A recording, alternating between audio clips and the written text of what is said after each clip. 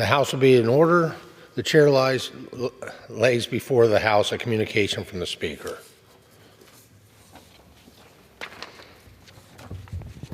The Speaker's Rooms, Washington, D.C., September 18, 2024.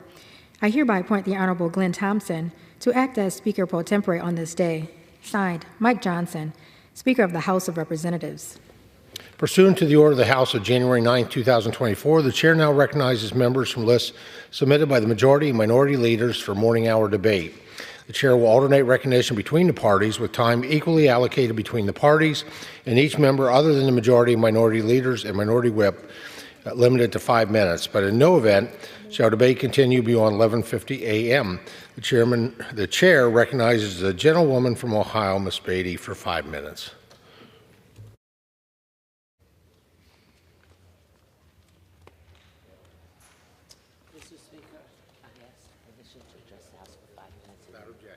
Thank you. Mr. Speaker, I rise today to express my gratitude to the many volunteers from Ohio's 3rd Congressional District who are here this week representing the American Cancer Society Cancer Action Network. They are working tirelessly to help end cancer for everyone. Over 750 volunteers, advocates, and patients from across the country representing almost every congressional district, including constituents from my 3rd Congressional District of Ohio. They are selflessly donating their time and energy to fight to end cancer. Mr. Speaker, approximately 1,680 Americans die every day from cancer. Ohio alone, there will be almost 24,000 cancer-related deaths this year, putting Ohio in the 6th highest mortality rate in the country. These numbers are staggering, and they serve as a sobering reminder that nearly all of us have had a friend or a family member to fight this disease. Just 2 months ago, in this very chamber, we grieved the loss of my dear friend and our Congresswoman and colleague, Sheila Jackson Lee, who sadly passed after her courageous battle with pancreatic cancer. One of the biggest existing hurdles to beating cancer is our limited ability to detect it early. That is why the American Cancer Society Cancer Action Network volunteers from Ohio are here advocating for increased funding for cancer prevention and research for the passage of H.R. 2407, the Nancy Garner Sewell Medicare Multi-Cancer Early Detection Screening Act. This bill is led by my friend and our colleague, Congresswoman Terry Sewell. She would like to increase access to earlier and simpler cancer screening. Early detection delivers hope, especially for Black Americans who face the highest cancer death rate and the shortest survival rate of any racial or ethnic group in the United States. We must do better to understand cancer and to serve our underserved communities. We must work together because working together will ensure that all Americans have equitable access to new cancer detection tools. Mr. Speaker, we have had many spirited debates on this floor. But with the over 2 million new cancer cases expected in 2024, I think we can all agree on a shared goal to fight and to beat cancer. One way of starting this would be for us to pass H.R. 2407. And that is why I want to thank the Cancer Society for their advocacy, and also to let us know that they are the arm of the Cancer Society. And they are the leading organization urging increased funding for cancer research and cancer prevention. I also want to take this opportunity to thank and commend ACS-CAN's Board of Directors Chair, Dr. Kimberly Jeffries Leonard. Dr. Jeffries Leonard is a trailblazer with over 40 years of experience in applied health and behavioral medicine research. She made history in becoming ACS ANC's first Black chairwoman. Congratulations to you, Dr. Jeffries Leonard. This exemplary organization has made it possible for us to meet our constituents, to hear the stories, and to understand better how cancer burdens families, far too many families. And lastly, Mr. Speaker, I would like to say that it is important for us as members of Congress to support investments in cancer research and innovation that will help prevent, detect, and treat the families and the individuals with this disease. So, Mr. Speaker, let me once again thank ACS, CAN, and their volunteers for their tireless dedication and diligence in the fight against cancer. Thank you, Mr. Speaker, and I yield back. The chair recognizes the gentleman from Pennsylvania, Mr. Thompson, for 5 minutes. Well, thank you, Mr. Speaker. This week we observe National Farm Safety and Health Week, and I'm honored to stand before you to recognize and celebrate the tremendous contributions of our nation's farmers. Their dedication and hard work are the bedrock of our entire nation. Food security, after all, is national security. As chairman of the House Agriculture Committee, I have the privilege of working closely with those who lead in the agriculture industry. Over the past year and a half, I've visited over 40 states and met with thousands of farmers. I've seen firsthand the challenges that they face, from unpredictable weather to fluctuating markets. I've also witnessed their relentless efforts to ensure the highest safety and quality standards for the food supply that reaches every corner of our country. Farmers are the lifeblood of our communities. They feed our families, sustain our rural economies, and contribute to the cultural fabric of our nation. They work long hours, often under grueling conditions, to provide us with the abundance that we enjoy every day. Their commitment and resilience are nothing short of extraordinary. Yet, despite the vital role they play to make all of our lives easier, their work comes with significant risks. Farm life is inherently dangerous. The nature of their work involves heavy machinery, unpredictable livestock, and exposure to various environmental hazards, from extreme weather conditions to hazardous chemicals.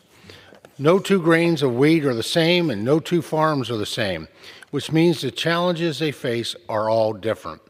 It's crucial we support our farmers with effective safety measures and robust support systems.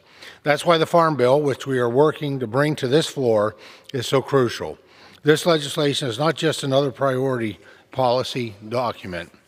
No, it's a testament to our commitment to improving the lives of those who work tirelessly to keep our nation nourished.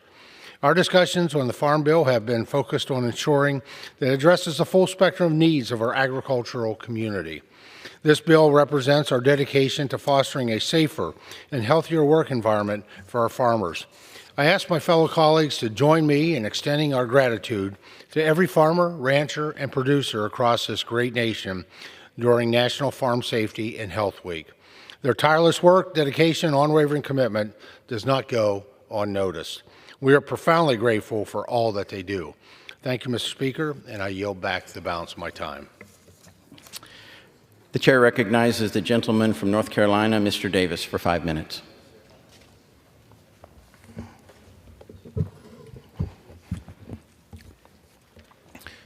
Mr. Speaker, I rise to honor the memory of Hirsch Goldberg Poland, a courageous 23-year-old American Israeli who was executed by Hamas terrorists. Hirsch was abducted at the Nova Music Festival on October the 7th. In the face of unimaginable terror, Hirsch's arm was blown off by a grenade.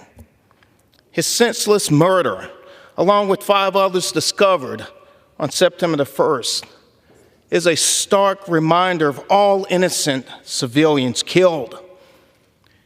It is also a reminder of the many of whom remain held hostage, enduring unimaginable suffering. To Hirsch's parents, John, Rachel, we extend our deepest sympathies. We stand with you. May Hirsch's memory be a blessing. Congress, the administration, and the international community must intensify efforts to secure the immediate release of all hostages and hold accountable those responsible for these egregious acts. Bring them home now. Mr. Speaker, we honor the transformative power of diplomacy. 4 years ago, the Abraham Accords opened the door to a new era of peace, bringing together Israel, Bahrain, and the United Arab Emirates, and later Morocco, in an unprecedented step towards stability in the Middle East. The signing of the Abraham Accords, a historic moment, reminds us that even in the face of deep division, it is possible to find common ground.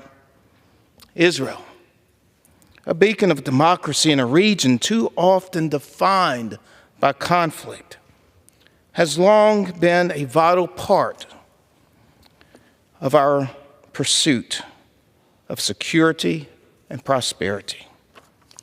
The Abraham Accords highlight not only Israel's crucial role in securing its own future, but its commitment to building enduring alliances that benefit the global community. Yet, our work is far from over. We must remain unwavering in our commitment to support Israel and all partners who extend the hand of peace. Let us continue building a world where dignity, security, and freedom are the rights of all. Thank you, Mr. Speaker. I yield back. The chair recognizes the gentleman from Kentucky, Mr. Massey. Chair recognizes the gentleman from Georgia, Mr. Clyde, for 5 minutes. Apologies. Thank you, Mr. Speaker. I rise today to highlight the less dangerous rhetoric that has led to 2 assassination attempts on President Trump in 2 months. First and foremost, I'd like to thank all the law enforcement officers who fearlessly prevented a second utter catastrophe from taking place this past Sunday. I'm also incredibly thankful for God's continued hand of protection over President Trump. But I'm deeply disturbed that within a 64-day span, President Trump has seen an assassin's attempt to take his life not once, but twice. After the first horrifying attempt in Butler, Pennsylvania, many Americans asked for politicians and media pundits alike to turn down the temperature of their political rhetoric. Yet, given the continued targeting of President Trump's life, it's evident that many on the left haven't stopped spewing hateful speech and malicious lies. For years, we've heard rhetoric from the radical left that goes well beyond a mere policy disagreement and crosses into dangerous territory. Think about all the times liberal figures have erroneously labeled Trump as Hitler, or the biggest threat to democracy, and a dictator who must be stopped. Now we're seeing the tragic results of that false rhetoric. President Trump has faced not 1, but 2 assassination attempts. This isn't a partisan issue. This is about the safety of our leaders, the stability of our republic, and the rule of law. Yet disturbingly, we've seen numerous Democrats in the left-wing media blame these attempts on President Trump himself. This level of victim blaming isn't just ghoulish, it's a sinister attempt to normalize the senseless violence and to absolve themselves of any wrongdoing.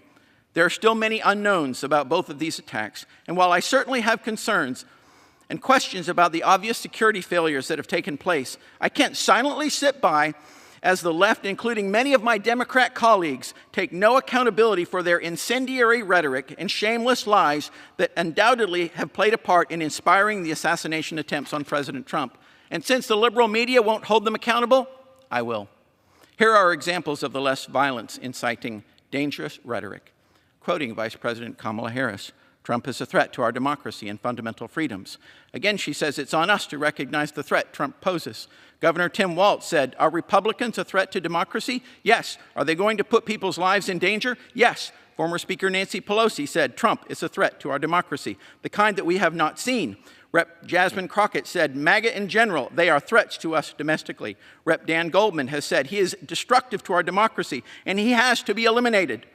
Rep. Steve Cohen said Trump is an enemy of the United States. Rep. Debbie Wasserman Schultz said Trump is an existential threat to our democracy. Rep. Adam Schiff said Trump is the gravest threat to our democracy. Rep. Gregory Meeks said Trump cannot be president again. He is an existential threat to democracy. Rep. Abigail Spanberger said Trump is a threat to our democracy. The threats to our democratic republic are real. Rep. Mike Levin said Donald Trump is a threat to our nation, our freedom, and our democracy. Rep. Eric Sorensen said he is the greatest threat to law and order we have in our country today.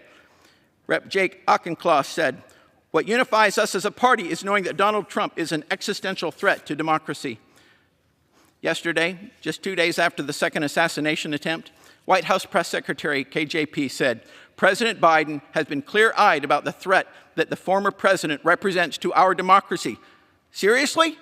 She couldn't stop herself and had to join in. And let's not forget President Biden, who said, it's time to put Trump in a bullseye. President Biden has also said, and I mean this from the bottom of my heart, Trump is a threat to this nation. As well, Trump is a genuine threat to this nation. He's literally a threat to everything America stands for. Mr. Speaker, these are just a few examples. For the last 9 years, the left has erroneously labeled Trump as a racist, a fascist, and an existential threat to our democracy. They've encouraged protests, approved of violent rhetoric, and in some cases refused to condemn violent actions. They've made it acceptable to view someone with opposing political beliefs not as a fellow American, but as an enemy to be destroyed. Bottom line, when you constantly tell people that our democracy is in existential danger because of one man, and when you label that man a threat to the very fabric of our country, then you should take some responsibility and not be surprised when unhinged individuals take matters in their own hands. Words have power, and Democrats have recklessly used that power for a nefarious political gain. No matter the cost, we as a nation must be better than this. I have 6 words for my Democratic colleagues. Stop it, and stop it now. Thank you. The chair now recognizes the gentleman from New York, Mr. Swazi. Thank you, Madam Speaker. I guess we all know that hate has always been a part of the human existence, but we see so many hate crimes today. Late Sunday night, vandals defaced the BAPS Sri Swaminarayan Mandir on Long Island with vile hate and bigotry against the Hindu community. I've seen Hindus many times, and many of you have as well, when they place their hands together and they bow and they say namaste. When they do that, they're recognizing the divinity in the person in front of them. They're showing their respect for the person in front of them. We really need to recognize that with all of our fellow human beings, that we're all special, made in God's image, and need to treat each other with more respect. What's happening that we see these acts of vandalism and bigotry and hate happening so often? Is it because of the inflammatory rhetoric we hear all the time? Is it because of the extremism? Is it because of the lack of accountability? What do we need to do to address this problem? Because hate is not the answer. Love is the answer. In the short term, we need to hold vandals and criminals and people who commit hate crimes accountable. We need law enforcement to work to apprehend these criminals, and we need prosecutors to prosecute them, to hold them accountable. Because people can't just say whatever they want, regardless of the impact it has on other human beings. And in the long term, we need to do a much better job educating people about the importance of love and of respect for other people. On Monday, I stood in unity with the BAPS community, gathering with state and local officials, people from different religions, Democrats and Republicans from the federal, state, and local level. We spoke out for the values that the people at the BAPS community stand for, that Long Islanders stand for, that New Yorkers stand for, that Americans stand for. Let's remember the importance of mutual respect and love and the role they play here in our country and in our world. Love will always win out. I yield back the remainder of my time. Thank you, Madam Speaker. The chair recognizes the gentleman from Kentucky, Mr. Massey. Thank you. Madam Speaker, the Constitution of the United States of America is the guardian of our liberties. It embodies the principles of limited government in a republic dedicated to rule by law. September 17, 2024 marks the 237th anniversary of the framing of the Constitution of the United States of America by the Constitutional Convention. It's fitting and proper to accord official recognition to this magnificent document and its memorable anniversary, and to the patriotic celebrations which commemorate it. To honor this year's Constitution Week, I ask my fellow citizens and my colleagues here to reaffirm the ideals the framers of the Constitution had in 1787 by vigilantly protecting the freedoms guaranteed to us through this guardian of our liberties. And don't forget, the Constitution does not give us rights, it does not grant us rights. The Constitution seeks to bind our government and protect our God-given rights. I extend my sincerest gratitude to the members of the John Gwill Polly Hawkins Craig chapter of the National Society of the Daughters of the American Revolution for their steadfast commitment to honoring the history of our great nation and for hosting a Constitution Week celebration for my constituents. Madam Speaker, we are told today that we are going to vote on a continuing resolution with another bright, shiny object attached to it. I feel like this legislation is insincere and unserious. Now, why is it unserious? Well, it's unserious because we're cramming all government spending into one bill, and instead of deciding what to spend on, we're saying, well, let's just spend at least as much as we spent last year and not worry about running any of these bills through committee or debating how much we should spend on things. It's also unserious because we've spent 2 years uncovering deficiencies in our government. We've been stonewalled by the FBI and the DOJ. That familiar refrain, oh, Mr. Congressman, that's the subject of an ongoing investigation, and it's our longstanding policy not to comment on that. Well, you could say that in a press release, but they shouldn't be saying it to Congress. But they get away with it because we don't cut their spending every time they do that to us. If we would withhold the ink cartridge for one printer at the FBI, they would come to heel. Yet we're not going to do that in this bill, this continuing resolution. It's just unserious. It's also very insincere. It's an insult to the American people. It's an insult to their intelligence to bring this bill to the floor because it sets up a fake fight that we all know here is fake. Somebody come down here and tell me it's not fake. You all know it's fake. And here's what's even more insincere about it. The compromise has already been reached in a smoke-filled back room here. They already know what we're going to do. It's going to be a clean CR when we get to September 30th. And what is the deal they've reached? It's the same deal they reach every year. We'll let you spend a few billion dollars more if you'll let us spend a few billion dollars more. When in fact what we should be doing is correcting this country's course. We are on a course to financial ruin. And I ask my colleagues, when history looks back, how will it judge you for what you do today on this vote? Will it say, oh, well, this is a person who was unserious and insincere, and instead of making the tough arguments and having the tough discussions with their voters, decided to go along, to get along on the path to financial ruin? Or will you be one of the people who stands up and says, this is unsustainable, we must stop it, I will not engage in a fake fight, I will not be part of this political theater, and will you stand your ground? Will you be one of those people? I hope you will. I urge my colleagues to vote no on the continuing resolution with the fake, shiny object attached to it, and I yield back. Thank you, Mr. Massey. The chair now recognizes the gentleman from California, Mr. Garcia. Without objection.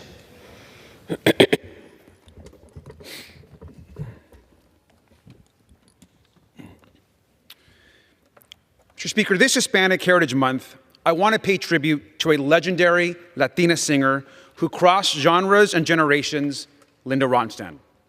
Now, utilizing her distinctive voice, she brought delight to fans of pop, country music, folk, light opera, and of course, Latin music. She was incredibly proud of her Mexican heritage. And when she told record executives that she wanted to record an album all in Spanish, they told her it would ruin her career. Well, she went ahead anyways, releasing Canciones de mi Padre, which stands as the best-selling non-English language album in American history. Selling over 100 million albums, Linda has 12 Grammys, an Emmy, and in 2014 was inducted into the Rock and Roll Hall of Fame.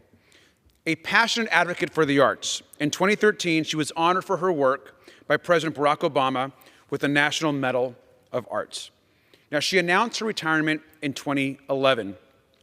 She was revealed to have a neurodegenerative diagnosis that left her unable to sing aloud. She is a personal favorite of mine. My favorite song of hers is Blue Bayou, and I'll always honor her love of music and people. This Hispanic Heritage Month, Linda is someone that I will uplift and support. Her musical achievements will be remembered for a long, long time.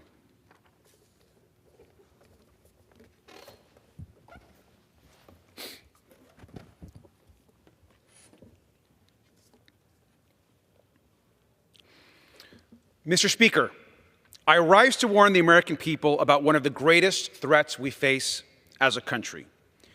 A shadowy network led by a billionaire businessman is working to threaten some of our most important values.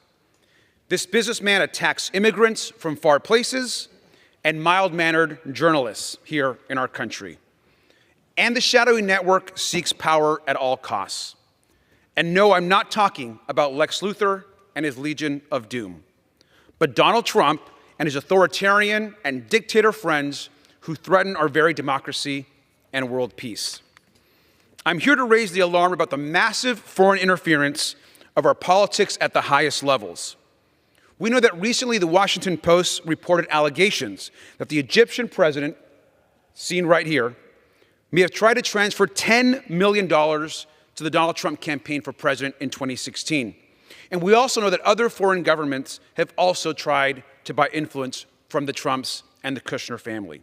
We know that Jared Kushner colluded to collect $2 billion from the Saudi royal family for his investment fund just 2 months after leaving the White House job. We also know that the Trump Organization has collected at a minimum $7.8 million in foreign payments from multiple countries during his presidency, funneled through the Trump Organization and its hotel properties. Mr. Speaker, we cannot delay more accountability or an investigation. Donald Trump has made dangerous allegiances with enemies of the United States of America and our allies. They do not stand for truth, justice, and the American way. I have raised this alarm over and over and over again, and we should not stop. Thank you, and I yield back. The chair would remind members to refrain from engaging in personalities toward nominees for the office of president. The chair recognizes the gentlewoman from Louisiana, Ms. Letlow. Madam Speaker, I ask to address the House for 5 minutes and revise and extend my remarks. Without objection.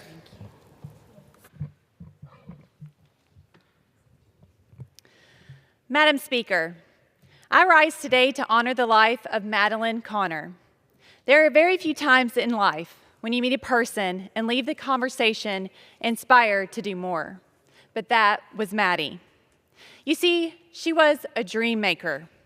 She had a vision for her community, a dream in her heart, and a drive to see it through to completion. Earlier this year, I received a request to visit a new charter school opening its doors in Northeast Louisiana. I knew very little about this school named the Academy of Collaborative Education, also known as ACE, only that it would serve students from our region who had received an autism diagnosis. On the day of my visit, Maddie swung open those school doors, and I was met with her contagious smile and a huge hug. As she sat me down to explain the origin of the school, I noticed that her passion for the kids who would benefit from this program shone through the most. It came from one of the most genuine and fiercest of places, a mother's heart. She explained that her son had received an autism diagnosis, and she was left with disappointment and frustration when she realized the curriculum at her local public school would not suffice his needs. She sat down with his speech pathologist, Joellen Freeman, one day to share her concerns, and there a dream and a plan was born: to start a charter school aimed to support children with autism. The journey to start this school was riddled with obstacles and heartache, but Maddie never gave up. That was her nature. Nothing was going to stop her from giving these kids an opportunity to learn in a supportive environment. It took 2 years and an arduous 250-page application process, but finally her dream was realized with an official ribbon cutting on July 26, 2024, alongside her co-founder, Joellen. This picture of her was taken on that very day the ribbon was cut. Her family and friends were there to celebrate and remember her beaming with joy on the day that her dream was realized. I'll never forget when I stood up to leave after our meeting and tour of her new school was complete. She stopped me on the way out to grab something from her desk. Her eyes flooded with tears as she showed me a picture of her son, Ace. She said, "This is my why." She didn't have to say another word. Our eyes met and I instantly understood. There is nothing more powerful than a mother's love. It has the power to change the world. In Northeast Louisiana, we lost our dream maker on August 30th, 2024. Richard, who's with us today in the gallery, lost his loving wife. Grayson, Ace, and Jet lost their precious mother. And as they navigate this journey through grief, I pray they will find some comfort in knowing that they were Maddie's whole world. So much so that she left them a legacy. The Academy of Collaborative Education has the power to transform a region and impact countless lives in our state of Louisiana and beyond. And it will be there for years to come to help autistic children and worried moms and dads, because Maddie had a dream in her heart and a fierce determination to help her children, and she never gave up. Madam Speaker, I would like to leave you with the words spoken by Maddie's husband, Richard, at her funeral. He said, "We lost Maddie, but only in flesh. Her spirit lives on through her family, friends, and each and every one of the people who knew her.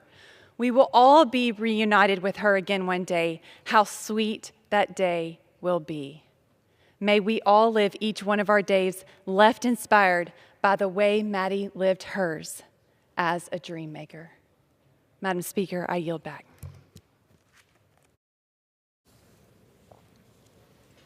The chair reminds members not to refer to persons in the gallery.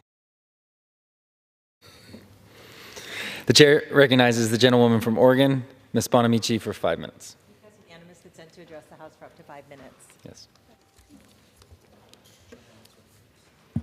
Mr. Speaker, I rise today to raise serious concerns about the ongoing underfunding of our federal public defender program.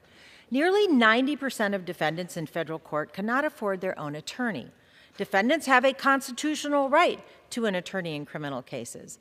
And without federal defenders, the justice system can't function, and defendants are not able to get a speedy trial. Any loss of federal public defenders increases court delays and costs, sometimes significantly, because of reliance on private panel attorneys who are usually more costly and often have less experience. This is a particularly precarious moment for the Federal Defender Program. In fiscal year 2024, an inadvertent budgeting error resulted in initial funding levels that were more than $100 million less than what the program needed across the country. In response, the program implemented a series of cost savings measures, including a hard hiring freeze, suspension of training opportunities, and deferral of cybersecurity upgrades. Insufficient funding for the Federal Public Defender Program affects not only the rights of indigent individuals charged with federal crimes, but also the overall operation of the federal criminal justice system. When the federal public defense system is underfunded, it creates delays in processing criminal cases, backlogs in U.S. attorneys' offices, and an increase in appeals. Additionally, we're seeing more complex cases that require increased forensic evaluation. These cases are not given the attention they deserved in an under-resourced public defense system. A strong federal public defense system, which is something that has historically been bipartisan here in the Capitol, a strong federal public defense system enhances the confidence of everyone who has an interest in an efficient, reliable, and fair federal justice system, including crime victims and the public at large. Congress must adequately compensate federal public defenders for the unintended consequences of the fiscal year 24 cost-saving measures. We must restore training and cybersecurity infrastructure investments, and we must address the cost pressures for personnel in those offices and other essentials. This is important for our criminal justice system and for fairness. Let's get it done. I yield back the balance of my time. The chair recognizes the gentleman and scholar from Ohio, Mr. Miller, for 5 minutes. Mr. Speaker, Without objection. Thank you. Yeah, great job. Today I rise to recognize a patriot and an American hero, Bill DeCapit, a member of the Solon VFW who recently celebrated his 100th birthday. As a U.S. Navy World War II veteran, Mr. DeCapit was born 7th of 11 children. He and his late wife, Rose, had 2 daughters and are proud grandparents of 2 adult grandchildren. A Seabee in the Navy, during World War II, Mr. DeCapit was stationed in the Pacific Islands for 3 years, where his duties included helping to repair U.S. ships and planes. He also helped to build the runway on Tinian Island, where the Enola Gay was launched. Mr. DeCapit has always had a love for cars. When he returned from World War II, he went into the car repair business and continued that career into his 60s. Today, Bill continues to volunteer at Cleveland Public Theater. When asked what his secret is to a long life, Mr. DeCapit says, "I can't believe I'm 100. Volunteering helped me. I just get up every day and I live a good life." I want to thank Mr. DeCapit for his selfless service to this country and to wish him a very happy birthday. God bless you, sir. And Mr. Speaker, I yield back.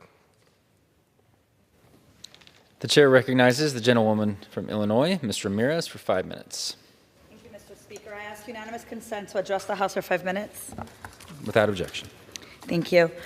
Mr. Speaker, in honor of our Latino community's rich contributions to our nation, I rise to recognize my constituent, Cristina Villarreal, for her dedication and advocacy to champion Latinas in our nation. Cristina's career, from her roles in the city of Chicago to Cook County, reflects a deep commitment to social justice and equity. As Chief Officer of External Affairs at Planned Parenthood of Illinois, Cristina has tirelessly worked to ensure that Illinois remains an abortion haven for the Midwest, defending the right of every woman to bodily autonomy and to access the reproductive care they need and deserve when they need it. Cristina has also served as the president of the Chicago chapter of the National Organization for Women, amplifying the voices of Latinas and ensuring they exercise the right to vote. Her work is inspired by the world she wants to build for her 2 daughters, Catalina, who is watching now, and Camila. On behalf of Illinois' 3rd Congressional District, I commend Cristina Villarreal for her unwavering dedication to justice, to equity for Latinas and all women, and her invaluable service to our community and to our state as a poderosa Latina. Thank you and congratulations, Cristina. Mr. Speaker, in honor of our Latino community's rich contributions to this nation, I am proud today to recognize Rogelio Roy Soria of the Transportation Workers Union of America, Local 556, for his tireless advocacy for worker rights. As a shop steward, executive board member for his local, and recording secretary of the Chicago Metro chapter of the Labor Council for Latin American Advancement, Roy has dedicated himself to building a multiracial unity as we fight for fair wages, for dignity, and for justice. Because of Roy's leadership, we passed the 2022 Illinois Workers' Rights Amendment, enshrining the right of employees to organize and bargain collectively in Illinois, and expanded the Illinois Sick Leave Act to 30,000 aviation workers in Illinois. On behalf of Illinois' 3rd Congressional District, I commend Rogelio Roy Soria for his unwavering commitment to worker solidarity and the power of collective action. Felicidades, Roy, and thank you for your incredible leadership. Mr. Speaker, in honor of our Latino community's rich contributions to our nation, I rise to honor Hugo Manso, a champion for Latino representation in the trades, for his unwavering commitment to organized labor and Latino empowerment. Initiated into the Painters Local Union 33 in 1993 as a drywall finisher, Hugo was the very first Mexican American hired by the Painters District Council 14. In 2014, Hugo became the first Mexican elected business representative for Painters District Council 14, overseeing the work of Will and Grundy counties. He later served as a director of organizing, driving efforts to unionize non-union sites and industries, providing workers with the option for the very first time collectively to negotiate wages, hours, working conditions, and their own welfare. On behalf of Illinois' 3rd Congressional District, I commend Hugo Manso and join workers throughout Illinois to thank him for his leadership. Congratulations, Hugo. Mr. Speaker, in honor of our Latino community's rich contributions to this entire nation, I rise to honor my constituent, Stephanie Chavez, a proud first-generation Mexican-American from Glendale Heights, Illinois. She's the daughter of Maria and Tomas Chavez. Stephanie has spent her life pursuing a career as a secondary social studies teacher. She believes that education is a tool for collective liberation, and she's committed to teaching the next generation about the history, about the policies of our nation, and to teach our young people to be proud of our roots, many of those immigrant roots, and how to engage and shape a brighter, more equitable future. Her dedication and hard work have led her to become awarded the 2024 Outstanding Graduate by the College of DuPage Foundation. I had the pleasure of seeing firsthand the incredible leadership and positive example that Stephanie sets for her children at Glen Ellen Children's Resource Center in my district. And so, Stephanie, on behalf of Illinois' 3rd Congressional District, I commend you for your passion and your dedication. She is an inspiration to all of us, especially young Latinas, dreaming of a future of liberation like I do. Stephanie, thank you. Congratulations. And with that, Speaker, I yield back. Pursuant to Clause 12A of Rule 1, the Chair declares the House in recess until noon today.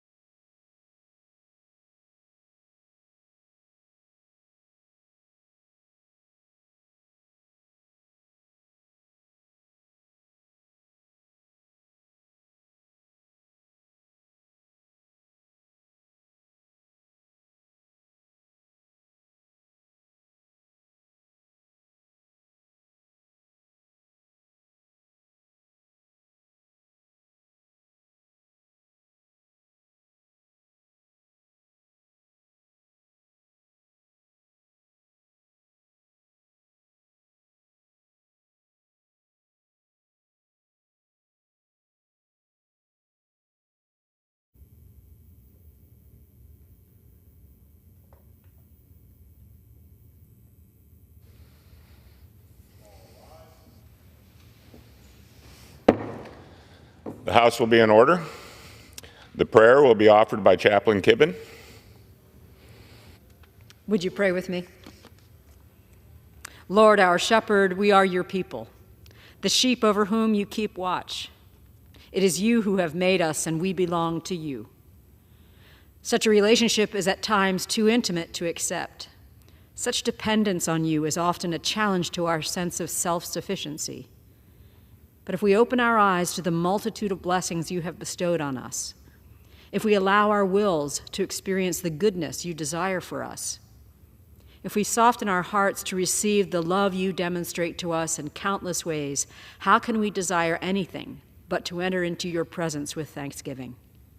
How can we but seek to live lives that please and praise you?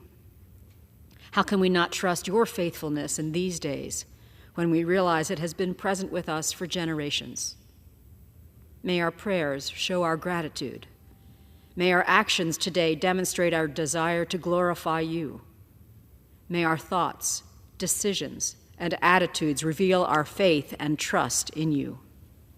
In your eternal mercy we stand, and in your gracious name we pray. Amen. Amen. The chair has examined the journal of the last day's proceeding and announces to the House the approval thereof. Pursuant to Clause 1 of Rule 1, the journal stands approved. The Pledge of Allegiance will be led by the gentleman from North Carolina, Mr. Davis. Pledge allegiance to the flag of the United States of America and to the republic for which it stands, one nation, under God, indivisible, with liberty and justice for all.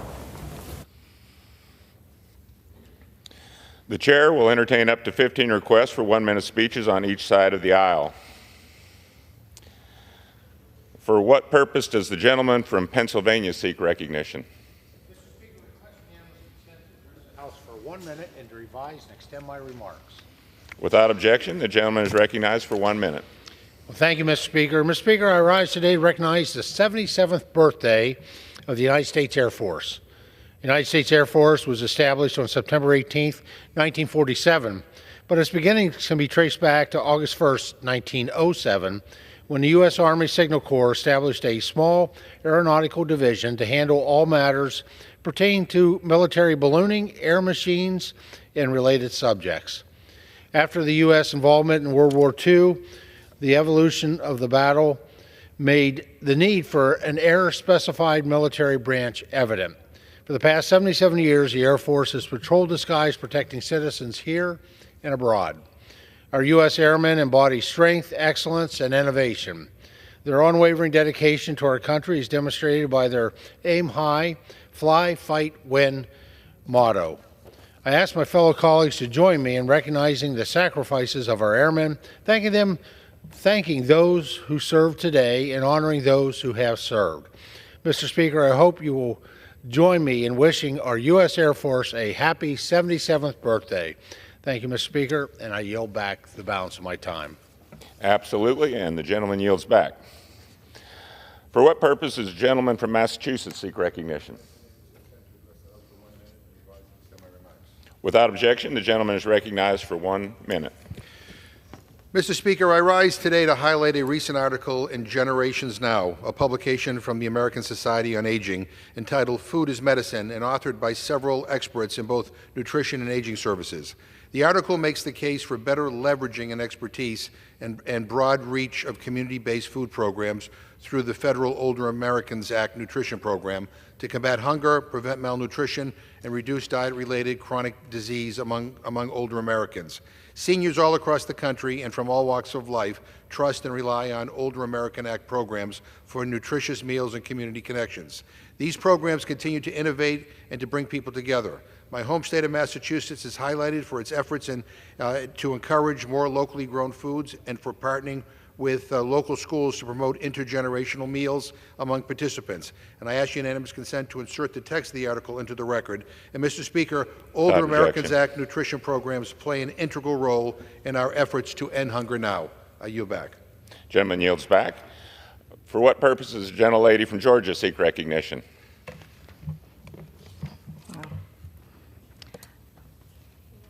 Mr. Speaker, I rise to address the House for 1 minute. Without objection, the gentlewoman is recognized for 1 minute. I rise today to announce I'm introducing a resolution to censure the ranking member of Homeland Security Committee, Benny Thompson from Mississippi. In April of this year, Mr. Thompson introduced a bill to repeal and completely remove the Secret Service protection of former President Donald J. Trump. With the Department of Justice being weaponized against President Trump, multiple Democrat state DAs being weaponized against President Trump, they are also taking action that could lead to the murder of President Trump. Mr. Thompson has refused to remove his bill. On July 13th, President Trump was nearly assassinated. On September 15th, there was another assassination attempt on his life. This bill must be removed, or Representative Thompson should be censured in the well of the House. I yield back. Gentlelady yields back. For what purpose does the gentleman from North Carolina seek recognition? Without objection, the gentleman is recognized for 1 minute.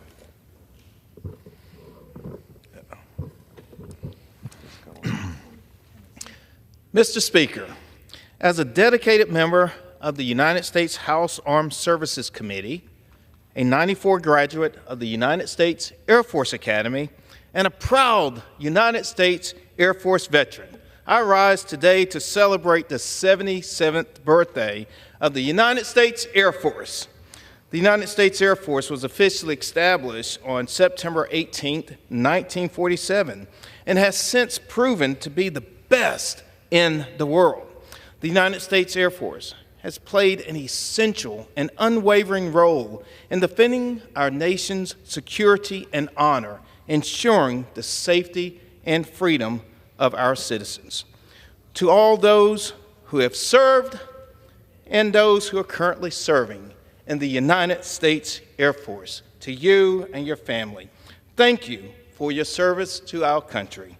Fly, fight, win. Thank you, Mr. Speaker. I yield back. The gentleman yields back. For what purpose does the gentleman from Colorado seek recognition? Mr. Speaker, I ask unanimous consent to address the House for 1 minute and to revise and extend my remarks. Without objection, the gentleman is recognized for 1 minute. I rise today to commemorate yesterday's 237th anniversary of the signing of the United States Constitution. What began as a grand experiment in government has culminated into a most free, productive, and powerful nation in the history of the world. The wisdom of our founding fathers, embedded into the U.S. Constitution, has proven the test of time, and we must hold to it just as strongly today as we have through the centuries of intimate war and economic depressions. We live in a time of great social unrest, political polarization, and differing ideologies, threatening to tear this country apart. However, we hold steadfastly to the truth and guiding principles of our Constitution. We will not only weather the storm of today's issues, but all that follow them as well. We must remember that we are all Americans, and it is our collective pursuit of life, liberty, and happiness which unites us together. May the Constitution continue to remind us of this for generations to come. Thank you, and I yield back. The gentleman's time has expired. For what purpose does the gentleman from the great state of Tennessee seek recognition? Thank you, Mr. Speaker. To address the House for 1 minute or more. Without objection, the gentleman is recognized for 1 minute. Thank you, Mr. Speaker. This morning I woke up to bad news. One of my friends, J.D. Souther, also known as John David Souther, great singer-songwriter and an actor to boot, passed away yesterday in New Mexico at the age of 78. J.D. wrote a lot of songs that the Eagles did, Linda Ronstadt did, covered, and he performed some of them too. He did New Kid in Town, and when I was elected to the Congress, he came to Memphis with Jackson Browne to do what I consider probably the greatest fundraiser in history. It was a small house with a living room that had a little area above it, and the two of them did an hour concert for the few people that could cram into that living room. And J.D. sang New Kid in Town about me, saying I'm going to be the new kid in town in the Congress and great expectations are thought of you. So I think about that a lot. When I got elected, J.D. called me and he said, Steve, you're going to the show. Well, the show was Major League parlance for going to the major leagues, and we were both baseball fans. He was just a great guy. He was smart as hell, in the Songwriters Hall of Fame, had a great voice, was so respected by musicians. I kind of got him from Warren Zevon, who was my pal, and Warren kind of willed him to me. Warren was dying, and he said, Steve, I've got a friend who's moving to Nashville, and y'all should be friends. When I met him in Nashville, he said, I need to get something out of this. I want to get married. Can you marry me? And I could do marriages, and I married him at Bert Stein's house, and Rodney Crowell was the only witness. The marriage didn't take, but I did the best job I could. J.D. was my friend, great American songwriter. He will be missed. Yield back the balance of my time. The gentleman yields back.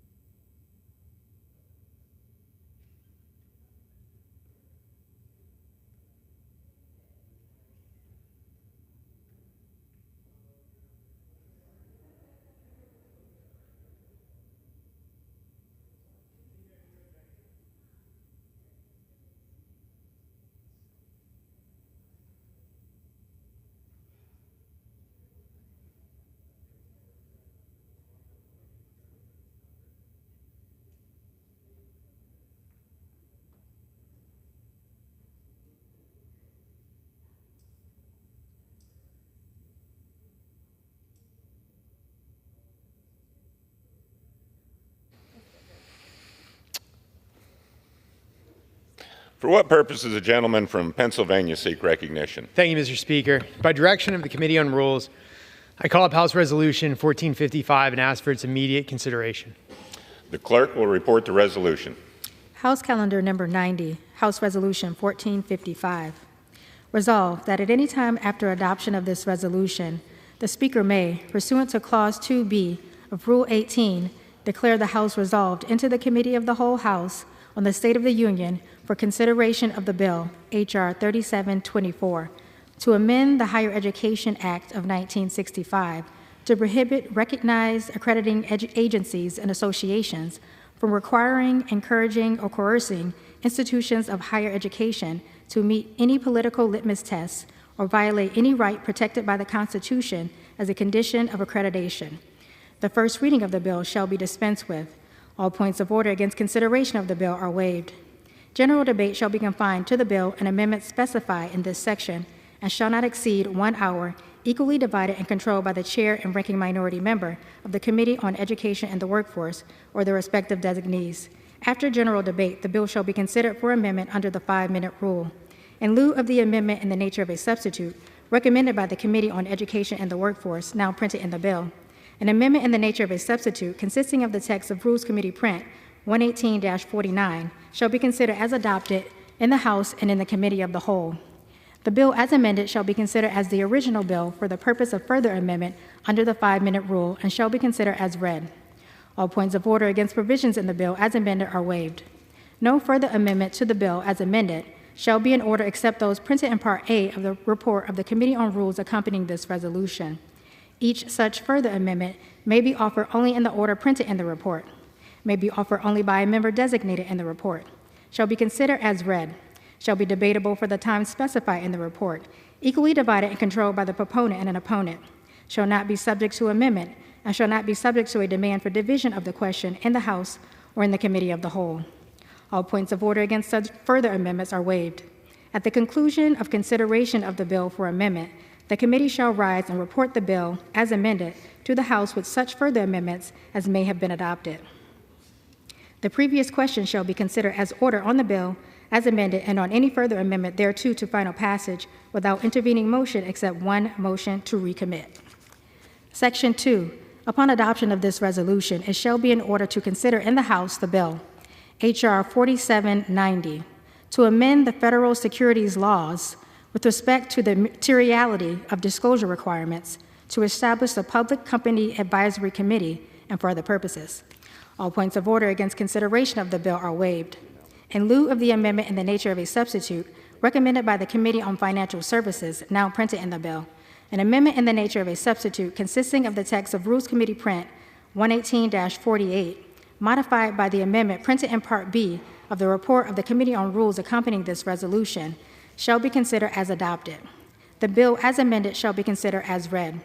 All points of order against provisions in the bill as amended are waived.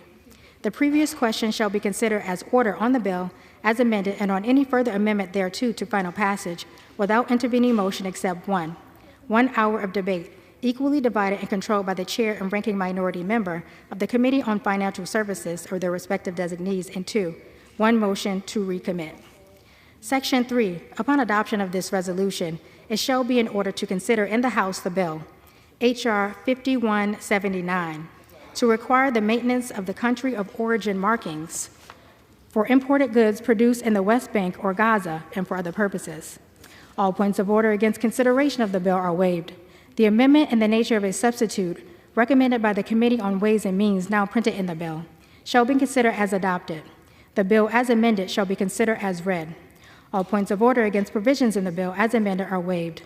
The previous question shall be considered as order on the bill as amended and on any further amendment thereto to final passage without intervening motion except 1 hour of debate, equally divided and controlled by the chair and ranking minority member of the Committee on Ways and Means or their respective designees, and 2, 1 motion to recommit. Section 4. Upon adoption of this resolution, it shall be in order to consider in the House the bill, H.R. 5339, to amend the Employee Retirement Income Security Act of 1974 to specify requirements concerning the consideration of pecuniary and non-pecuniary factors and for other purposes. All points of order against consideration of the bill are waived. In lieu of the amendment in the nature of a substitute recommended by the Committee on Education and the Workforce, now printed in the bill, an amendment in the nature of a substitute consisting of the text of Rules Committee Print 118-50 shall be considered as adopted. The bill as amended shall be considered as read. All points of order against provisions in the bill as amended are waived. The previous question shall be considered as ordered on the bill as amended and on any further amendment thereto to final passage without intervening motion except 1 hour of debate, equally divided and controlled by the chair and ranking minority member of the Committee on Education and the Workforce or the respective designees, and 2, one motion to recommit. Section 5, at any time after adoption of this resolution, the Speaker may, pursuant to Clause 2B of Rule 18, declare the House resolved into the Committee of the Whole House on the State of the Union for consideration of the bill, H.R. 5717, to provide that sanctuary jurisdictions that provide benefits to aliens who are present in the United States without lawful status under the immigration laws are ineligible for federal funds intended to benefit such aliens. The first reading of the bill shall be dispensed with. All points of order against consideration of the bill are waived. General debate shall be confined to the bill and shall not exceed 1 hour, equally divided and controlled by the chair and ranking minority member of the Committee on the Judiciary or their respective designees. After general debate, the bill shall be considered for amendment under the 5-minute rule. The bill shall be considered as read. All points of order against provisions in the bill are waived. No amendment to the bill shall be in order except those printed in Part C of the report of the Committee on Rules accompanying this resolution. Each such amendment may be offered only in the order printed in the report, may be offered only by a member designated in the report, shall be considered as read, shall be debatable for the time specified in the report, equally divided and controlled by the proponent and an opponent, shall not be subject to amendment, and shall not be subject to a demand for division of the question in the House or in the Committee of the Whole. All points of order against such amendments are waived. At the conclusion of consideration of the bill for amendment, the committee shall rise and report the bill to the House with such amendments as may have been adopted. The previous question shall be considered as order on the bill and amendments thereto to final passage without intervening motion except one motion to recommit. Section 6. Upon adoption of this resolution, it shall be in order to consider in the House the bill, H.R. 7909, to amend the Immigration and Nationality Act to provide that aliens who have been convicted of or who have committed sex offenses or domestic violence are inadmissible and deportable. All points of order against consideration of the bill are waived. In lieu of the amendment in the nature of a substitute recommended by the Committee on the Judiciary, now printed in the bill, an amendment in the nature of a substitute consisting of the text of Rules Committee Print 118-47 shall be considered as adopted. The bill as amended shall be considered as read. All points of order against provisions in the bill as amended are waived. The previous question shall be considered as order on the bill as amended and on any further amendment thereto to final passage without intervening motion except 1 hour of debate, equally divided and controlled by the chair and ranking minority member of the Committee on the Judiciary or their respective designees, and 2, one motion to recommit. Section 7. Upon adoption of this resolution, it shall be in order to consider in the House the joint resolution, House Joint Resolution 136, providing for congressional disapproval under Chapter 8 of Title V United States Code of the rules submitted by the Environmental Protection Agency relating to multi-pollutant emissions standards for the model years 2027 and later, light-duty and medium-duty vehicles. All points of order against consideration of the joint resolution are waived. The joint resolution shall be considered as read. All points of order against provisions in the joint resolution are waived. The previous question shall be considered as ordered on the joint resolution and on any amendment thereto to final passage without intervening motion except 1 hour of debate, equally divided and controlled by the chair and ranking minority member of the Committee on Energy and Commerce or their respective designees, and 2, one motion to recommit. The gentleman from Pennsylvania is recognized for 1 hour. Thank you, Mr. Speaker. I'd ask for unanimous consent for the gentlelady from Indiana to control the remainder of the time. Without objection. Thank you, Mr. Speaker.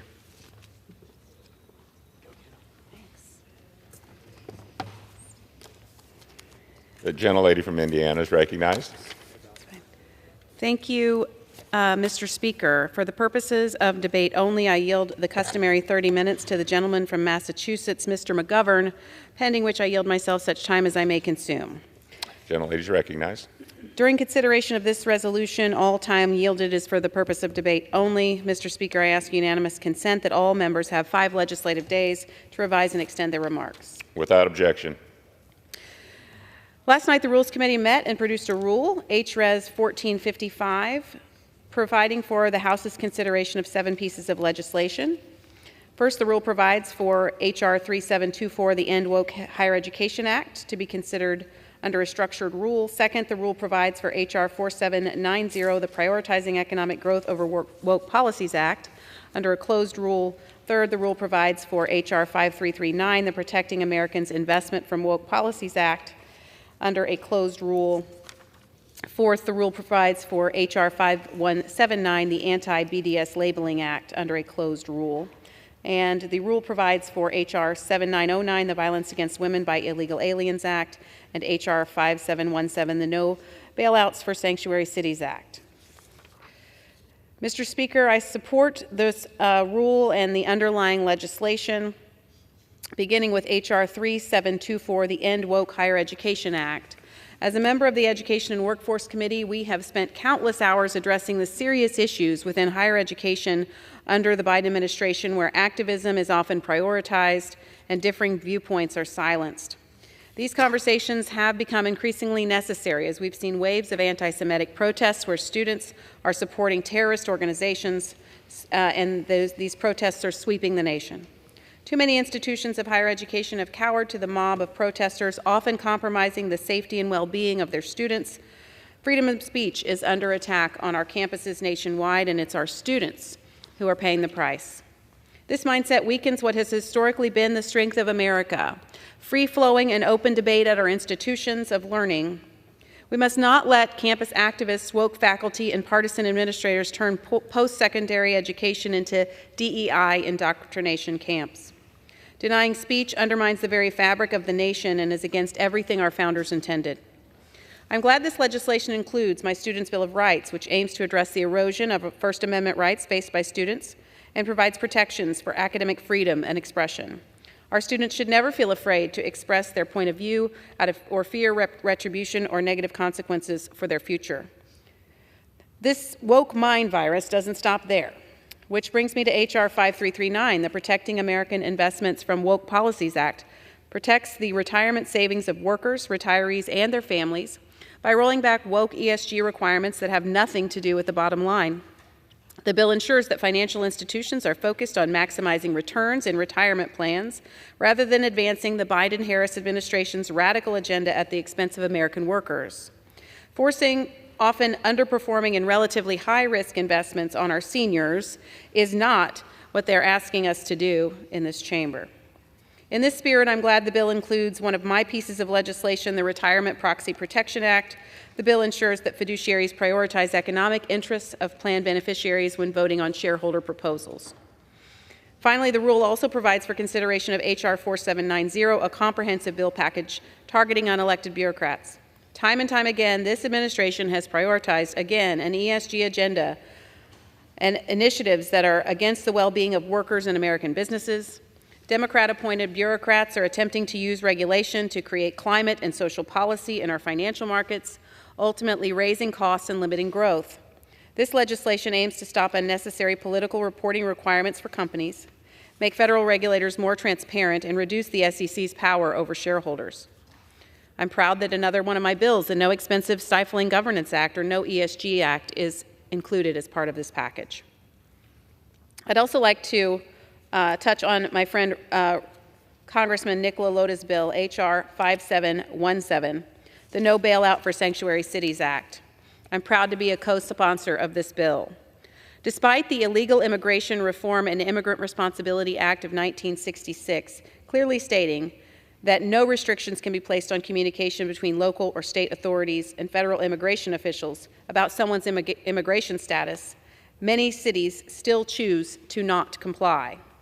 We've known for years that sanctuary cities create incredible challenges for federal law enforcement, and in doing so, public safety is endangered. Take Aurora, Colorado, for example. They're experiencing unprecedented gang violence due to a neighboring sanctuary city. We also know that the Biden-Harris administration has been a master class in how to not handle border security, and this administration has totally failed alongside the sanctuary cities in enforcing our immigration laws. Because the crime that finds a home in a sanctuary city spreads to other jurisdictions. If sanctuary cities choose to operate this way and endanger their own communities, neighboring communities, and ultimately the entire nation, they must be forced to balance their irresponsible choices with the loss of other federal support. It's pretty simple. If you fail to comply with the law, you should not expect support.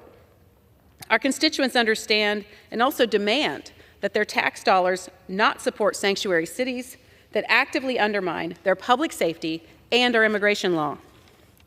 The rule also provides for consideration of H.J. Res. 136 to push back on EPA overregulation, H.R. 5179 to end anti-Israel boycotts, and H.R. 7909, the Violence Against Women Act, which would crack down on crime caused by the Biden-Harris administration's open border policies. Mr. Speaker, I look forward to consideration of these important bills, and I urge the passage of this rule. I reserve the balance of my time. Gentlelady from Indiana reserves. The gentleman from Massachusetts, Mr. McGovern, is recognized. Thank you, Mr. Speaker. I want to thank the gentlelady from Indiana for yielding me the time, and I yield myself such time as I may consume. The gentleman is recognized. Mr. Speaker, it is good to be back on the House floor with the gentlelady from Indiana. It's great to be with her, and so far she's allowing me to actually speak and hasn't called for me to be silenced. The last time we debated, I stated an uncomfortable fact about he who shall not be named, and the gentlelady had me silenced and had my words stricken from the congressional record. But you just got to love that, Mr. Speaker. The party of free speech that rails against woke this and cancel culture that and calls us snowflakes, they can't handle it when someone comes down here and tells the truth. And they try to silence the people they disagree with. It's really quite stunning. So here's more of the truth, and let's see if I'm allowed to talk this time.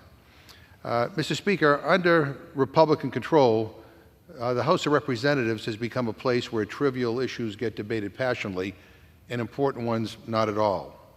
And what we're dealing with today is a bunch of weird, wacky, poorly drafted culture war nonsense. This is all just a waste of time. These bills aren't going anywhere. It's not even political theater. It's theater of the absurd. The government shuts down in a few days. And instead of actually working with Democrats to keep the lights on, instead of actually doing something to fix the problems that the American people want us to fix, my Republican friends are doing nothing. The roof is on fire, and instead of calling 911, they're sweeping the floors. I mean, it's beyond nuts. Last night in the Rules Committee, during our hearing on this rule, I had some Republican members telling me they didn't like my tone. They didn't like the fact that I said we don't share the same values. I'm sorry I hurt people's feelings, Mr. Speaker, but the truth is the truth. And we don't all believe in the same things. When it comes to my friends on the other side of the aisle in this chamber, we really don't share the same values. I know many of my friends on the Republican side are nice and good people, but their ideas are not nice and are not good. And let me just give you a couple of examples. Democrats want to make sure that our kids go to college and get a good education that prepares them for the workforce. And instead of working with us, Republicans go on and on about woke this and woke that in our schools. Apparently anyone who wants to teach facts is woke nowadays. They want colleges to stop being, quote, woke, even though they can't quite define what that even means. It's all political BS, Mr. Speaker. Another example, Democrats actually want an economy that works for everyone. And thanks to the Biden-Harris administration, we are fighting to grow the economy from the bottom up and the middle out. Not Republicans, not Republicans. They're talking about woke economic policies. I don't even know what they're talking about, what they mean. But you want to know what people back home talk to me about? They're asking me, why are Republicans trying to cut taxes for millionaires and billionaires? Why are Republicans trying to go after Social Security and Medicare? Another example, Mr. Speaker, Democrats actually care about strengthening and protecting the Violence Against Women Act, not Republicans. A majority of their conference voted against extending the Violence Against Women Act. Let me say that again. A majority of their conference voted against extending the Violence Against Women Act. And now they have the nerve to come down here and talk about violence against women and use it as part of their sick ploy to go after immigrants? Give me a break. Their bill is so poorly written that it could hurt survivors of domestic violence. And I could go right down the list. It is obvious to me that at some point the RNC talking points went out to everybody. And those talking points said, woke, woke, woke. And so now we have to waste time on this trash. It's just another week of the GOP circus. And as I've said before, calling this a clown show is an insult to actual working clowns. But most of all, it is an insult to the American people for Republicans to use these hallowed halls and to spend hours and hours of time this week on these absurd, awful bills. Again, none of them are going anywhere. The reason to be in Congress is to help people. That means putting people over politics. It means not caving in to the most extreme members of your party. And it means getting stuff done. What a radical idea, getting stuff done. None of these bills, as I said, are going anywhere. And yet here we are playing these absurd, ridiculous games. And with that, Mr. Speaker, I reserve my time. Gentleman reserves. The gentlelady from Indiana is recognized. Mr. Speaker, I'd like to yield 3 minutes to my colleague, Mr. Chairman, Dr. Burgess of Texas. Gentleman from Texas is recognized for 3 minutes. And I thank the gentlelady for yielding. The reason we're here is because the average family of 4 is paying over $17,000 more per year thanks to the policies of the Biden-Harris administration and their allies in Congress. In 3.5 years, the policies and regulations have been unleashed into every aspect of our lives. And on top of that $17,000 more that American families are having to pay each year, now the Biden-Harris administration's EPA expects that family to cough up another $10,000 for an electric vehicle. Now, House Republicans today will repeal this ridiculous regulation with the passage of a joint resolution under this rule. It's not just consumer goods that are more expensive. Retirement is increasingly out of reach because of the Biden-Harris administration and their policies, what they've injected into our capital markets and retirement plans.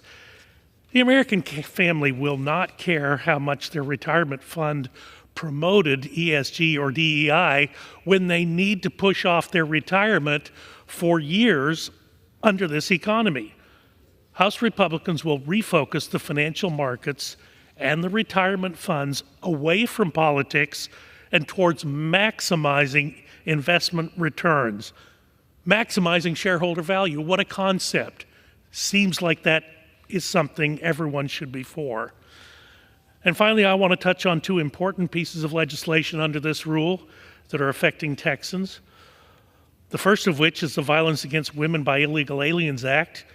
This bill makes it crystal clear in U.S. law that illegal aliens who commit domestic violence or are both deportable and inadmissible in this country. We have a border czar. You wouldn't know it because of what's been happening, but we have a border czar. We have a Secretary of Homeland Security who has refused to take the actions necessary to protect American citizens. Why they have neglected American citizens, I cannot tell you. Perhaps the Democrats can. But look, even ones who commit domestic crimes, these individuals should be deportable and inadmissible to the country.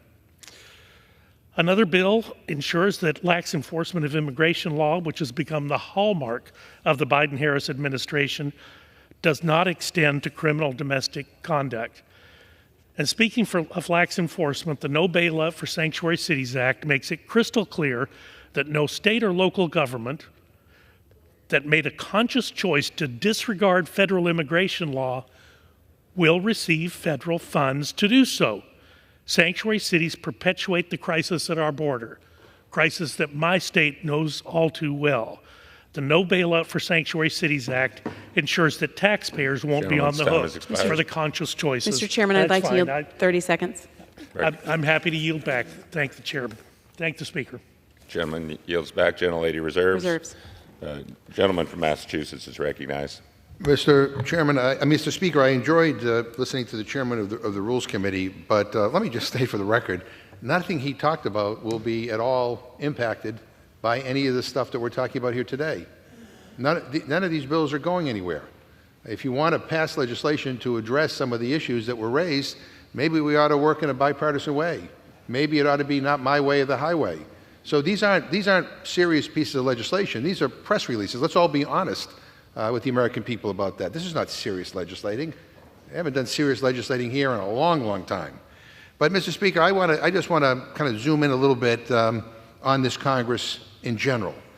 And I just mentioned that this is the most dysfunctional Congress in history. And if anyone wants proof, look no further than this resolution. 5 more closed rules that allow 0 amendments to come to the floor. And for folks who don't know, a closed rule means no amendments. Take it or leave it. If you have a good idea and want to improve a bill, too bad. This is how they govern in Russia and China. And that is what the Republicans are turning this place into. And with these 5 closed rules they are bringing to the floor today, Republicans are breaking their own record for shutting down debate. With today's vote, there will be 106 closed rules in this Congress. 106. This is now officially the most closed Congress in the history of the United States of America. Congratulations. And that gets me, and what gets me, Mr. Speaker, is that my friends on the other side have been totally fooled. They were tricked by their own leadership, by Speaker McCarthy and then now Speaker Johnson. You know, the gentlelady from Indiana and her colleagues on the Rules Committee were promised a more open process. They were told the Rules Committee was going to be different, more open, and would have more regular order and more amendments and more debate. Speaker McCarthy was even blackmailed into putting members of the Freedom Caucus on the Rules Committee to guarantee a more open process. But apparently it didn't matter because he totally broke his promise. And now Speaker Johnson, wow, he shredded it. During the first 9 months under Speaker Johnson, we saw 64 closed rules, even more than the 42 closed rules we saw under Speaker McCarthy. They traded a bad speaker for an even worse one. Republican leaders have blocked 5,799 amendments from even coming to the floor. That is 5,799 amendments have been blocked from coming to the floor by the Republican majority. And by the way, they're not just Democratic amendments. They blocked Republican, bipartisan, and Democratic amendments. They blocked an amendment to disrupt the smuggling of U.S. firearms across the Mexican border. They blocked an amendment to combat fentanyl trafficking at ports of entry. Holy hell, they even blocked my amendment to protect food for seniors who participate in the Meals on Wheels program.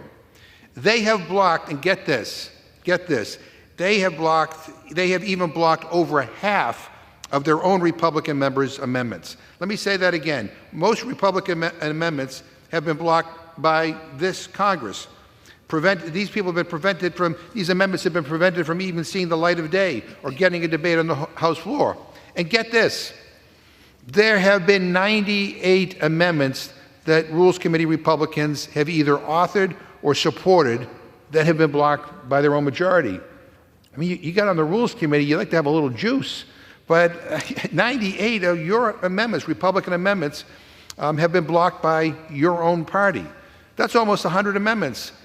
And that's just rules Republicans. That's just rules Republicans. I'm sure, I'm sure they would have loved to have had the opportunity to debate your amendments on the floor. If Rules Committee Republicans can't get amendments, how the hell do you think the rest of us are doing? Republicans said they wanted an open process in this Congress. Open process, my foot, Mr. Speaker. Under this majority, the Rules Committee has become a place where democracy goes to die. Their members should be outraged with the Speaker and this leadership, just as much as Democrats should be. And again, 106 completely closed rules that block all amendments. A shameful statistic, an all-time authoritarian high set under this Republican majority. And let's look at the results. Let's look at the results. Look at what they have to show for it. Republicans had the most unproductive Congress in the history of the United States of America. 26 days we went without a speaker because they were fighting with each other. Weeks wasted with failed rule votes while they argue among themselves instead of negotiating with Democrats. broken promises on the appropriations process while they kick the can down the road with another failed CR, bringing us to the brink of catastrophic debt default and then asking Democrats to bail them out. 10 months passing no legislation through the Rules Committee that ever became law. So congratulations to my friends. In addition to being the most incompetent, dysfunctional, unproductive Congress in American history, they now have also presided over the most closed Congress in American history. Well done, well done. And they're not done yet. We have to live through 3 more months of this. God help us, and with that I reserve. Gentleman from Massachusetts reserves. The gentlelady from Indiana is recognized. Mr. Speaker, I'd just like to note that what my colleague, the ranking member, does not note is that this House has passed under Republican leadership more than 300 bills out of the House of Representatives with 92% bipartisan support. Many of these bills go to the Democrat-controlled Senate, where they die. The ranking member also likes to criticize this majority when he knows full well, just last Congress, when he was chair, the Rules Committee was no bastion of an open process. But for the record, here are some statistics that might help paint a better picture and provide context for the cherry-picked numbers the ranking member rattled off. It's true there have been more closed rules, but this majority has reported nearly twice the amount of bills in the last Congress. Considered as a percentage, this majority has reported fewer closed rules than when he had the gavel. Even more, over a third of the closed rules were because no amendments were offered, making the rule closed by definition. Not considering those closed rules brings us still at roughly the same rate as a percentage of closed rules from the last Congress, but with significantly more bills offered. I'd also remind this body that the previous Congress saw the use and abuse of partisan en bloc amendment votes, which created omnibus-style amendments designed to defeat Republican or tough amendments and had the practical effect of stifling the Republican minority. Even with this procedural atrocity, the ranking member still can't claim a higher ground on making minority amendments in order. We've also needed to keep up with the onslaught of regulations from the Biden-Harris administration that they've unleashed on the American people from unelected bureaucrats. We've considered numerous disapproval resolutions, which traditionally are carried closed because of how they're written. The ranking member carried on this tradition when he had the gavel. And while the ranking member wants to talk about how we're stifling Democrat amendments, this majority has actually made more minority amendments in order as a percentage than the previous Congress when he was calling the shots. So while the ranking member shakes his finger at the majority for the way this Congress has gone, I want to point out that he understands the unique difficulties and the tough decisions the Rules Committee is tasked with in moving the majority's agenda. With that, I would like to yield 3 minutes to my colleague, Mr. Norman. Gentleman is recognized for 3 minutes. Thank you, Ms. Houchin. I appreciate you putting forward these bills. You know, I'm glad there are citizens up here listening to the 2 different points of view. We are totally different. And some of the things that, as you said in rules yesterday, Mr. McGovern, the last 4 years under the Biden, Zara Harris administration have wrecked this country. You mentioned yesterday, and I brought this up in rules, empathy for children. Where's the empathy for the 300,000 that this administration is letting in this country unaccompanied? God knows what's happening to them, of the 15 million that are coming in here. How is that working for America? How is it working for America when you're taking the side of the criminal and putting handcuffs on the policeman, on your defund police activity? How is your actions of this administration on tax cuts, tax? You want the federal government to tell these people where to spend their money. We're not having it. The reason the amendments aren't made in order, they're dumb. Some of them are good, but most of them are dumb. And they're anti-freedom is the best word I can say. But I rise today in support of the rule to provide consideration for bills that combat the administration's woke policies that you're forcing on businesses. I'm thrilled the rule contained a package of financial service bills that you're right, we shouldn't have to protect. It should be common sense, but it's not from the Democratic Party. This package includes my bill, the business over activists. As Republicans, we believe in limited government, letting us spend our money, not letting unelected bureaucrats spend our money. The fact that in under the Exchange Act, the ability of the Securities Exchange Commission to oversee proxy solicitation is very limited. Every regulation has been weaponized against the very businesses that are paying the taxes to support this country. As far as my particular bill, the Congress never granted the SEC authority to make it mandatory for companies to include shareholder proposals in their corporate proxy statements. This legislation reaffirms the proper role of the SEC and ensures that it cannot exceed its authority by compelling companies to include certain shareholder proposals against their will. You know, a lot of things we're having to combat is per the Constitution that you're wanting to do away with. We believe in the Constitution, we believe in freedom, we believe in limited government. This package of bills spells this out and protects our God-given rights that we shouldn't have to fight for, that your party is wanting to do away with.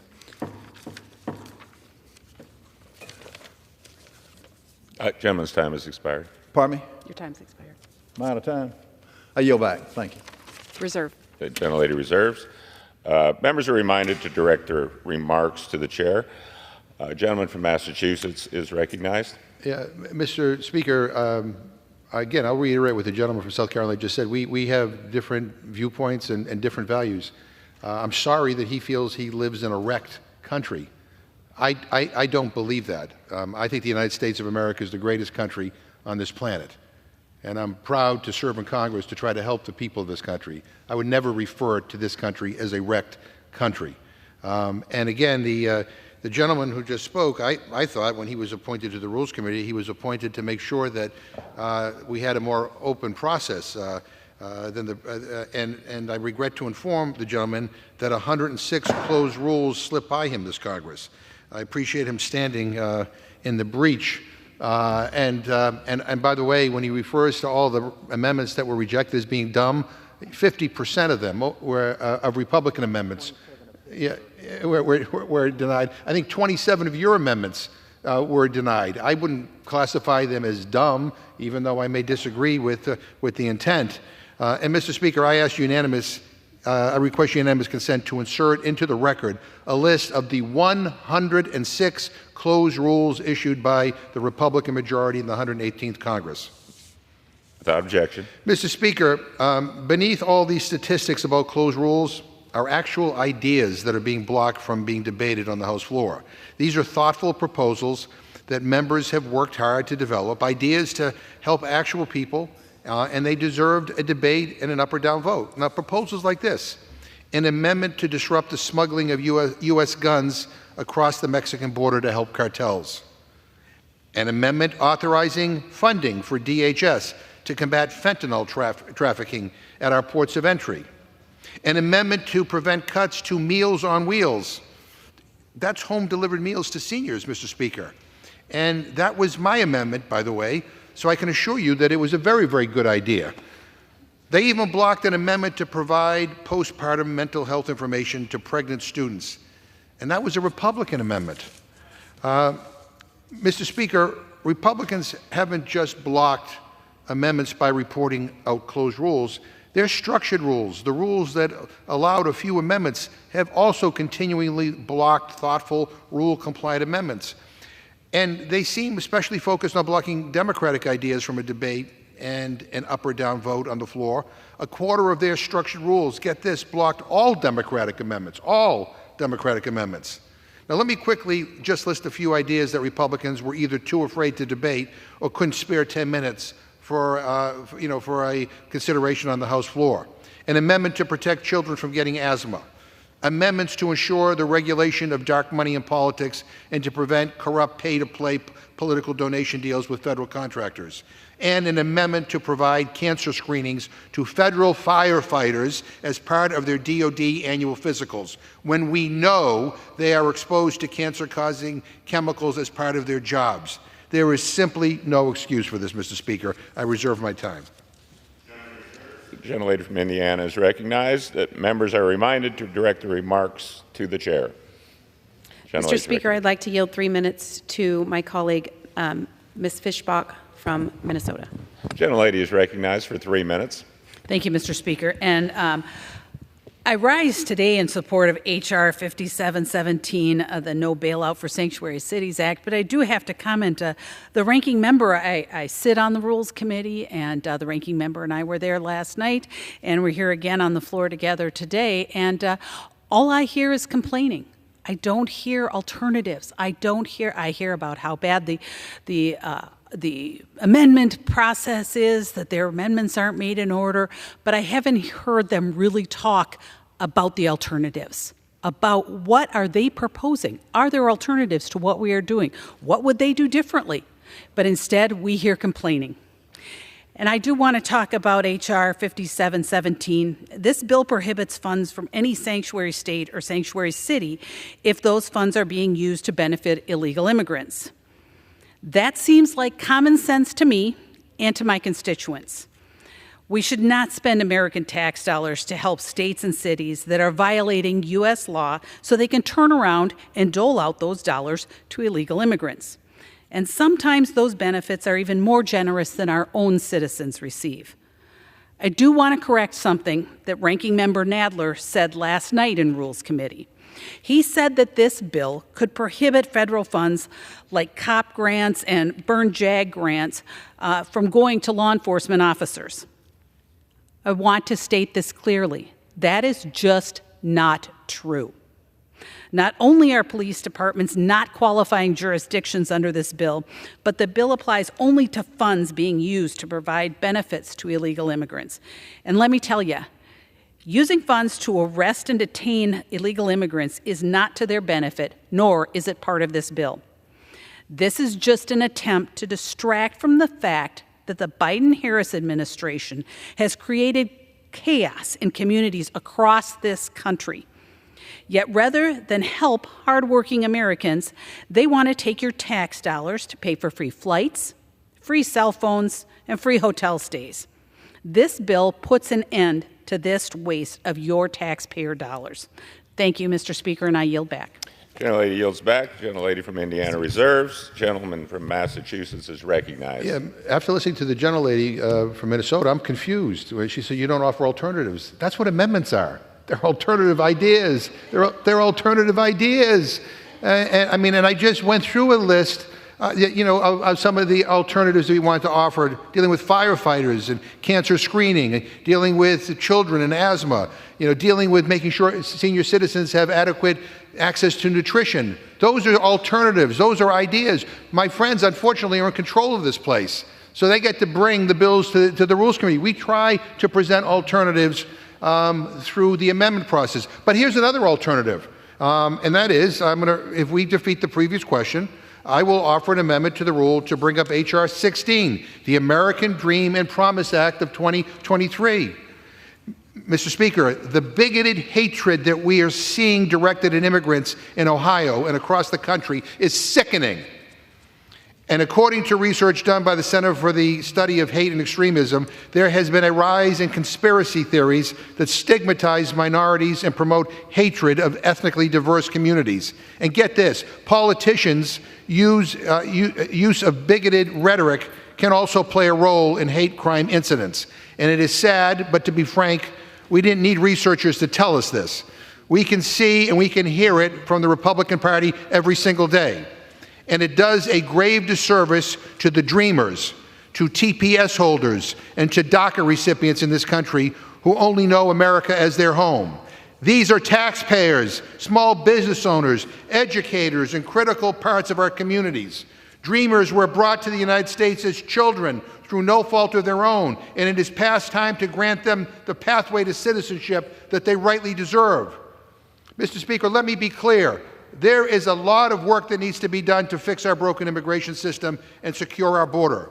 But unlike the messaging bills before us this week, this is a bill that actually does something, and it's actually bipartisan. And it sends the message that we are sick of the vitriol and hate crimes against this community, and that we value their many contributions that make this country a better place. Mr. Speaker, I ask unanimous consent to insert the text of my amendment into the record, along with any extraneous material immediately prior to the vote on the previous question. Without objection. And to discuss our proposal, I am proud to yield 3 minutes to the gentlewoman from Texas, a great leader, Ms. Escobar. Gentlelady is recognized for 3 minutes. Mr. Speaker, we are only 12 days away from a potential government shutdown, and yet here we are debating yet another slate of unserious Republican policies, so-called anti-woke bills. Instead of prioritizing legislation to improve the lives of the American people, they are set on wasting our time with political games. Instead of working on a bipartisan appropriations process with Democrats to keep our government open, the Republican Party is focused on pushing elements of Trump's Project 2025, a blueprint for a radical and draconian restructuring of our country that includes eliminating many of our freedoms. They show us over and over that their party is gripped by troubling extremism. Their incessant, dangerous rhetoric about immigrants is but one example of this extremism.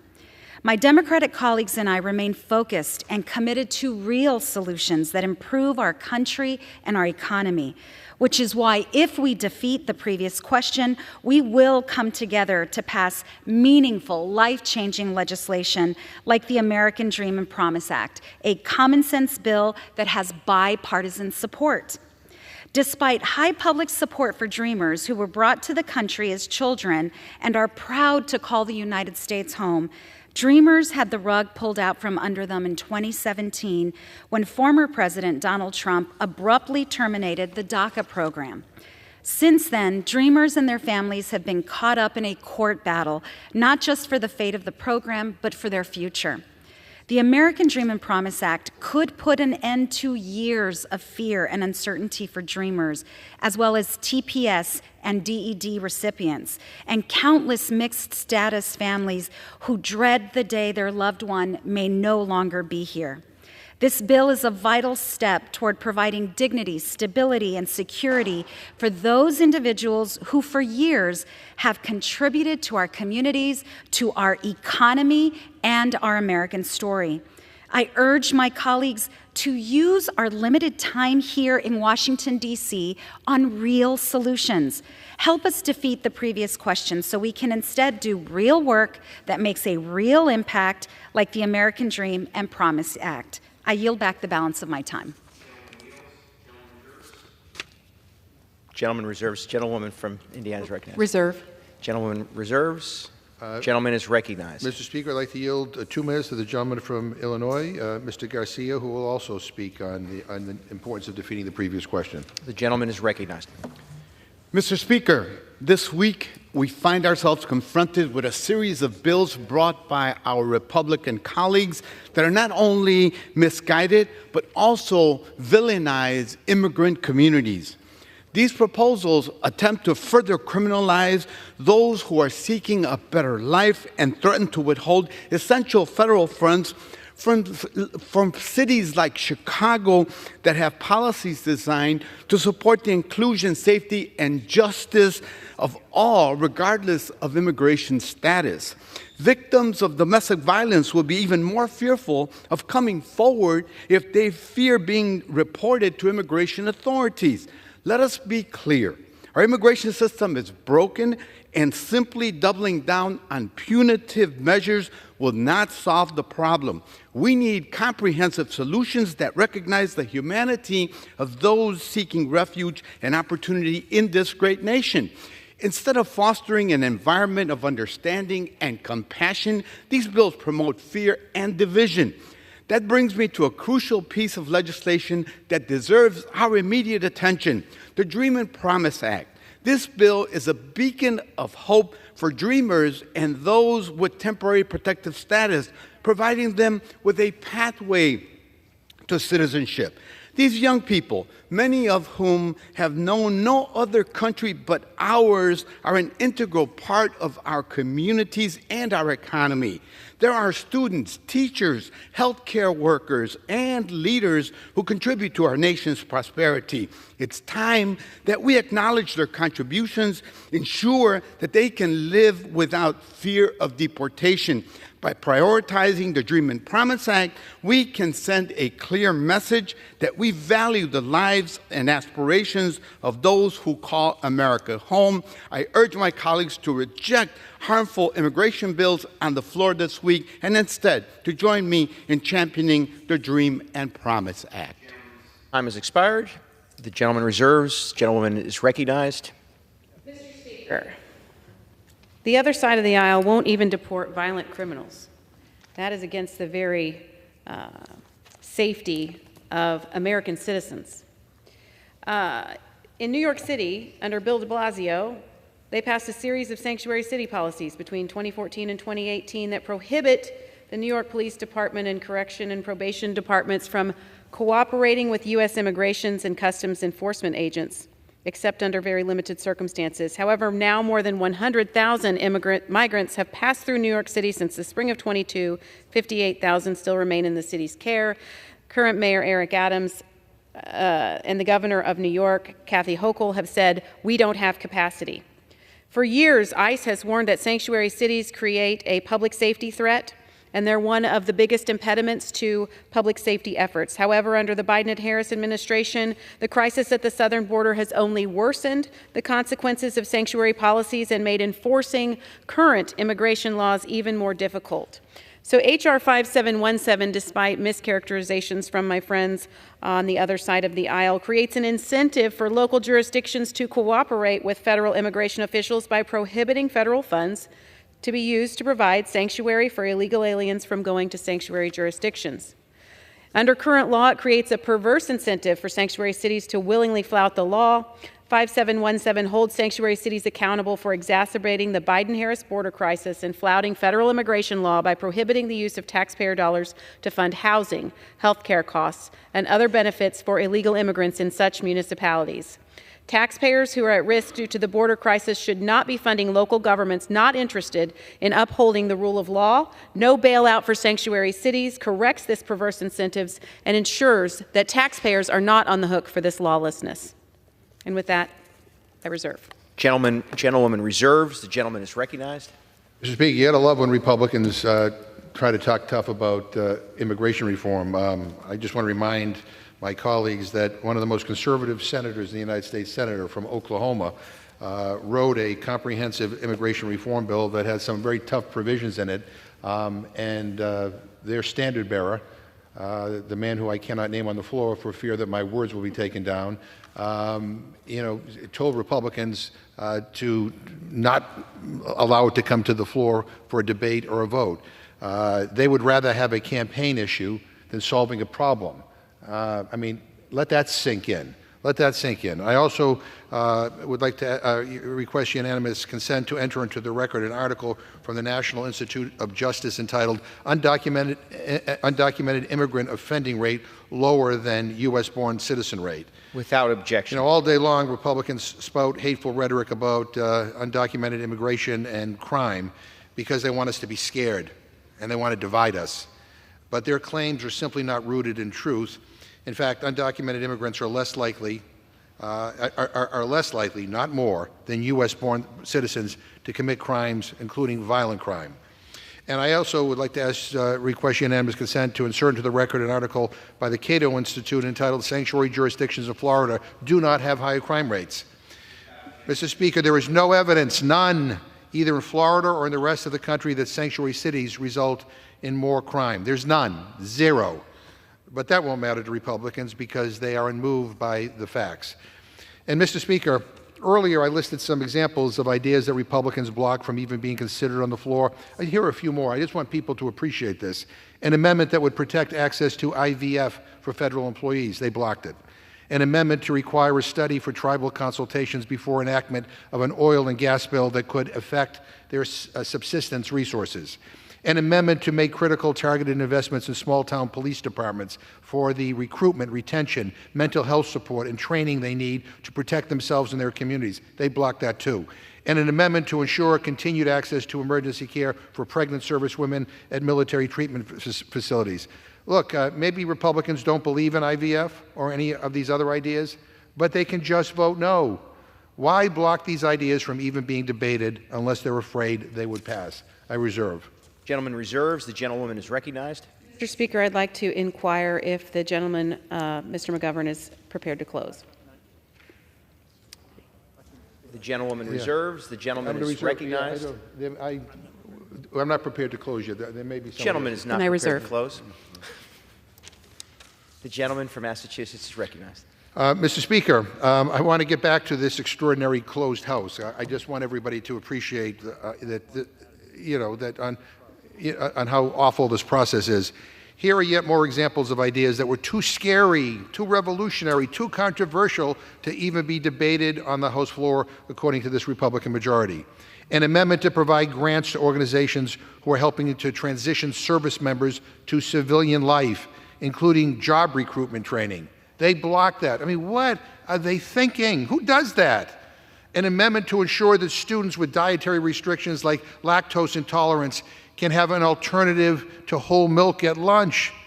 Is lactose intolerance now woke? I mean, I don't get it. That was blocked. And an amendment to ensure that a bill wouldn't cause our domestic energy prices to increase. I ask again, what is the majority afraid of?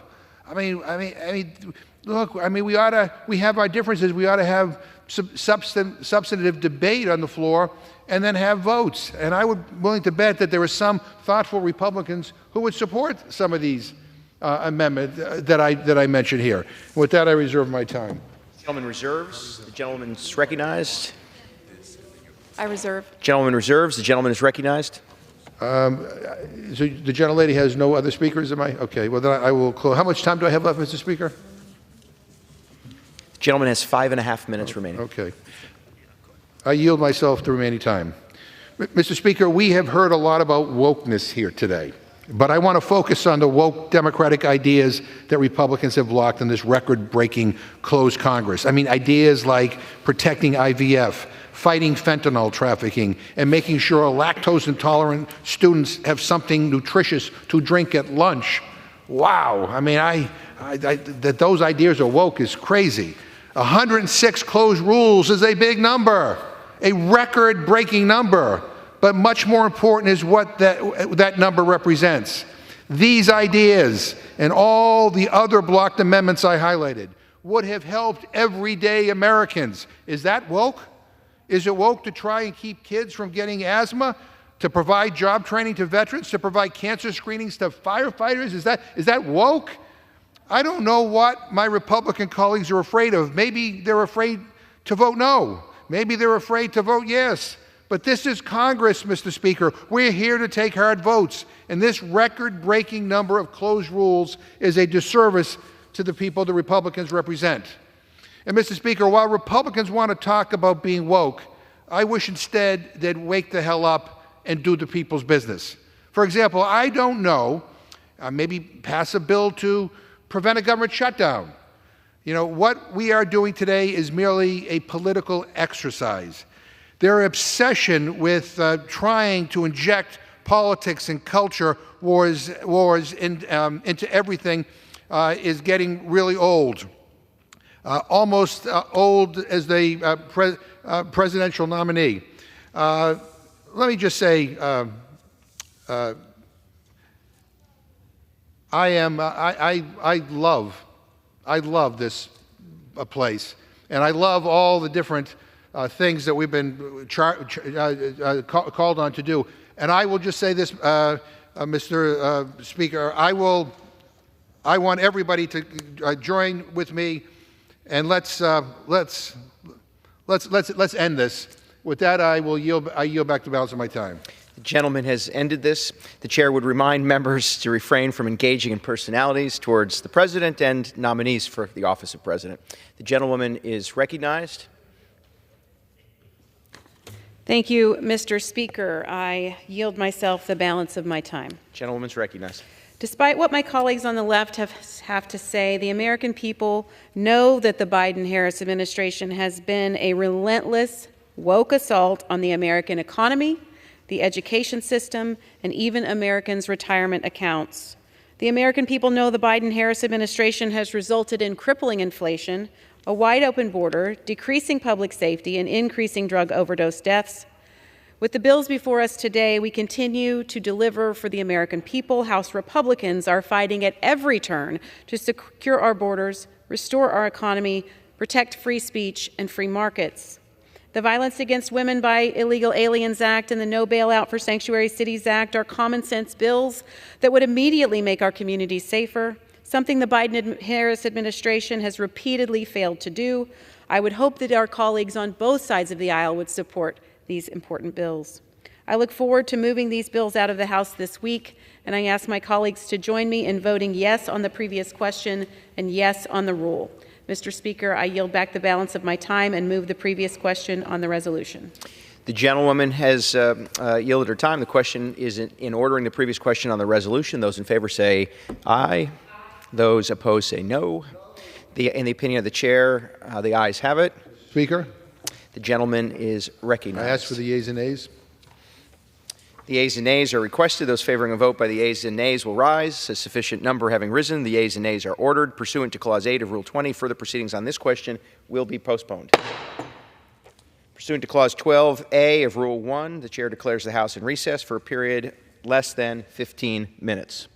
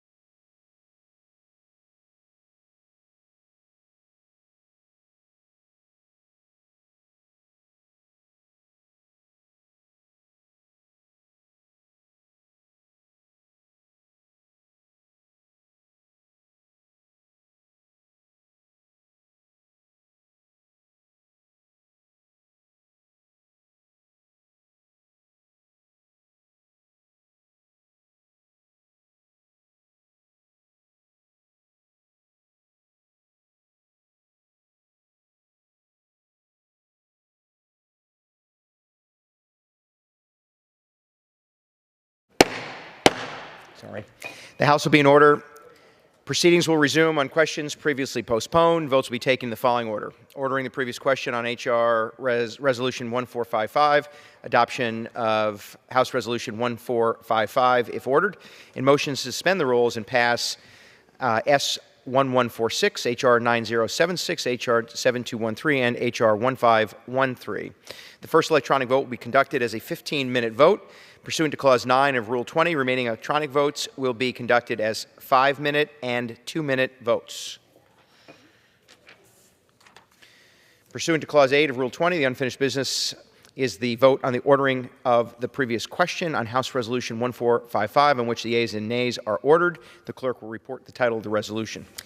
House Calendar Number 90, House Resolution 1455, Resolution providing for consideration of the bill, H.R. 3724, to amend the Higher Education Act of 1965 to prohibit recognized accrediting agencies and associations from requiring, encouraging, or coercing institutions of higher education to meet any political litmus test or violate any right protected by the Constitution as a condition of accreditation, providing for consideration of the bill, H.R. 4790, to amend the federal securities laws with respect to the materiality of disclosure requirements to establish the Public Company Advisory Committee and for other purposes, providing for consideration of the bill, H.R. 5179, to require the maintenance of the country of origin markings for imported goods produced in the West Bank or Gaza and for other purposes, providing for consideration of the bill, H.R. 5339, to amend the Employee Retirement Income Security Act of 1974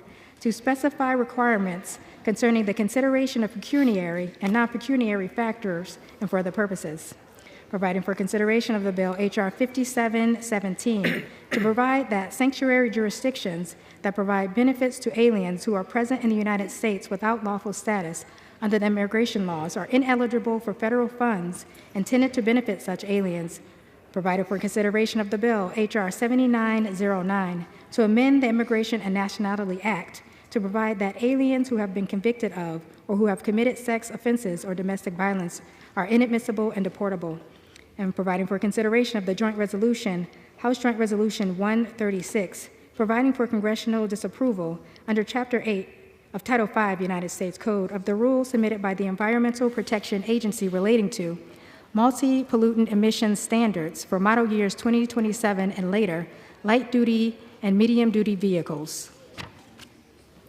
The question is on ordering the previous question on the resolution. Members will record their vote by electronic device. This is a 15-minute vote.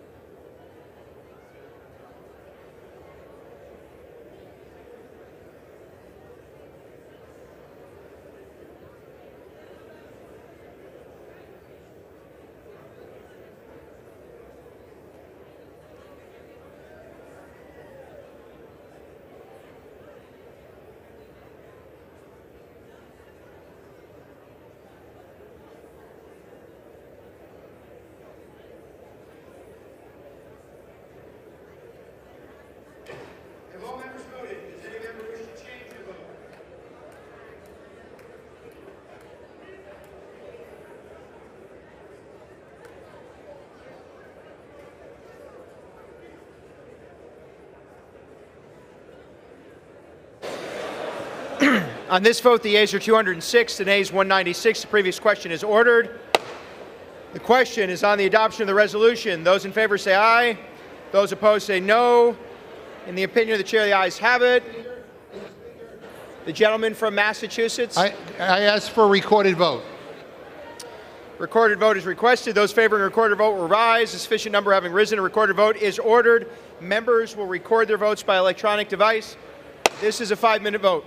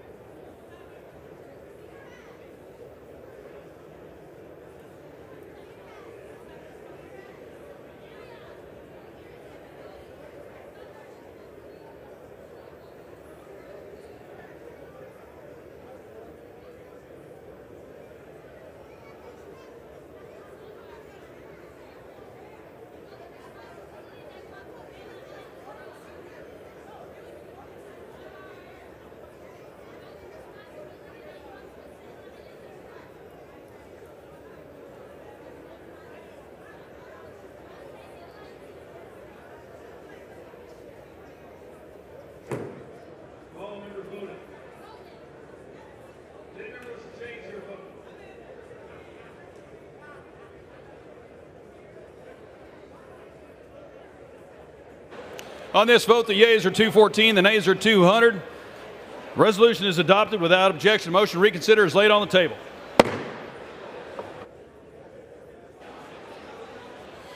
Pursuant to Clause 8 of Rule 20, the unfinished business is the vote on the motion of the gentleman from Missouri, Mr. Smith, to suspend the rules and pass Senate 1146 as amended, in which the yeas and nays are ordered. Clerk will report the title. Senate 1146, an act to amend Part E of Title IV of the Social Security Act to require the Secretary of Health and Human Services to identify obstacles to identifying and responding to reports of children missing from foster care and other vulnerable foster youth, to provide technical assistance relating to the removal of such obstacles and for other purposes. Question is, will the House suspend the rules and pass the bill as amended? Members will record their votes by electronic device. This will be a 2-minute vote.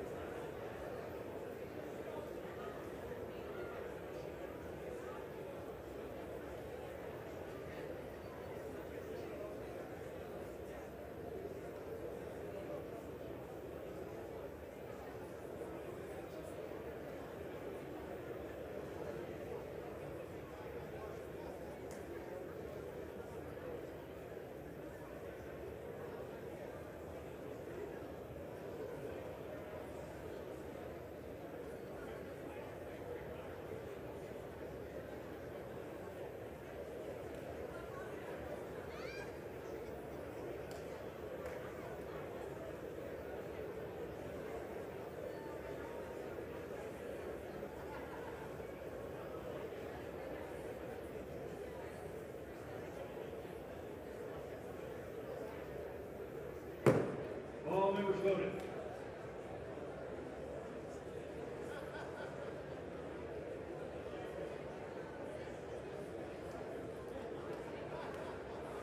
City members to change their vote.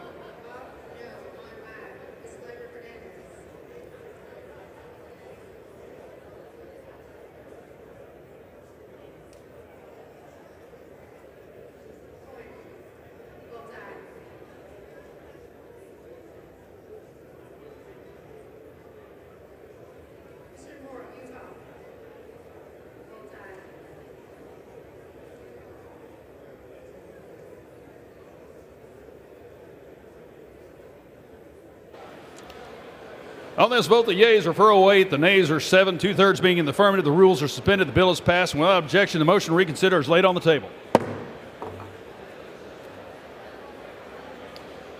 Pursuant to Clause 8 of Rule 20, the unfinished business is the vote on the motion from the gentleman from Missouri, Mr. Smith, to suspend the rules and pass H.R. 9076 as amended, on which the yeas and nays are ordered. Clerk will report the title. H.R. 9076, a bill to reauthorize and modernize Part B of Title IV of the Social Security Act to strengthen child welfare services, expand the availability of prevention services to better meet the needs of vulnerable families and for other purposes. Question is, will the House suspend the rules and pass the bill as amended? Members will record their votes by electronic device. This will be a 2-minute vote.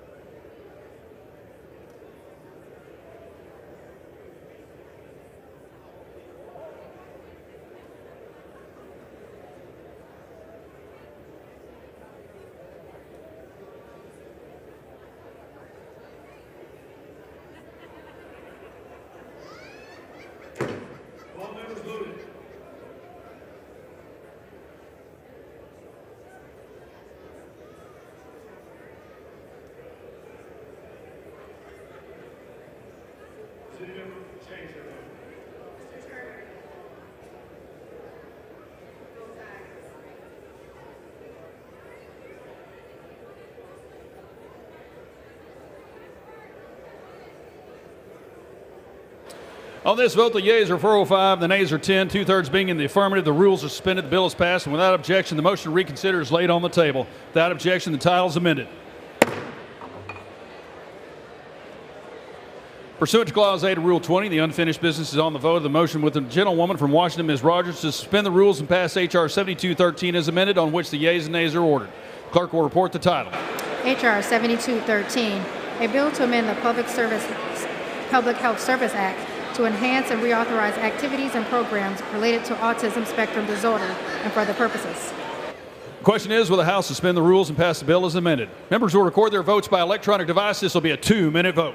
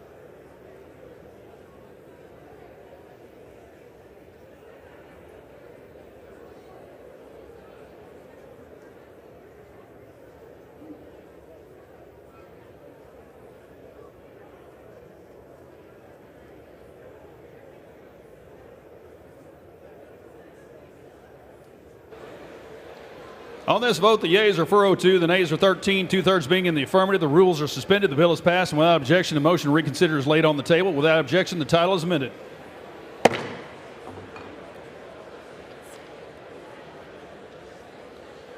Pursuant to Clause 8 of Rule 20, the unfinished business is the vote on the motion of the gentlewoman from Washington, Ms. Doris Rogers, to suspend the rules and pass H.R. 1513, on which the yeas and nays are ordered.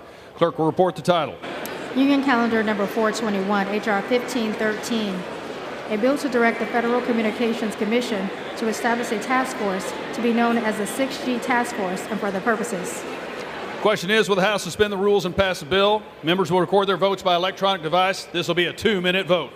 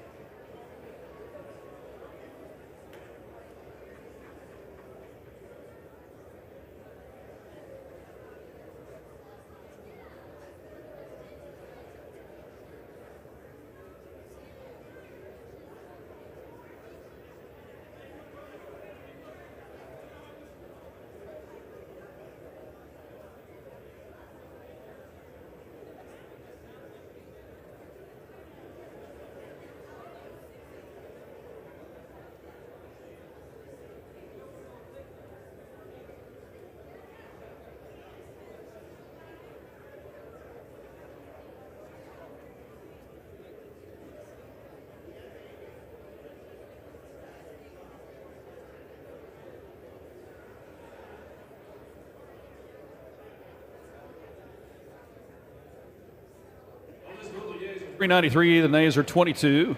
Two-thirds being in the affirmative, the rules are suspended. The bill is passed, and without objection, the motion to reconsider is laid on the table.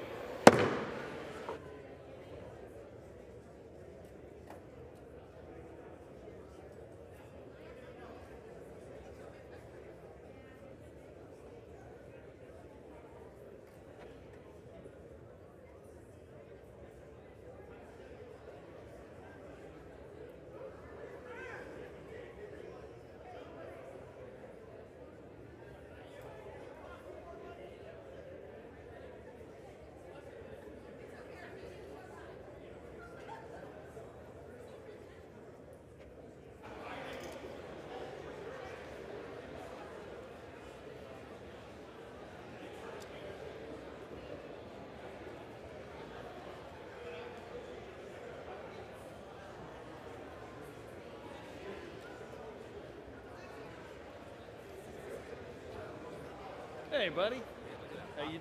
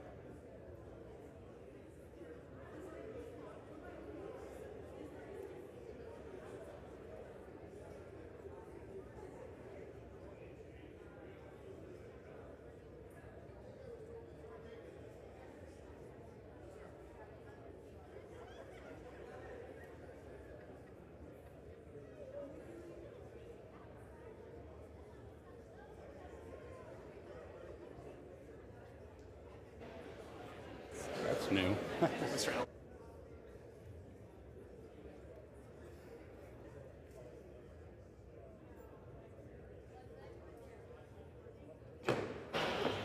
The House will be in order.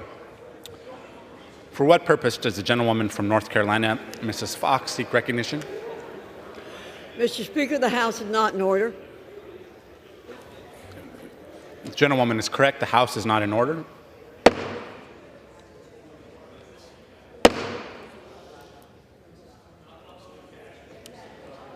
The gentlewoman may proceed.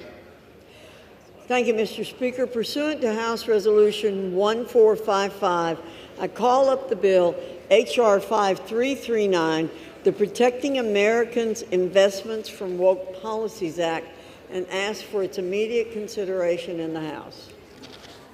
The clerk will report the title of the bill. Union Calendar Number 184, H.R. 5339, a bill to amend the Employee Retirement Income Security Act of 1974 to specify requirements concerning the consideration of pecuniary and non-pecuniary factors and for other purposes. Pursuant to House Resolution 1455, in lieu of the amendment in the nature of a substitute recommended by the Committee on Education and the Workforce, printed in the bill, an amendment in the nature of a substitute consisting of the text of Rules Committee Print 118-50 shall be considered as adopted, and the bill, as amended, is considered read. The bill, as amended, shall be debatable for 1 hour, equally divided and controlled by the chair and ranking minority member of the Committee on Education and the Workforce, or their respective designees. The gentlewoman from North Carolina, Mrs. Fox, and the gentleman from Virginia, Mr. Scott, each will control 30 minutes. The chair recognizes the gentlewoman from North Carolina, Mrs. Fox. Thank you, Mr. Speaker. I ask unanimous consent that all members may have 5 legislative days in which to revise and extend their remarks and to insert extraneous material on H.R. 5339. Without objection. Thank you, Mr. Speaker. I yield myself such time as I may consume. Gentlewoman may proceed. Thank you, Mr. Speaker. I rise today in full support of the Republican fight against the woke progressive agenda. The Committee on Education and the Workforce is proud to lead debate on the Protecting Americans' Investments from Woke Policies Act, or H.R. 5339, a bill that would confront and dispatch one of the most nefarious and hidden forms of wokeness. Wokeness comes in all shapes and sizes. It's a problem when it's pushed at your local public school. It's an existential threat to the country when it's pushed by the institutions that police how we think, what we say, and where our money goes. Wokeness destroys everything it touches, including the value-neutral institutions that America used to take for granted. First, wokeness conquered academia. Then it conquered the media. The final frontier of the woke mind versus virus is the banks and capitalism itself. You may say, what? Banks are woke? They're driven by things like profit motive in the markets. Well, think again. Under the guise of a practice known as environmental, social, and governance investing, or ESG for short, banks are responsible for woke social engineering on a scale that history's authoritarians could only dream of. In essence, a big bank or asset manager will take your hard-earned pension or 401k and invest it in radical progressive causes. These ESG funds exclude businesses deemed insufficiently woke. What may disqualify a company from receiving woke capital is including but not limited to too many white straight men on the board, too much profit in the oil and gas industry, or too many politically incorrect takes by your CEO on X, formerly known as Twitter. That the S&P 500's ESG index delisted a green company like Tesla only proves the point that ESG is nothing but a woke power grab. Concerns about the environment are secondary to enforcing bland, progressive conformity. What's more, ESG factors guide about 1/4 of all assets under management, or $30 trillion. Yet these funds underperform when compared to their conventional peers. Take this from the Financial Times, quote, over the past 12 months, global sustainable equity funds made an 11% return, compared with 21% for conventional stock funds, according to a May report from J.P. Morgan, end quote. Sacrificing pensions and retirement income for woke impact should be illegal. This legislation makes it clear that other people's retirement income may not be sacrificed for woke impact. Pensioners forged the infrastructure that powers modern American cities. Pensioners built the industries that make America great. Pensioners put their life and work into this country, and they don't want their hard-earned nest egg deflating because its principal is serving political causes. I want especially to thank Representatives Allen from Georgia, Houchin from Indiana, Good from Virginia, and Banks from Indiana for leading this charge on behalf of pensioners and retirees. The Protecting Americans Investment from Woke Policies Act is a product of their hard work, and it is the necessary first step towards making ESG investing illegal under certain retirement plans. With that, I urge a yes vote on H.R. 5339 and reserve the balance of my time. The gentlewoman reserves. Gentleman from Virginia is recognized. Thank you, Mr. Speaker. I yield myself such time as they may consume. Gentleman may proceed.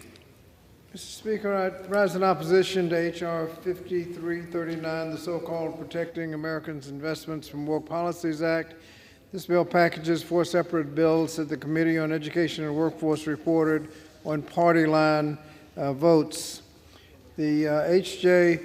5339 relates to what's known as environmental, social, and governance, or ESG investing. Many of us believe that workers should be able to invest in a way that reflects their values, whether combating climate change or promoting health and labor standards without sacrificing investment returns. And to be clear, this kind of investing is not at odds with making a profit. In fact, it makes good financial sense to carefully consider investments that account for a company's exposure to such liability as high liability risks, fossil fuel dependent business practices, or vulnerability to sea level rise, like whether or not an asset is going to be underwater in 15 years. It'd be nice to know that, but you shouldn't be prohibited from even considering it. These are among the factors that could cause the stock to suffer in over the long-term horizon. And consider that workers often contribute to their retirement accounts for decades before drawing down their savings. And it makes perfectly good sense for those managing the workers' accounts to consider long-term impacts when making investment decisions. ESG investment is sound, profit-centered risk mitigation strategy, and the financial services industry recognizes it. For example, State Street Global Advisors, one of the largest asset managers, noted as a fiduciary, they have, and I quote, a duty to act prudently and in the best interest of their clients, which increasingly includes consideration of environmental, social, and governance factors relevant to the performance of the companies in which our clients invest, unquote. Trump administration issued a rule that imposed needless barriers and onerous requirements related to ESG investing. Fortunately, the Biden-Harris administration reversed course and finalized a sensible rule clarifying that planned fiduciaries may consider ESG factors when they make decisions for retirement plan participants. And let's be clear, the rule is not a mandate. H.R.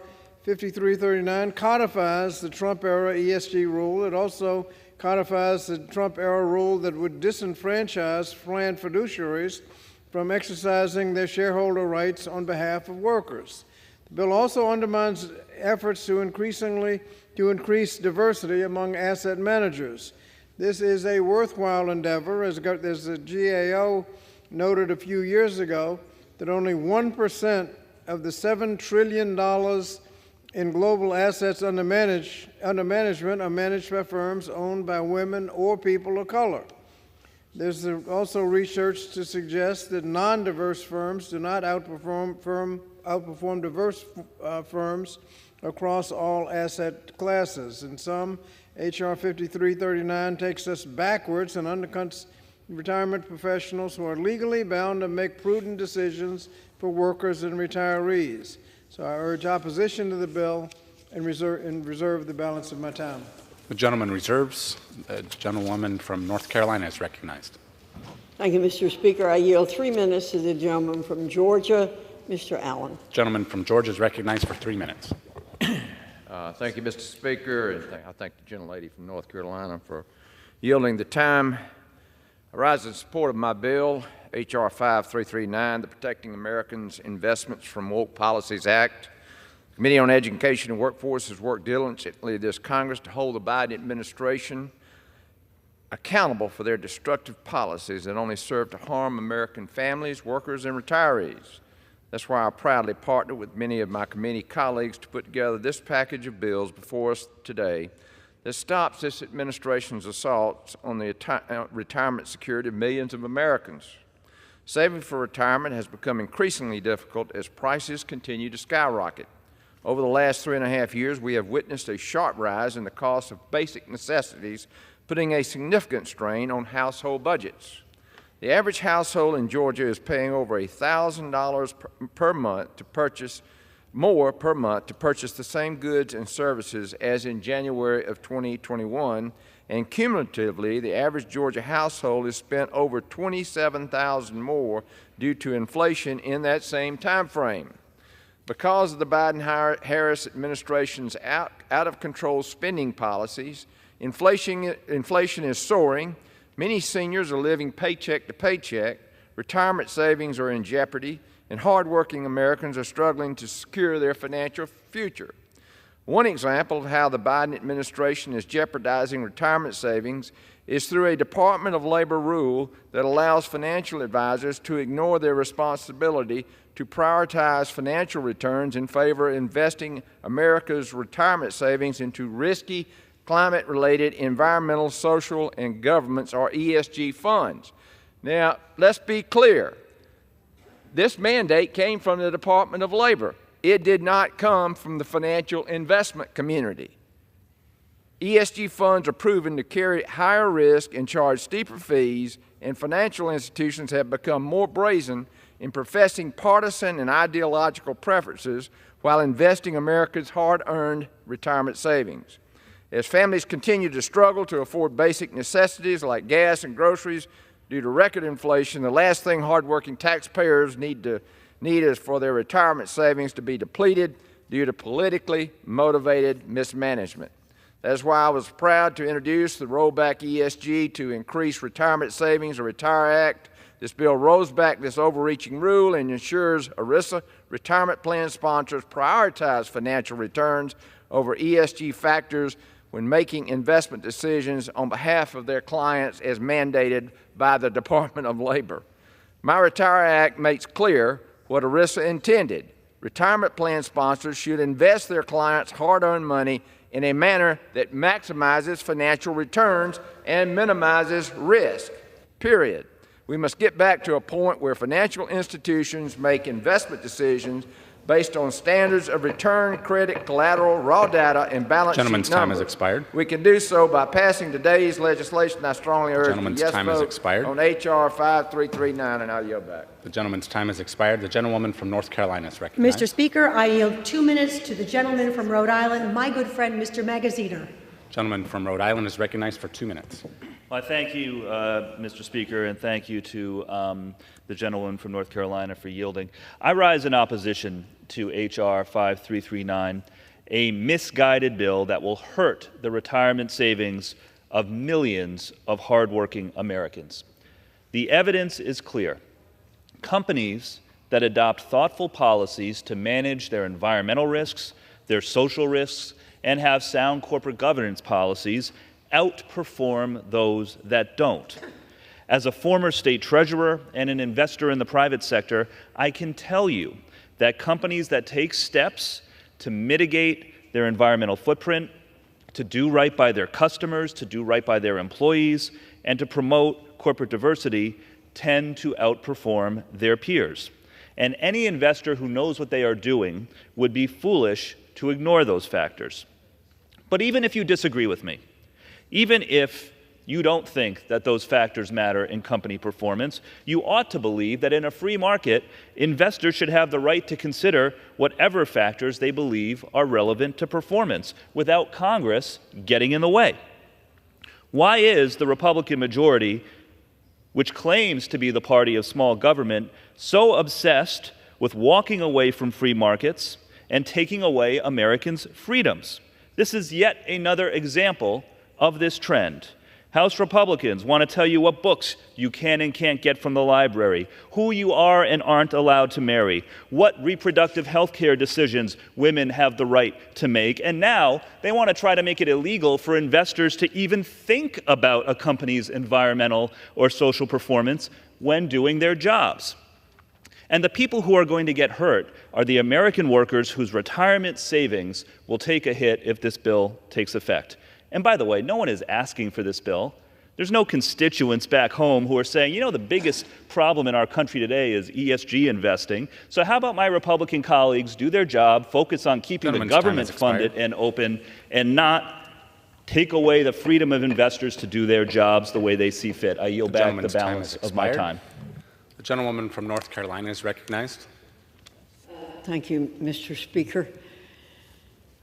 You know, my colleague on the other side of the aisle have made many claims about the supposed advantages of ESG, just now saying that the ESG tend to do better. Well, let me set the record straight. ESG funds have underperformed for years. According to a Bloomberg report, the 10 largest ESG funds posted double-digit losses in 2022. 8 of the 10 performed worse than the S&P 500. So it's no surprise that in 2023, according to the New York Times, investors pulled $13 billion out of ESG funds. Another study from Boston University found there's little reason to infer that ESG criteria is reliable for predicting stock returns. I think it's really important to set the record straight. Make matters worse, ESG products charge higher fees to participants than traditional investment funds, which can significantly reduce participants' retirement savings over time. Finally, according to researchers at George Mason University, ESG funds expose workers and retirees to additional investment risk. Increased cost, increased risk, and lackluster returns make for a bad cocktail. Weakening the investment portfolios is not what we should be doing here.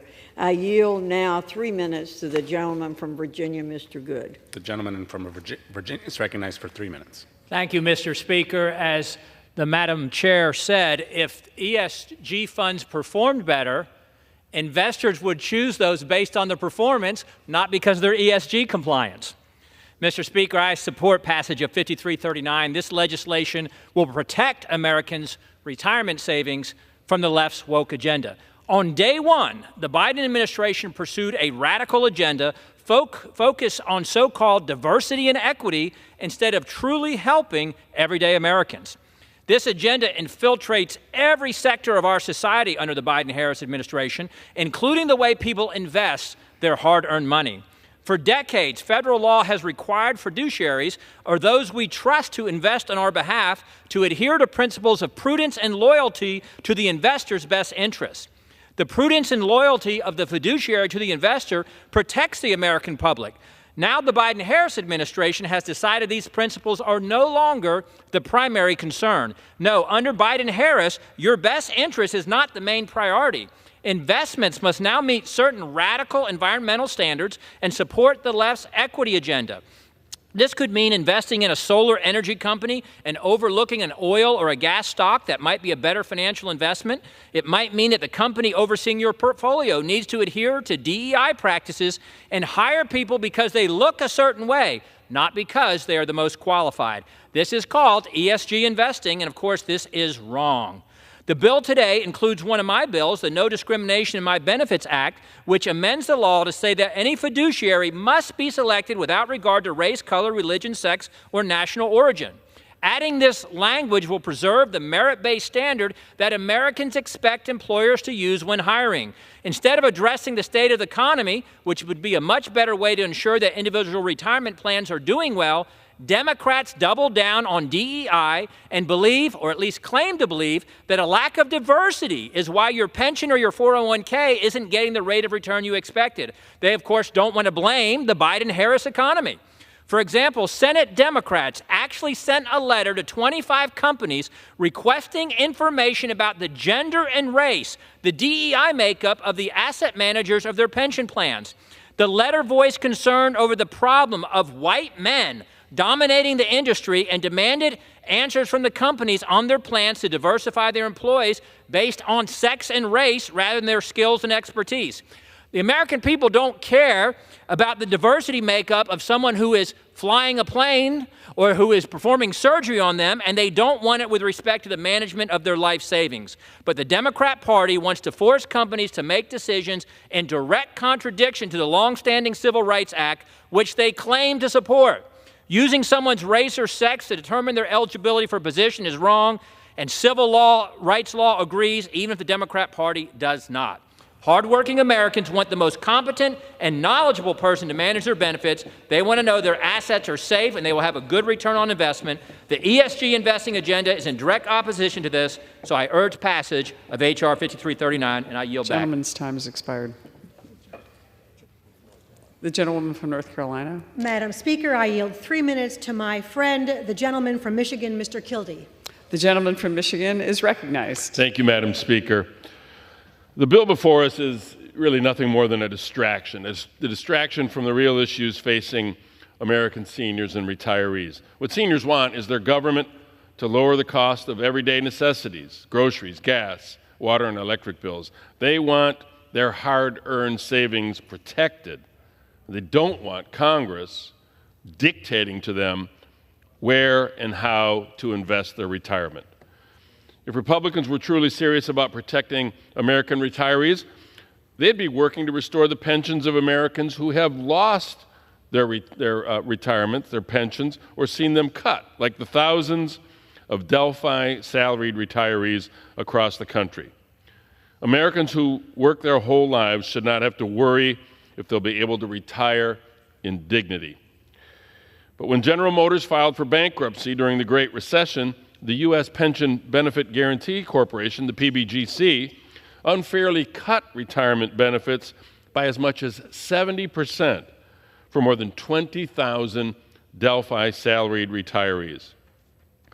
These cuts have been devastating for these retirees. We've heard stories from Delphi salary retirees facing extreme hardship, even foregoing medical treatment because their pensions were slashed so much. Under the past administration, the former president made a promise that he would fix this issue. He did not. He didn't even try. Last Congress, under the leadership of Speaker Pelosi and Democrats, this body passed my legislation, the Susan Muffley Act, to be clear, in a bipartisan fashion, to restore the pensions of thousands of Delphi workers. As I said, a bipartisan bill that would restore those pensions. We had 218 Democrats, 36 Republican members of this body voting for it. These men and women worked hard. They followed the rules, and then they got the rug pulled from under them. When the government rescued GM and left these workers behind, their families were left hanging, and that was wrong. At the appropriate time, I'll offer a motion to recommit this bill back to committee. If the House rules had permitted, I would have offered the motion with an important amendment to the bill. My amendment would substitute this legislation with the Susan Muffley Act, bipartisan legislation that would right the wrong for the Delphi salaried retirees, restoring their pension benefits that they were expected to receive before the bankruptcy. Again, this bill is a common sense bipartisan bill that's already passed the House of Representatives in a bipartisan fashion. And I do ask unanimous consent to insert into the record the text of my amendment. Without objection. Thank you, Madam Speaker. And in closing, I'll just say this. I hope my colleagues join me. This is something we ought to be able to do together. We ought to solve this problem in a bipartisan fashion. And I ask you to join me in voting for the motion to recommit to right this historic wrong for the Delphi salaried retirees. I yield back. The gentleman yields. The chair will receive a message. Madam Speaker, a message from the President of the United States. Madam Speaker. Madam Secretary. I am directed by the President of the United States to deliver to the House of Representatives a message in writing. The gentlewoman from North Carolina is recognized. Thank you, Madam Speaker. I yield 2 minutes to the gentlewoman from Illinois, Ms. Miller. Thank you, Chairwoman Fox. The gentlewoman is recognized. The Biden-Harris administration is once again putting its radical political agenda ahead of the well-being of the American people. The administration's new rule would put the retirement fund of millions of Americans at risk by forcing fiduciaries to consider ESG over financial factors. This is deeply irresponsible. ESG funds are well known for poor performance and high risk. Yet this administration is encouraging fiduciaries to gamble with retirees' hard-earned savings. This rule shows that the Biden-Harris administration doesn't care about the financial security of millions of retirees. Retirement savings should focus on maximizing returns, not advancing the far left's political agenda. Americans invest to provide for themselves and their families, not to fund activists, projects, or woke policies. Fortunately, Republicans are taking action to stop this dangerous trend with the Protecting Americans' Investments from Woke Policies Act. This bill ensures that retirement plans from politically driven, underperforming ESG investments. I urge my colleagues to support this bill, and I yield back. The gentlewoman yields. The gentlewoman from North Carolina. Madam Speaker, I yield 3 minutes to the gentleman from Illinois, my good friend, Mr. Caston. The gentleman from Illinois is recognized. Thank you. Madam Speaker, let me pose a question to everybody in here. Why do pension fund managers, why do state treasurers, why do individual investors invest in ESG funds? Well, I'll give you a hint. It's the same reason that they invest in high-yield bonds or mid-cap international equities or real estate investment trusts or anything else that is a part of a diversified portfolio, because they believe that it will make them more money. Not know, none of us know, but they believe. Now, maybe my colleagues across the aisle don't believe that companies that attract and retain diverse talent create more long-term value. Maybe my colleagues across the aisle don't believe that climate change is real and don't believe that companies who are repositioning their assets for a world with higher sea levels, with more frequent forest fires, and with rapidly moving consumer demand in favor of cheaper, cleaner energy are better positioned to win the future. That is your right. Nobody is telling you that you have to wake up and stop investing in sleepy companies that are missing out on what's happening in the future.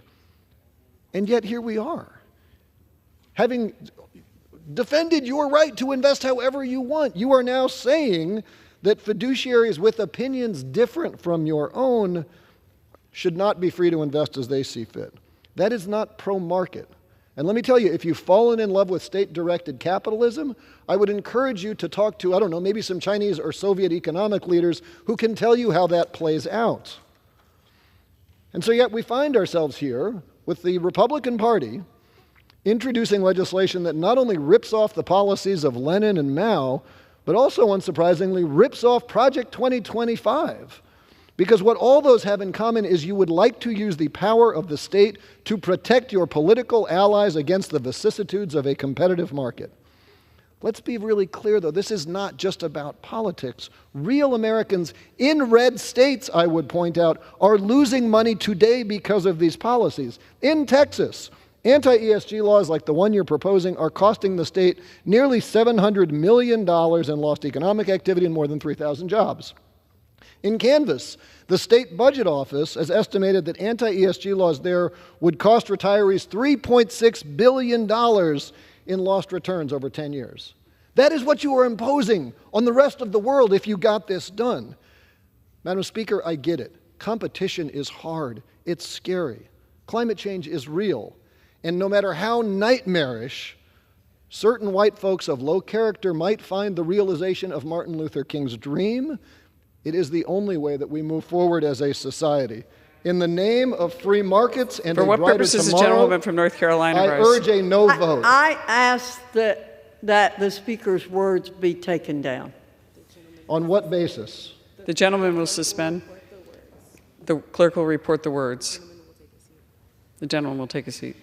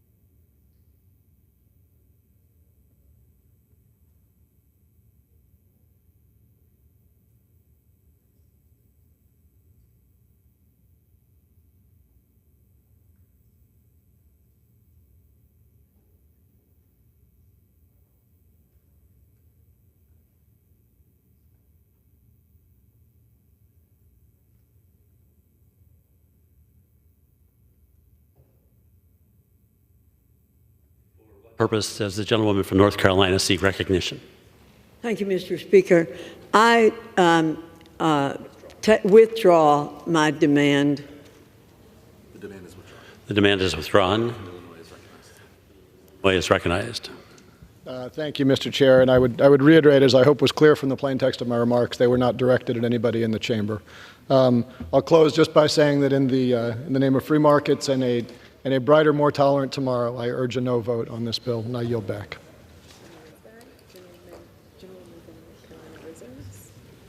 Gentlewoman from North Carolina reserves. Thank you, Mr. Speaker. Mr. Speaker, it's important, I think, that we again set the record straight.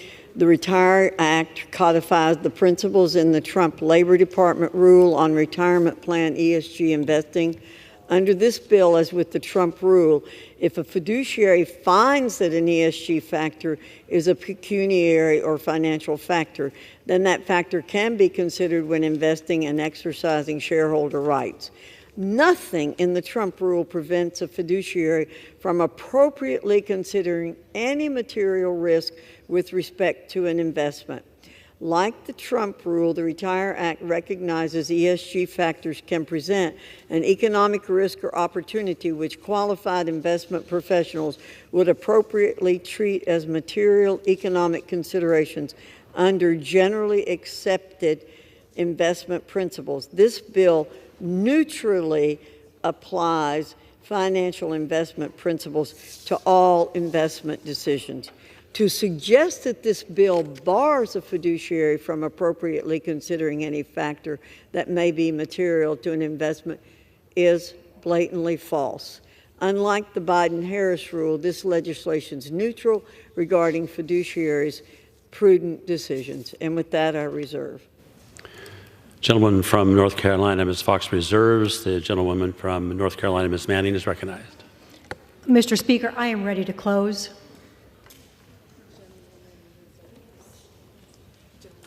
The gentlewoman reserves.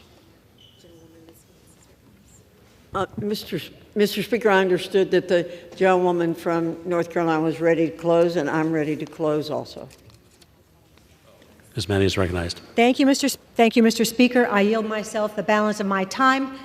Contrary to what we have heard this afternoon, the Biden-Harris administration has put forth a sensible rule related to ESG investing that puts the decision-making where it belongs, with the retirement plan professionals who are best positioned and bound by law to make sound decisions on behalf of workers. They, not members of Congress, know what's best for their particular retirement plan.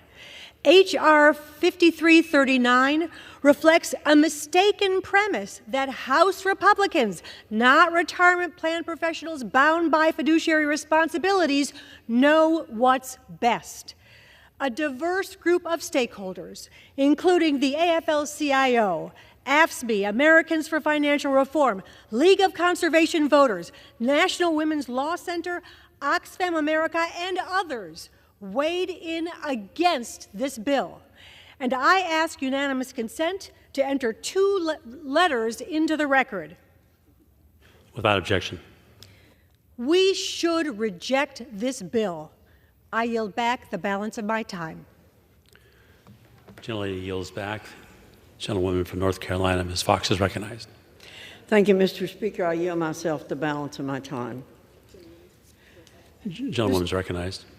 Mr. Speaker, we've heard today about the riskiness of ESG.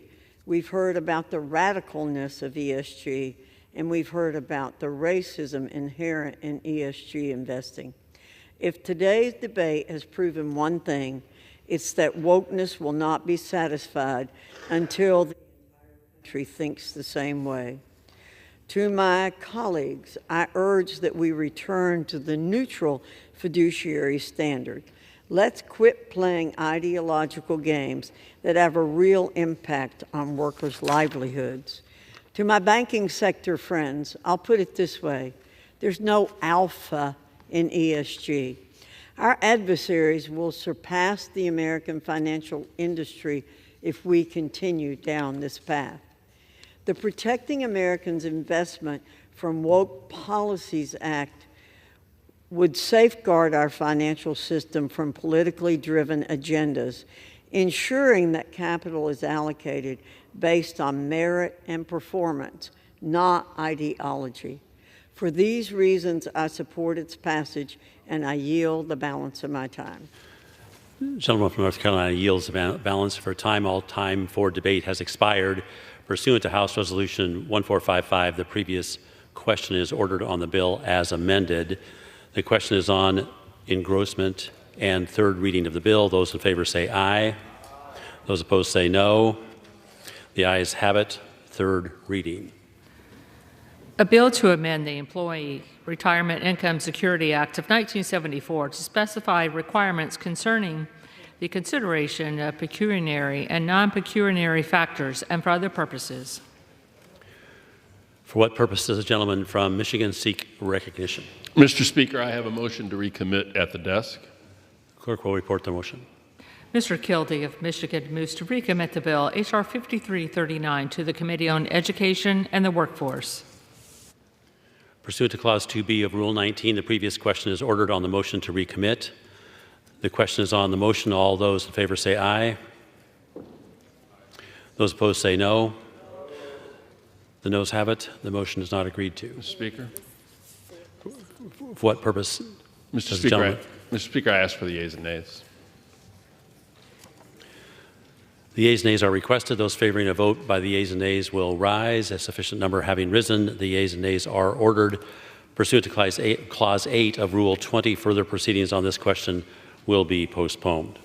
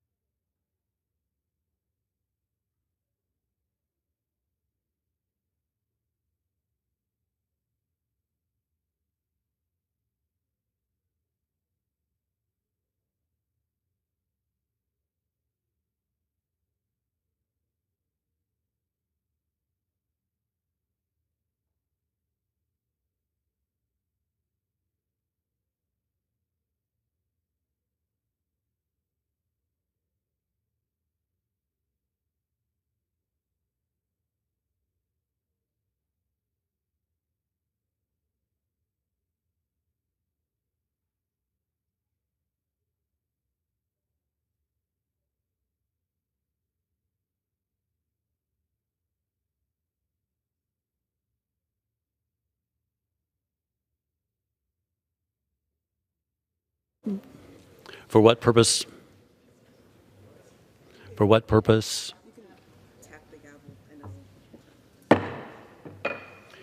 For what purpose does the gentleman from Missouri, Mr. Smith, seek recognition?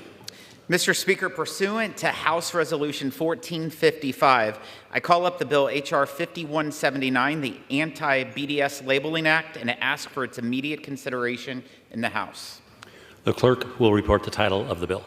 Union Calendar Number 557, H.R. 5179, a bill to require the maintenance of the country of origin markings for imported goods produced in the West Bank or Gaza and for other purposes. Pursuant to House Resolution 1455, the amendment in the nature of substitute recommended by the Committee on Ways and Means printed in the bill shall be considered as adopted, and the bill as amended is considered read. The bill as amended shall be debatable for 1 hour, equally divided and controlled by the chair and ranking minority member of the Committee on Ways and Means or their respective designees. The gentleman from Missouri, Mr. Smith, and the gentleman from Illinois, Mr. Snyder, will each control 30 minutes. The chair recognizes the gentleman from Missouri, Mr. Smith. I ask unanimous consent that all members have 5 legislative days to revise and extend their remarks and submit extraneous material on this bill under consideration. Without objection. Mr. Speaker, I yield myself such time as I may consume. Gentleman is recognized. Thank you, Mr. Speaker. I rise in support of the Anti-BDS Labeling Act, introduced by my good friend and Ways and Means colleague, Ms. Claudia Tenney. For years, far-left progressives have targeted Israel through the boycott, the divest, or sanction movement. In fact, many of the recent campus protests that we saw that came in the wake of the horrific terrorist attacks on Israel shut down elite universities to try and force university endowments to divest from Israel. For these protesters, no step is too far to achieve their goals.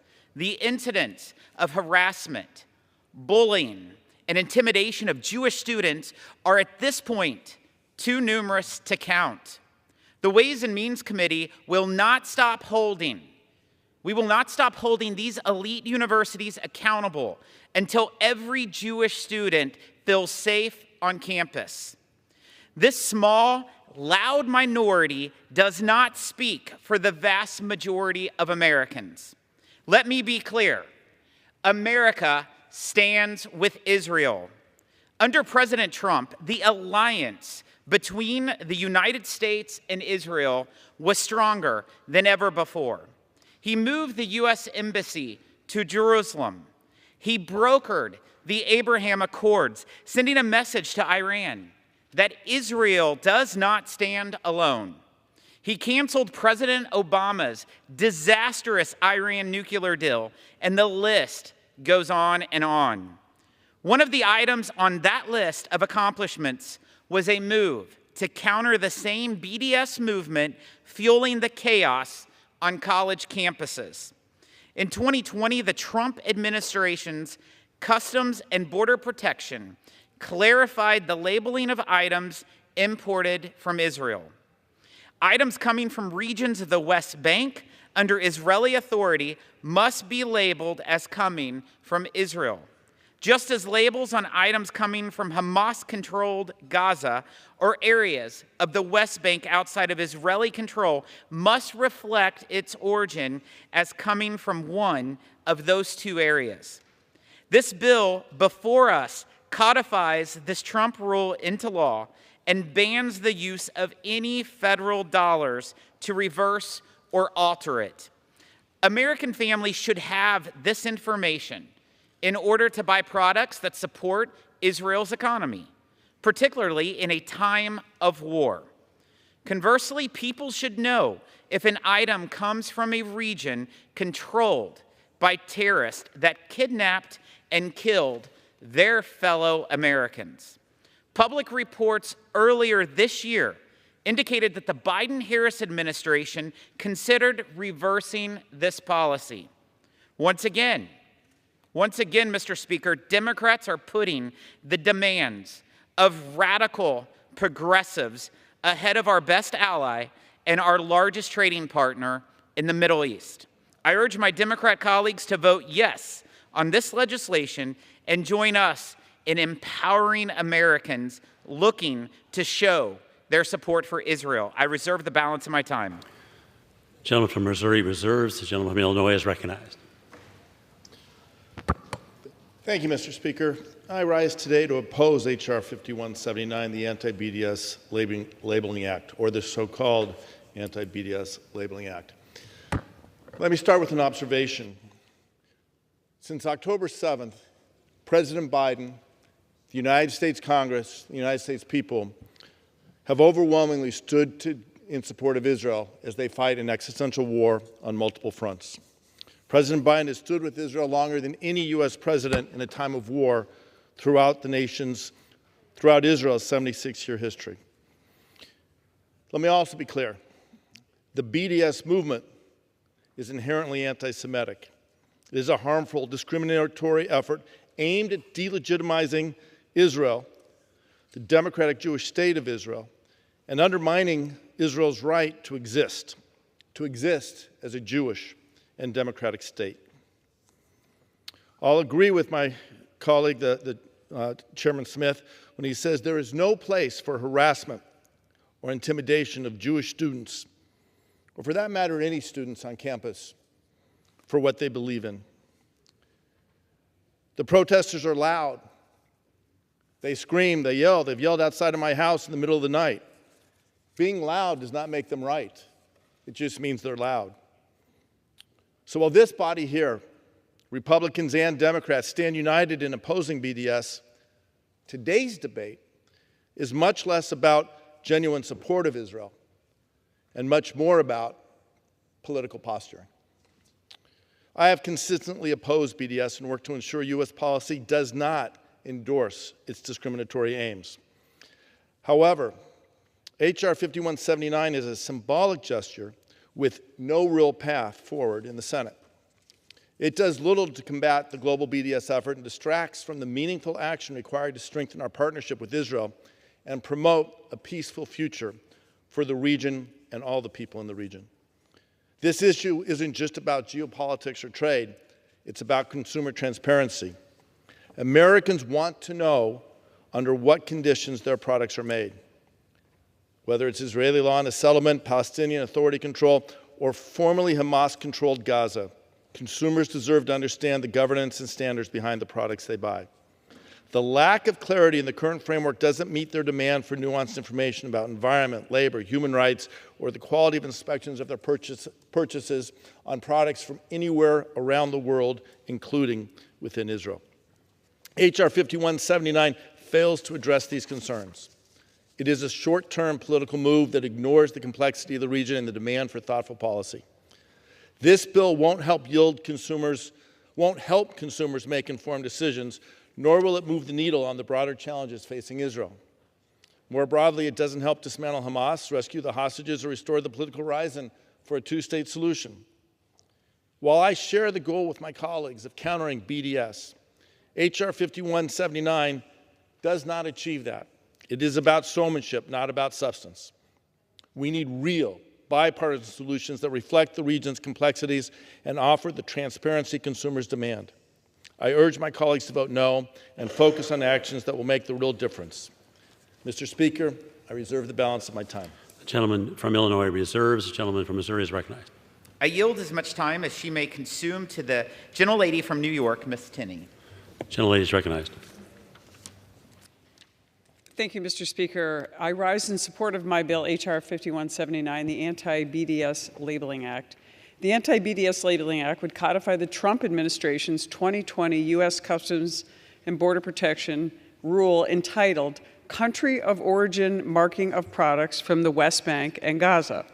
In 1997, the Palestinian Authority requested that the U.S. require all goods made in Judea and Samaria and Gaza to be labeled as Made in West Bank, Gaza. This not only recognized Judea and Samaria and Gaza as one territorial unit, which is inaccurate, but also failed to recognize that different areas of Judea and Samaria are governed by Israel and the Palestinian Authority.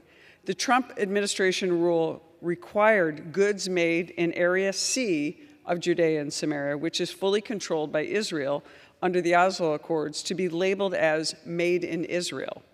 Under this rule, goods made in the Palestinian Authority-controlled areas A and B of Judea and Samaria to be labeled as Made in the West Bank. This rule appropriately recognizes the different governing authorities of various areas of Judea and Samaria, as well as ensuring that Gaza and Judea and Samaria are recognized as two different political areas. The Anti-BDS Labeling Act would codify the Trump-era rule and prohibit funds, federal funds, to be used by the White House or the executive branch to alter the rule that is already in place. For years, the boycott, divestment, and sanctions movement has sought to cripple the Israeli economy and impoverish individuals living in Israeli-controlled areas of Judea and Samaria and Israel at large. The BDS movement has long targeted goods made in Israeli-controlled areas of Judea and Samaria, sometimes referred to by anti-Israel advocates as the occupied West Bank. I'd like to remind individuals that use this ridiculous term that the Oslo Accords signed by Yitzhak Rabin and Yasser Arafat divided Judea and Samaria into three areas, with Israel administering security control over 82% of Judea and Samaria and civil control over 60% of Judea and Samaria. This bill ensures that there is no distinction in labeling between goods made in Israel and Israeli-controlled areas of Judea and Samaria. During this difficult time, Congress must stand with Israel and support our greatest ally in the region, the lone beacon of freedom and democracy. I'm grateful to Chairman Smith and all of my Ways and Means Republican colleagues who are supporting this critical legislation, and especially when it passed through the House Ways and Means Committee, we must stand with our greatest ally in the Middle East, Israel, and demand accuracy in the labeling of goods imported to the United States as required by law. This legislation stands as a very clear signal that we will not tolerate arbitrary differentiations in the labeling of goods from different parts of Israel. Whether a good is made in Tel Aviv, Jerusalem, Efrat, Golan Heights, or Gush Etzion, it should be labeled as made in Israel. This is not about political posturing, as the ranking opposition says. This is about making sure that American citizens know that when they're purchasing a product in Israeli-controlled Judea and Samaria, that they're purchasing a product that is made in Israel. There's nothing discriminatory about that. It is about preventing the erasing of the existence of Israel in this region of Israel. I encourage all my colleagues to support this legislation. It is not political posturing. It is something to protect Israeli products, Israeli individuals who are producing these products, and also to protect American citizens who would be purchasing this product and get to make a decision about what they would choose to buy, whether it is made in Israel or not. They make that choice. That's something that all Americans are entitled to under this Labeling Act. And with that, I encourage all my colleagues to support this legislation, and I yield back. Gentleman from Missouri reserves. Gentleman from Illinois is recognized. Gentleman from Michigan. Oh, gentleman from Michigan is recognized. Thank you, Mr. Speaker. I now yield 5 minutes to the gentleman from Texas, a member of the Ways and Means Committee, Mr. Doggett. Thank you. This bill wrongfully seeks to codify Trump's one-state solution. Strangely, Benjamin Netanyahu and Hamas completely agree on one subject. They want from the river to the sea. The only question is who gets to control and subjugate the other one. And I believe that subjugation is not security. Rather, it is a time bomb that is just getting ready to explode, causing more grief and misery to all.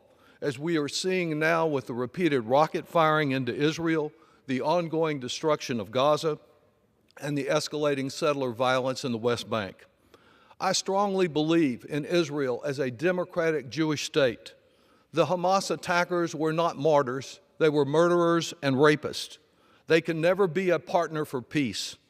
But neither can Netanyahu's cohorts, Ben-Gvir and Smotrich, who they cannot be partners for peace. They've refused to be partners for peace, nor to prioritize release of the hostages. They continue to endanger Israeli security. Smotrich, a self-described fascist, wrongly insists that a hostage deal would be surrender. He is responsible for the largest seizure of land in the West Bank since the 1993 Oslo Accords. His myopic vision for Israel is to, quote, annex everything and create a greater Israel that incorporates all the so-called Palestinians. In a June speech, he said, "We created a separate civilian system so it will be easier to swallow in the international and legal context." Ben-Gvir told Israeli settlers, quote, "We are behind you. Run for the hilltops. Settle them." He promotes an exclusive Israeli control of the land from the Jordan River to the Mediterranean Sea. The same message that those people protesting Israel are advocating, he's also advocating. He's distributed thousands of assault weapons to Israeli settlements to drive Palestinians from the West Bank. When dozens of armed Israeli settlers stormed one West Bank village, firing bullets and setting homes on fire, they said they were, quote, Ben-Gvir's gang here to kill the Arabs. Smotrich and Ben-Gvir should be sanctioned for their incitement of violence. It's led to 1,000 incidents of settlers driving over 1,300 Palestinians from their homes since October 7th, with 600 Palestinians killed. Unfortunately, at the same time that Gaza is being rendered uninhabitable, Netanyahu's refusal to stop settler violence in the West Bank and the expansion of these West Bank settlements is all designed to prevent a Palestinian state from ever coming into being in a viable portion. Like this very bill, their goal is to block creation of any Palestinian state. and to refer to it as Judea and Samaria, rather than many of us who consider ourselves to be strongly for Israel call it the occupied territories, because it's been occupied since the 1967 war. The only hope for a lasting peace and security is for a Jewish state and a Palestinian state to be side by side and find security guarantees for each. That will be a long, difficult, and challenging process. We've been unable to accomplish it for decades, but it's the only process that we can undertake that will truly lead to the survival and the viability of Israel. So it's not a matter of a temporary peace and another threat to innocent people on either side of the line. Efforts to conflate the occupied territories with Israel defeat any real hope of a lasting solution. We should reject the approach that Trump, that Ben-Gvir and Smotrich and Netanyahu and Hamas all share of a river to the sea, a one-state approach, because that is only a recipe for an endless war and untold suffering. I yield back. Gentleman from Michigan reserves. Gentleman from Missouri is recognized. I yield as much time as he may consume. The gentleman from Florida, Mr. Stubbe. Thank you, Mr. Gentleman's Chairman. recognized. Thank you, Mr. Speaker. I rise today in support of Ms. Tenney's Anti-BDS Labeling Act. The United States is Israel's single largest trade partner. This bill would codify a Trump administration notice that required products made in certain areas of Judea and Samaria be labeled as originating from Israel. In April, I led a letter to the Biden-Harris administration slamming them for considering reversing the labeling policy. It is common sense for goods produced in certain areas of Judea and Samaria, also known as the West Bank, to be labeled as made in Israel, because Israel exercises relevant authorities in these areas. President Trump was absolutely right to issue the Product of Israel policy, because Israel is exactly where these products originated. Current law already requires accurate labeling. This should not be a bill that we have to pass. This should be settled law. But the Biden-Harris administration refuses to accept reality so that they can, once again, pander to certain radical terrorist sympathizers in their political base. If the Biden-Harris administration goes through with reversing this trade policy decision, it will legitimize anti-Semitic efforts to weaken and isolate our closest ally in the Middle East. It is in this time of global uncertainty. The last thing we should be doing is abandoning our strongest ally in the Middle East. I am thankful that the House of Representatives is taking up this important bill, and I urge all my colleagues to vote for this important piece of legislation. I yield back. From Missouri reserves. Gentleman from Michigan is recognized. Thank you, Mr. Speaker. I yield 2 minutes to the gentlelady from my home state, the gentlelady from Michigan, Congresswoman Tlaib. The lady is recognized. Thank you. Anti-Arab, anti-Muslim, and anti-Palestinian hate was in full display at the Senate Judiciary Committee hearing yesterday. A hearing that was intended, Mr. Speaker, to highlight the deadly hatred that killed 6-year-old boy Wadia. He was stabbed 26 times in Chicago. That's what our senators used that moment to promote the very hate that is against many of our communities. Not to be outdone, my House colleagues are now pushing through legislation right here to spread anti-Arab, anti-Muslim, and anti-Palestinian rhetoric. So I'm not surprised to see this bill. What does this bill do? It seeks to erase Palestine from products produced by Palestinians on Palestinian farms. It requires products from large portions of Palestine, including on illegal settlements defined under international law in the West Bank, to be labeled made in Israel. So let's be clear. A vote for this bill would further support the ethnic cleansing of Palestinians. A yes vote for this bill is erasing the existence of Palestinians. Yeah, that's right. Palestinians also have a right to exist.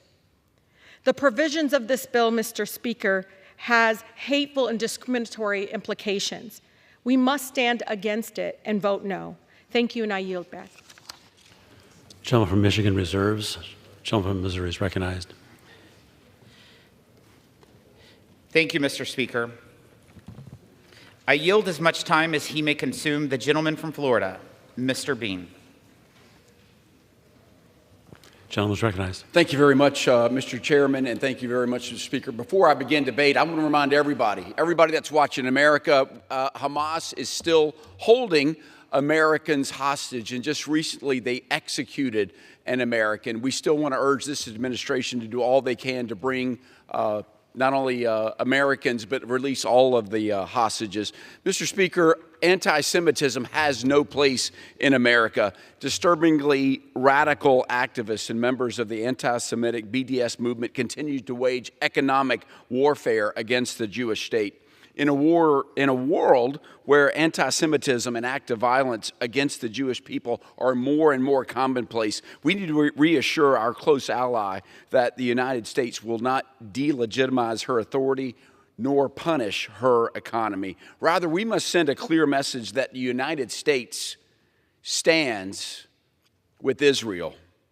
We stand with Israel today.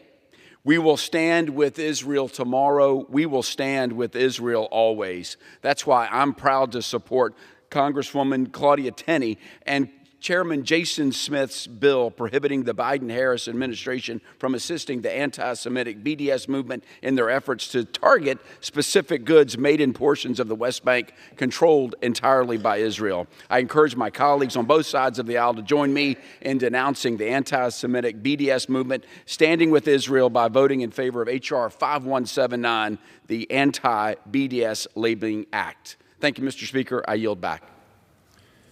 Gentleman from Missouri reserves. Gentleman from Michigan is recognized. Thank you, Mr. Speaker. I now yield 2 minutes to the gentleman from New York, the ranking member of the House Judiciary Committee, Congressman Nadler. Gentleman is recognized. Thank you, Mr. Speaker. This partisan bill does nothing to combat the BDS movement. Rather, it seeks to codify the policy of labeling products that come from West Bank settlements as made in Israel. In truth, such action is a backhanded attempt to illuminate a congressional green light for Israeli annexation of Area C of the West Bank. Let's be clear. This measure is aimed at undermining American support for a two-state solution, and therefore the Biden-Harris administration's critical and delicate efforts at diplomacy in the region. Mr. Speaker, as a lifelong Zionist and a deeply committed Jew, I take Israel's safety and security incredibly seriously. So seriously, I believe that Israel should not be used as a partisan football to advance an electoral agenda. Bringing this legislation to the floor is a Republican politically motivated misadventure to force Democrats to oppose a bill with anti-BDS in the title weeks before an election. Republicans are seeking to use the United States House of Representatives to strengthen the foreign policy legacy of a desperate former President Trump in the lead up to November. And, Mr. Speaker, we should not stand for it. I am sick and tired of the Republicans' blatantly bad faith maneuvers to further politicize Israel, especially as we approach the one-year anniversary of the horrific attack of October 7th, the deadliest day in Jewish history since the Holocaust. We deserve better, Mr. Speaker. The American people deserve better. The Israeli and Palestinian people deserve better. I urge my colleagues not to take the bait and to oppose this bill. I yield back. Gentleman reserves. Gentleman from Missouri is recognized. Thank you, Mr. Speaker. First off, this bill was marked up in committee back in April. So it wasn't just like it was done yesterday, and we've been bringing this forward. But also, Mr. Speaker, it's extremely important to note that what this bill does, it codifies current rules that were put in by the Trump administration. But guess what? The Biden administration has rescinded almost everything of Trump's except for tariffs and this policy, and they have not rescinded it. So if they thought it was bad, they would have rescinded. I would hope his own party would support it, but we'll see today. I reserve the balance of my time. Gentleman from Missouri reserves. Gentleman from Michigan is recognized. Mr. Speaker, I have no further speakers. I urge my colleagues to oppose this legislation. Yield back the balance of my time. Gentleman yields. Gentleman from Missouri. Mr. Speaker, I yield myself the remainder of my time. Gentleman is recognized. Thank you, Mr. Speaker. The old saying is knowledge is power. By codifying the Trump-era rule that currently labels items coming from Israel as originating in Israel, this body can empower individual Americans to buy products supporting our ally. I want to thank Representatives Claudia Tenney and Representatives Greg Steube, both of whom have been leaders on this issue, and for sounding the alarm about the attempt by the Biden-Harris administration to weaken Israel. Congress should not even have to debate this topic. But the Customs and Border Protection rule in question provides no special treatment to Israel, but it does extend fair treatment to their exports. After more than 3 years in office, the Biden-Harris administration has not changed this policy. Unfortunately, reports earlier this year indicated that the Biden-Harris administration was preparing to overturn this policy. Such a change could still happen at any time unless Congress acts. This proposed reversal would hurt both American consumers and our ally. Israel's economy is slowing from the strain of a war it didn't start. The last thing Israel needs as it fights to end this war are trade barriers that make it harder to choose Israeli products. The loss of revenue from American businesses and consumers would only magnify the harm done to Israel by this war. More importantly, this proposed reversal of sound policy seems to be driven more by political pandering than a consideration for Israel's ability to defend and provide for itself while under attack. House Republicans have made our commitment to supporting our friend and ally crystal clear. We have not left Israel wondering and worrying whether Republicans will support them. To my friends across the aisle, this bill is a clear opportunity to stand with Israel and empower American families, and I hope that they will join us in sending a clear message that Congress and America will support our ally. I urge all my colleagues to vote yes on the legislation, and I yield back. Gentleman yields. All time for debate has expired. Pursuant to House Resolution 1455, the previous question is ordered on the bill as amended. The question is on engrossment and third reading of the bill. Those in favor say aye. Those opposed, no. The ayes have it. Third reading. Bill to require the maintenance of the country of origin markings on imported goods produced in the West Bank or Gaza and for other purposes. The question is on passage of the bill. Those in favor say aye. Those opposed say no. The ayes have it. The bill is passed. Yeah. For purposes, the gentleman from Michigan seek recognition. Mr. Speaker, I ask for a recorded vote. Does the gentleman request the yeas and nays? Yes, yeas and nays. The yeas and nays are requested. The favoring a vote by the yeas and nays will rise. A sufficient number having risen, the yeas and nays are ordered. Pursuant to Clause 8 of Rule 20, further proceedings on this question will be postponed.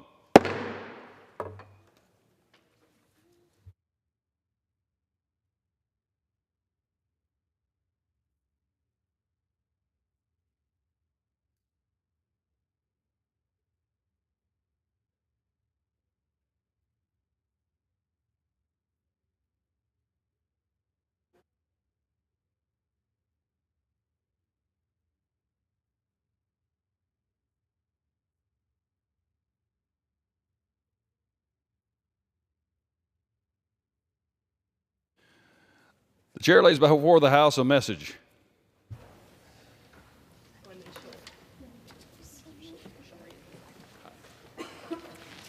To the Congress of the United States, Section 202D of the National Emergency Act, 50 U.S.C. 1622D, provides for the automatic termination of a national emergency unless, within 90 days prior to the anniversary date of its declaration, the President publishes in the Federal Register and transmits to the Congress a notice stating that the emergency is to continue in effect beyond the anniversary date. In accordance with this provision, I have sent to the Federal Register for publication the enclosed notice stating that the national emergency with respect to the persons who commit, threaten to commit, or support terrorism declared in Executive Order 132-24 of September 23, 2001, as amended, is to continue in effect beyond September 23, 2024. The crisis constituted by the grave acts of terrorism and threats of terrorism committed by foreign terrorists, including the terrorist attacks on September 11, 2001 in New York and Pennsylvania and against the Pentagon, and the continuing and immediate threat of further attacks on United States nationals or United States that led to the declaration of a national emergency on September 23, 2001, has not been resolved. This crisis continues to pose an unusual and extraordinary threat to the national security, foreign policy, and economy of the United States. Therefore, I have determined that it is necessary to continue the national emergency declared in Executive Order 132-24 as amended with respect to persons who commit, threaten to commit, or support terrorism. Signed, Joseph R. Biden, Jr., The White House, September 18, 2024. Referred to the Committee on Foreign Affairs and ordered printed.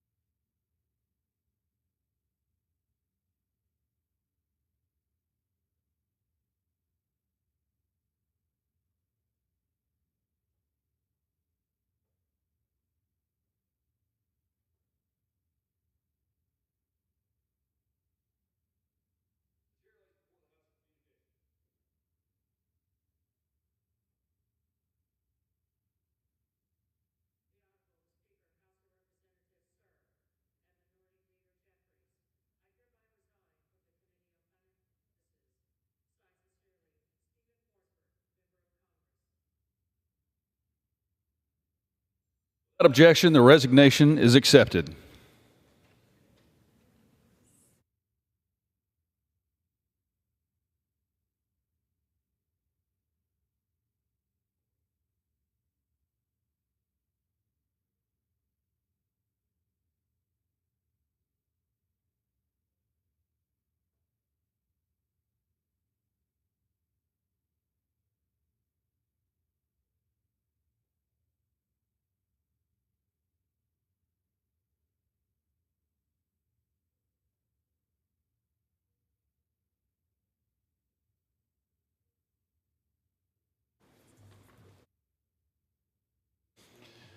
For what purpose does the gentleman from California, Mr. McClintock, seek recognition? Mr. Speaker, pursuant to House Resolution 1455, I call up the bill H.R. 7909 and ask for its immediate consideration in the House. The clerk will report the title of the bill. Union Calendar Number 547, H.R. 7909, a bill to amend the Immigration and Nationality Act to provide that aliens who have been convicted of or who have committed sex offenses or domestic violence are inadmissible and deportable. Pursuant to House Resolution 1455, in lieu of the amendment in the nature of a substitute recommended by the Committee on the Judiciary, printed in the bill, an amendment in the nature of a substitute consisting of the text of Rules Committee Print 118, TAC 47, shall be considered as adopted, and then the bill as amended is considered read. The bill as amended shall be debatable for 1 hour, equally divided and controlled by the chair and ranking minority member of the Committee of the Judiciary or their respective designees. The gentleman from California, Mr. McClintock, and the gentleman from New York, Mr. Nadeau, will each control 30 minutes. The chair recognizes the gentleman from California, Mr. McClintock. Thank you, Mr. Speaker. I'd ask unanimous consent that all members may have 5 legislative days in which to revise and extend their remarks and to insert extraneous material on H.R. 7909. Without objection. And I yield myself such time as I may consume. Gentleman's recognized. Mr. Speaker, just last week, the Judiciary Committee heard from moms whose daughters were brutally assaulted and murdered by illegal aliens who have been welcomed into our country by President Biden and Vice President Harris. The statistics tell us how broad this threat has become, but the individual cases tell us how deep and painful it is. Seems that every few days we learn of little girls and young teens or moms abducted by illegals raped by illegals, and murdered by illegals, none of whom have any right to be here, and all of whom have been trafficked into our country by this administration's policies. And these entirely preventable tragedies will continue as long as these policies continue. You know, the Democrats often talk about the war on women over abortion or employment policy, but it seems they couldn't care less about allowing into our country a flood of sexual offenders, domestic violence offenders, and child abusers, and allowing them to stay indefinitely free from any fear of deportation. And when these monsters commit these ghastly acts, and their grief-stricken moms appear before our committee, the Democrats put on their best long faces, assure everyone how much they grieve with the families, and then argue to continue precisely the same policies that have produced this nightmare in the first place. H.R. 7909, the Violence Against Women by Illegal Aliens Act, removes any loopholes in current law and requires that illegal aliens who commit sex offenses or domestic violence are not to be allowed into this country anymore and must be immediately removed from our country when they're found, period. The Democrats say this is duplicative of existing law. Well, if that's true, why do they oppose it? The Democrats say it's unnecessary. We'll tell that to the growing numbers of families who are paying the butcher's bill for these open border policies. I reserve the balance of my time. Gentleman yields back. The gentleman reserves. For what purpose is a gentleman from New York? The gentleman from New York is recognized. Mr. Speaker, here we are again debating a bill that is, I yield myself such time as I may consume. Gentleman is recognized. Mr. Speaker, here we are again debating a bill that is another attempt by the majority to scapegoat and fearmonger about immigrants. This legislation purports to add new grounds of inadmissibility and deportability for sexual offenses, adds a new ground of inadmissibility for domestic violence and other related offenses, and expands the current grounds for deportability for domestic violence. Sexual offenses and domestic violence are serious crimes, and if this bill fixed some gap in current law, I would have no problem supporting this legislation. But that is not the case here.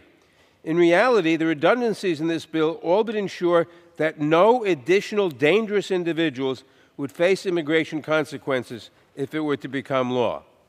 Instead, the overly broad definition and lack of any waiver authority in this bill would result in extremely harsh and unintended consequences, including the removal of survivors of domestic violence. Let's be very clear. All serious sexual offenses are already grounds for deportability and inadmissibility. For example, an individual is rendered deportable if they are convicted of an aggravated felony, which includes rape, sexual abuse of a minor, or a crime of violence, which is defined as any, quote, offense that has as an element the use, attempted use, or threatened use of physical force against the person, close quote. And individuals who are convicted or admit committing the act of a crime involving moral turpitude, or a CIMT, are already subject to inadmissibility. Crimes in which there is intent to cause bodily harm have long been considered CIMTs.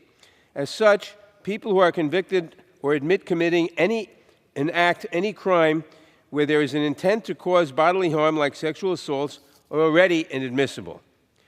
Where this bill has serious problems is in the sections relating to domestic violence.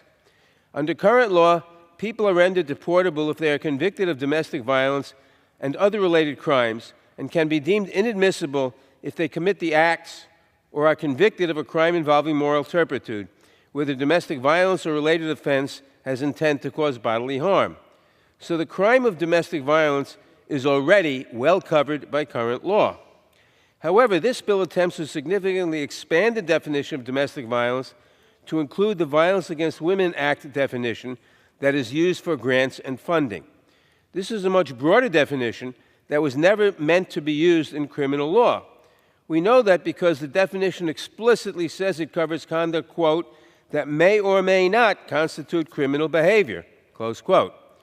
The definition for domestic violence under federal criminal law focuses on physical force. This broader VAWA-based definition sweeps in a wider range of behaviors that domestic violence organizations say will implicate survivors who have used violence in self-defense or who were accused by their abusers and were either unable to defend themselves or pled guilty to avoid having to go through the court process.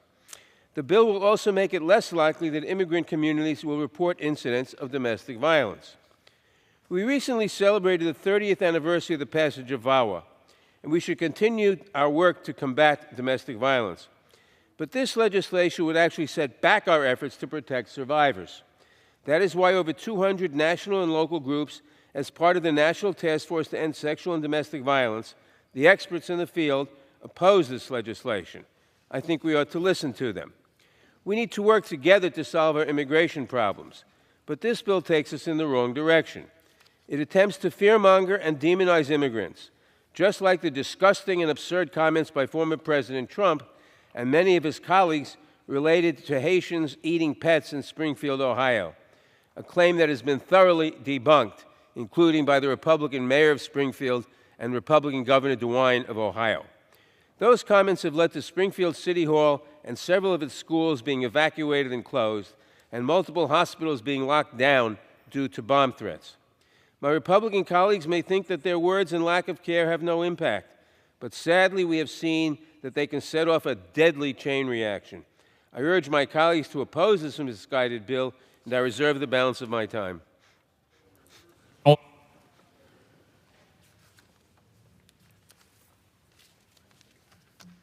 Thank you, Mr. Speaker. Will suspend.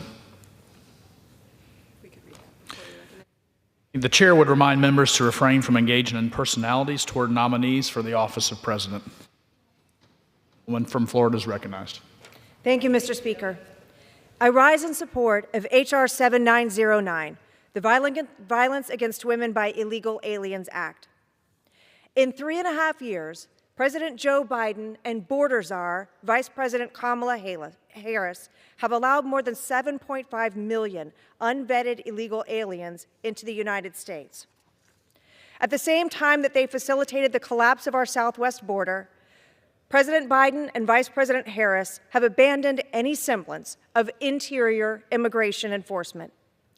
In a September 2021 memo, the Biden-Harris administration made enforcement more difficult for immigration and customs enforcement officers. In training materials obtained by the Judiciary Committee and published in a staff report earlier this year, DHS failed to answer seemingly clear-cut questions, such as whether an alien who served a 20-year drug-related prison sentence, or an alien who discharged a firearm outside of a police station should be priorities for arrest and deportation. Those are the training materials required for all of ICE's enforcement personnel nationwide. Instead of making clear that ICE officers should carry out their duties to remove criminal aliens from American streets, the Biden-Harris administration instructs ICE officers to develop a full profile of a criminal alien before deciding whether to arrest someone who is in the country illegally. In the training examples, that includes determining whether an alien has high blood pressure or is a caregiver, rather than focusing on appropriate considerations such as criminal history and whether the illegal alien is a danger to the community. In a transcribed interview with the Judiciary Committee, a former top ICE official admitted that the Biden-Harris administration's policies have made immigration enforcement more dangerous for ICE officers, more difficult to carry out, and less efficient overall. The ICE official even acknowledged that because of the border crisis, fewer ICE officers are available to track down public safety and national security threats because they're left to do border-related tasks. But this shouldn't be a surprise. In 2019, Kamala Harris told the ACLU she would slash funding for immigration detention, close private immigration detention centers, and even use taxpayer funding to provide transgender surgeries for illegal aliens detained in the United States. And here's how her policies are working out. In fiscal year 2019, the Trump administration arrested aliens who accounted for 5,435 convictions and charges for family offenses. That number dropped to a mere 3,439 in fiscal year 2023, a 36.7% decrease. In fiscal year 2019, ICE arrested aliens who were responsible for 6,650 sex offenses and 5,061 sexual assault offenses. Under the Biden administration in fiscal year 2023, ICE arrested aliens responsible for only 5,746 sex offenses and 4,390 sexual assault offenses, drops of 13% in each category. These aren't just hypotheticals or just numbers. They are a reality for families across America who need these offenders to be arrested and prosecuted, and more importantly, need them to be prevented from entering the United States of America in the first place. And they are emblematic of the Biden-Harris administration's war on women. Just last week, the Judiciary Committee heard from 3 moms whose daughters were brutally assaulted and murdered by illegal aliens welcomed into the country by President Biden and Vice President Harris. Tammy Nobles recounted how Joe Biden and Kamala Harris released into the country the MS-13 gang member who went on to murder and sexually assault her daughter, Kayla Hamilton. The killer later admitted to 4 additional murders and 2 additional rapes. Patty Marin told how an illegal alien raped and strangled her daughter, Rachel, and then stuffed her body into a drain pipe. The alleged murderer entered the country through border czar Kamala Harris's wide-open southern border. Alexis Nungari spoke about how Joe Biden and Kamala Harris released at the border the 2 illegal aliens who went on to viciously assault and murder her 12-year-old daughter, Jocelyn. Ms. Nungari said she had no clothing from the waist down. Her hands and ankles were tied and she was thrown under the bridge of water like she was nothing but garbage. Victim advocate April Aguirre also told the tragic story of 11-year-old Maria Gonzalez. The Biden-Harris administration released her alleged murderer into the United States. Just 7 months earlier, the illegal alien assaulted and killed Maria, wrapped her body in a trash bag, and stuffed her in a laundry basket that he placed under her bed. These are not isolated incidents. In February, an illegal alien was arrested in Alabama for allegedly raping a 14-year-old girl who could not consent to the intercourse as she was physically helpless or mentally incapacitated. In April, an illegal alien was arrested in Indiana for allegedly breaking into a Michigan mobile home park and sexually assaulting 2 young girls. And in May, authorities arrested a 20-year-old illegal alien for allegedly snatching an 11-year-old girl off the street in front of her Lake Worth, Florida home and sexually assaulting her. According to local officials, the Guatemalan national crossed the U.S.-Mexico border in early January, made his way to Florida shortly afterwards, and does not have an immigration court date until 2027. That is Joe Biden and Kamala Harris's immigration legacy. More unvetted aliens released into American communities, more criminal aliens on American streets, and more Americans endangered by radical, reckless policies. Kamala Harris's war on women is fueled by her open border policies, which allow more sexual offenders, more domestic violence offenders, and child abusers not only into the country, but also to remain in the country indefinitely, free from fear of deportation. The American people can end this nightmare in just 2 months. If voters choose to end this crisis, Republicans have proposed new laws that will allow the next president to secure the border and increase interior immigration enforcement on day 1. H.R. 7909 is just one of many of those bills. H.R. 7909, the Violence Against Women by Illegal Aliens Act, makes crystal clear that illegal aliens who commit sex offenses are inadmissible to and removable from the United States. The bill also fixes a discrepancy in current immigration law by creating a ground of inadmissibility for domestic violence to mirror the existing ground of removability for the same offense.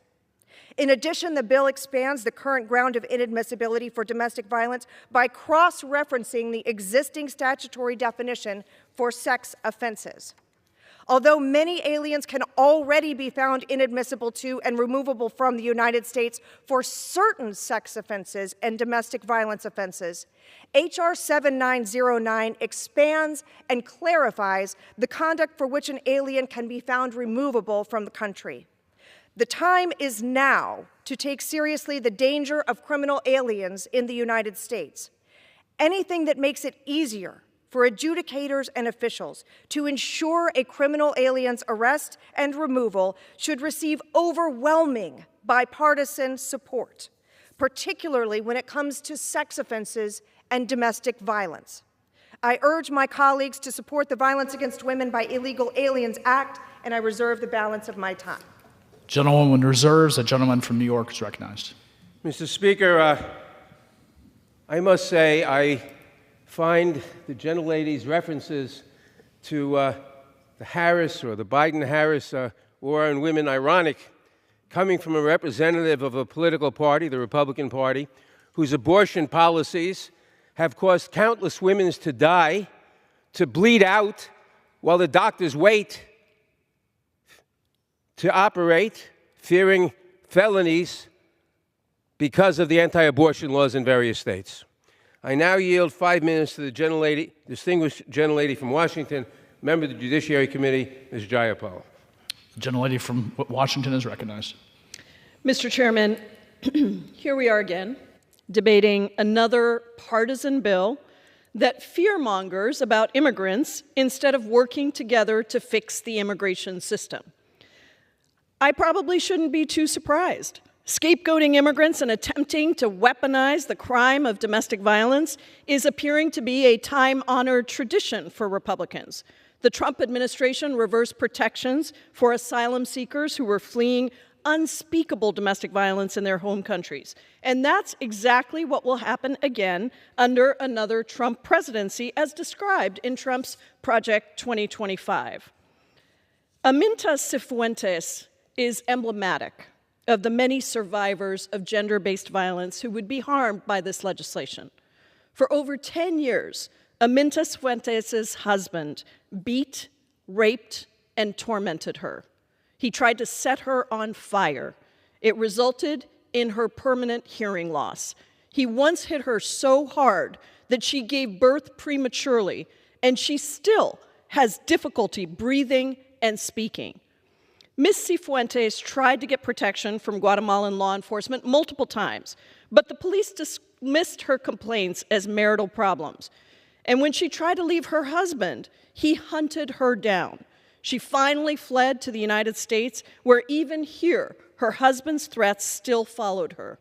This is exactly the kind of person that apparently my Republican colleagues do not think deserves protection. Back in 2013, when the Senate passed its bipartisan comprehensive immigration reform legislation with 68 votes, it was then blocked by the Republican Speaker of the House because he knew that it would pass if it were to come to a vote. That legislation would have legalized 10 million people, updated the legal immigration system, and added significant amounts of new enforcement. One of the provisions that was forced in by Senate Republicans actually included a section making the crime of domestic violence a new inadmissibility ground. We supported that provision because it also contained important exceptions to protect survivors of domestic violence. There are absolutely no such protections in this legislation. This misguided bill would take the Violence Against Women Act definition of domestic violence and weaponize it into a grounds for deportation. Let me be clear, VAWA, or the Violence Against Women Act, is landmark legislation, and it's actually testament to a time when Democrats and Republicans could come together and legislate on issues of fundamental importance to this nation despite our differences. The initial iteration of VAWA passed the House by voice vote. It was a significant law. It reshaped how we as a country talk about gender-based violence and how we treat survivors. Now, we have to fight tooth and nail to reauthorize it, and Republicans regularly let it languish, expired now for 3 years. But while VAWA is a great law, its definition was never meant to capture criminal conduct. In fact, it explicitly says in the definition itself that it intends to capture conduct that may or may not be criminal. There is a reason that advocacy organizations for domestic violence survivors are coming out in droves to oppose this legislation. They know how this expanded definition will harm survivors and create a chilling effect for reporting future crimes. There are so many reasons why individuals in domestic violence situations are forced into the criminal legal system. Too often, survivors are arrested alongside their abuser, and they're charged and even convicted of crimes involving violence. Using this definition makes it more likely that we harm the very people that we want to protect. And in that same vein, this bill also has no waivers or exceptions. Under current law, any crime involving moral turpitude, which would cover much of the conduct in this bill, is eligible for a waiver if the individual can meet very strict criteria. Current law also has specific and important options for waivers for survivors when dealing with a conviction for domestic violence or stalking. These allow the government to waive a conviction if certain criteria are met, including showing that the individual was not the primary perpetrator and that the crime was committed in self-defense. Unfortunately, the Republican majority is attempting to add a new inadmissibility ground, and they don't even require a conviction or include any waivers. This makes absolutely no sense. Gentlewoman's time has expired. Mr. Speaker, I yield the gentlelady another minute. Gentlewoman is recognized. This makes absolutely no sense. As it is, domestic violence survivors say that these waivers are not as strong as they could be, but to not include them at all shows a shocking lack of empathy and understanding of what survivors of domestic violence experience. I guess I shouldn't be surprised considering that this is the same party supporting a man who was found liable for sexual assault and bragged about grabbing and forcibly kissing women without their consent.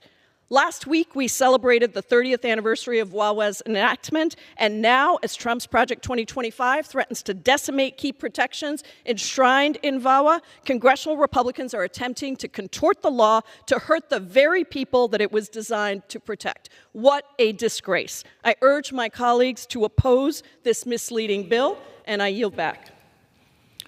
Gentlewoman yields. The chair would remind members to refrain from engaging in personalities toward nominees for the office of president, and the gentlewoman from Florida is recognized. Mr. Speaker, I yield 5 minutes to the gentlewoman from South Carolina, Ms. Mace. The gentlewoman from South Carolina is recognized. Mr. Speaker, thank you. I want to thank Chairman Jim Jordan for his leadership. I find the debate on my bill, the Violence Against Women by Illegal Aliens Act today, I find the debate shameful. I myself am a survivor of rape. I understand the lifelong trauma as someone who has survived rape, as someone who's been in a domestic violence situation where I was also the victim. I don't want to hear it. If you're here illegally at all, you should be gone. But today, we're only dealing with a very limited number of issues, meaning the worst of the worst, the illegal aliens who are here, the criminal illegal aliens who are here illegally committing some of the worst crimes against women and underage girls. Joe Biden and border czar Kamala Harris have opened the floodgates, welcoming countless criminal illegal aliens into our country to prey upon American women and American girls. Thanks to the policies of Joe Biden and Kamala Harris, these criminal illegal aliens who have no business, they have no right to step foot into our country, now roam the streets of our communities, inflicting senseless acts of sexual and domestic violence and murder while they hurt American women and girls. These Biden-Harris criminal illegal aliens have molested American children, battered and bruised American spouses, and violently raped American women and girls. In April 2022, an illegal alien was arrested in my home state of South Carolina for sexually abusing an 11-year-old girl after being previously deported not once, but twice. In May 2022, an illegal alien and Guatemalan national raped and impregnated a 9-year-old girl in Ohio. In April 2023, an illegal alien broke into a woman's house in Indiana in the middle of the night, physically assaulted her, and held a box cutter to her throat while he raped her. In July 2023, an illegal alien and Honduran national raped a 13-year-old girl in neighboring Virginia, just 25 miles from where we stand today. In March of this year, an illegal alien followed a woman from the train station, grabbed her, robbed her, and sexually assaulted her. On March 25th of this year, an illegal alien was arrested and charged with raping a mentally incapacitated 14-year-old girl in Alabama. On May 13th of this year, a serial rapist illegal alien was arrested in California for raping 2 women in a van, which authorities referred to as his rape dungeon on wheels. In April of this year, an illegal alien was charged after breaking into a mobile home in Michigan and viciously sexually assaulting 2 young girls under the age of 13. In May of this year, an illegal alien abducted an 11-year-old girl in Florida, forcing her into his van, brutally raping her. In June 17th of this year, 2 illegal aliens raped and strangled 12-year-old Jocelyn Nungarai in Texas. Just last month, an illegal alien was arrested after raping a 10-year-old boy in Mississippi. Earlier this month, an illegal alien convicted of a violent assault in Massachusetts was released and went on to rape a child. This is hardly an exhaustive list. We see more tragedies like these with every passing week. The blood and the physical and emotional scars of these tragedies rest on the hands of Joe Biden and Kamala Harris. Not only has the Biden-Harris administration caused this problem, they're actively enabling it. Listen to this. In September of 2021, a memo, Secretary Mayorkas specifically argued domestic violence shouldn't be categorical grounds to apprehend and remove an illegal alien. How many American women and girls have been battered and bloodied due to this insanity? Under my bill, any illegal alien who commits a sex crime or act of domestic violence is inadmissible to our country and immediately deportable. We shouldn't let them into our country under any circumstances, and if we catch them, we send them back. They have got to go. As a survivor of rape, I know firsthand the devastating toll these heinous acts can take on a woman. The lifelong scars, the lifelong trauma that they leave behind. One woman or one child violated by an illegal alien is one too many. Each and every time sex crime or act of domestic violence committed by an illegal alien was preventable, they have no single right to be here today. I urge my colleagues on both sides of the aisle to put politics aside and protect American women and children from being victimized by criminal illegal aliens. Thank you, and I yield back. Gentlelady yields back. Gentleman reserves. Yes, Mr. Speaker, I reserve. I reserve. Please, members are reminded again, please refrain from engaging in personalities toward the President and the Vice President. The gentleman from Florida is recognized. Mr. Speaker, I yield 2 minutes to the gentleman from New York, Mr. Molinaro. Gentleman's recognized. Thank you, Mr. Speaker. I, too, rise in support of the Violence Against Women by Illegal Aliens Act. Since President Biden took office, over 11 million individuals have come into this country illegally. Hundreds of thousands of these illegal immigrants have come to New York State.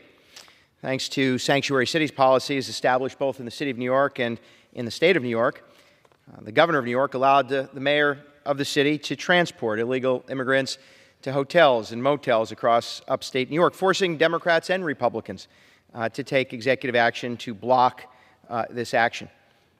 Just in the past year alone, upstate New York has seen several heinous crimes committed against women by illegal immigrants. To name just a few, in June, a Turkish migrant raped a 14-year-old girl in Albany after attacking her inside her vehicle. A migrant from Ecuador suffocated a woman in Syracuse on her 21st birthday and then hid her body in a community park. In Delaware County, New York, an illegal immigrant raped and strangled a woman. And to make matters worse, this illegal immigrant was out on Governor Hochul's cashless bail for previously raping someone. One instance One instance of a woman being raped or assaulted should be enough, and should have been enough, for President Biden and Vice President Harris to take executive action to close the border. And the Violence Against Women by Illegal Aliens Act will ensure that these evil individuals, these criminals, are arrested and deported. I urge my colleagues to support the bill so that we can remove any illegal immigrant who commits awful crimes against women, and I yield back the balance of my time. Gentleman yields back. Mr. Speaker, I would inform the gentleman from New York that we have no further speakers and are prepared to close. I reserve. Gentlewoman reserves. I am prepared Gentleman to from close. New York. Mr. Speaker, I yield myself the balance of my time. Gentleman's recognized. Mr. Speaker, this bill does not close any gaps in the law, does not fix any of the myriad problems with our immigration system or the southern border, and would actually harm the very people it purports to protect. It is another excuse for the Republican majority to play politics with immigration without doing any of the hard work involved in finding bipartisan solutions. I urge members to oppose this bill, and I yield back the balance of my time. Gentleman yields back. Gentlewoman from Florida is recognized. Thank you, Mr. Speaker. Democrats assert today that this bill is unnecessary, but that ignores the clear reality of the crisis affecting our southern border and how it has affected those who are victims of these crimes in our country. Take, for example, the fact that under current immigration law, there is no explicit ground for inadmissibility of illegal aliens who commit domestic violence offenses, despite a ground of removability for such aliens. Or consider that, despite certain sex offenses making aliens removable from the country, there is currently not a ground of inadmissibility or removability for certain sex offenses. The Biden-Harris administration's war on women must come to an end. H.R. 7909 is one step toward that, making people inadmissible to and removable from the United States because they've committed a sex offense or a domestic violence offense should be something that even open border Democrats can agree with us on. The Violence Against Women by Illegal Aliens Act is a straightforward, common sense bill that I urge my colleagues to support. I yield back. The gentleman yields back. All time for debate has expired. Pursuant to House Resolution 1455, the previous question is ordered on the bill as amended. The question is on engrossment and third reading of the bill. Those in favor say aye. Those opposed, no. The ayes have it. Third reading. A bill to amend the Immigration and Nationality Act to provide that aliens who have been convicted of or who have committed sex offenses or domestic violence are inadmissible and deportable. The question is on passage of the bill. Those in favor say aye. Those opposed, no. The ayes have it. The bill. Request the yeas and nays. The yeas and nays have been requested. Those favoring a vote by the yeas and nays will rise. A sufficient number having risen, the yeas and nays are ordered. Pursuant to Clause 8 of Rule 20, further proceedings on this question will be postponed.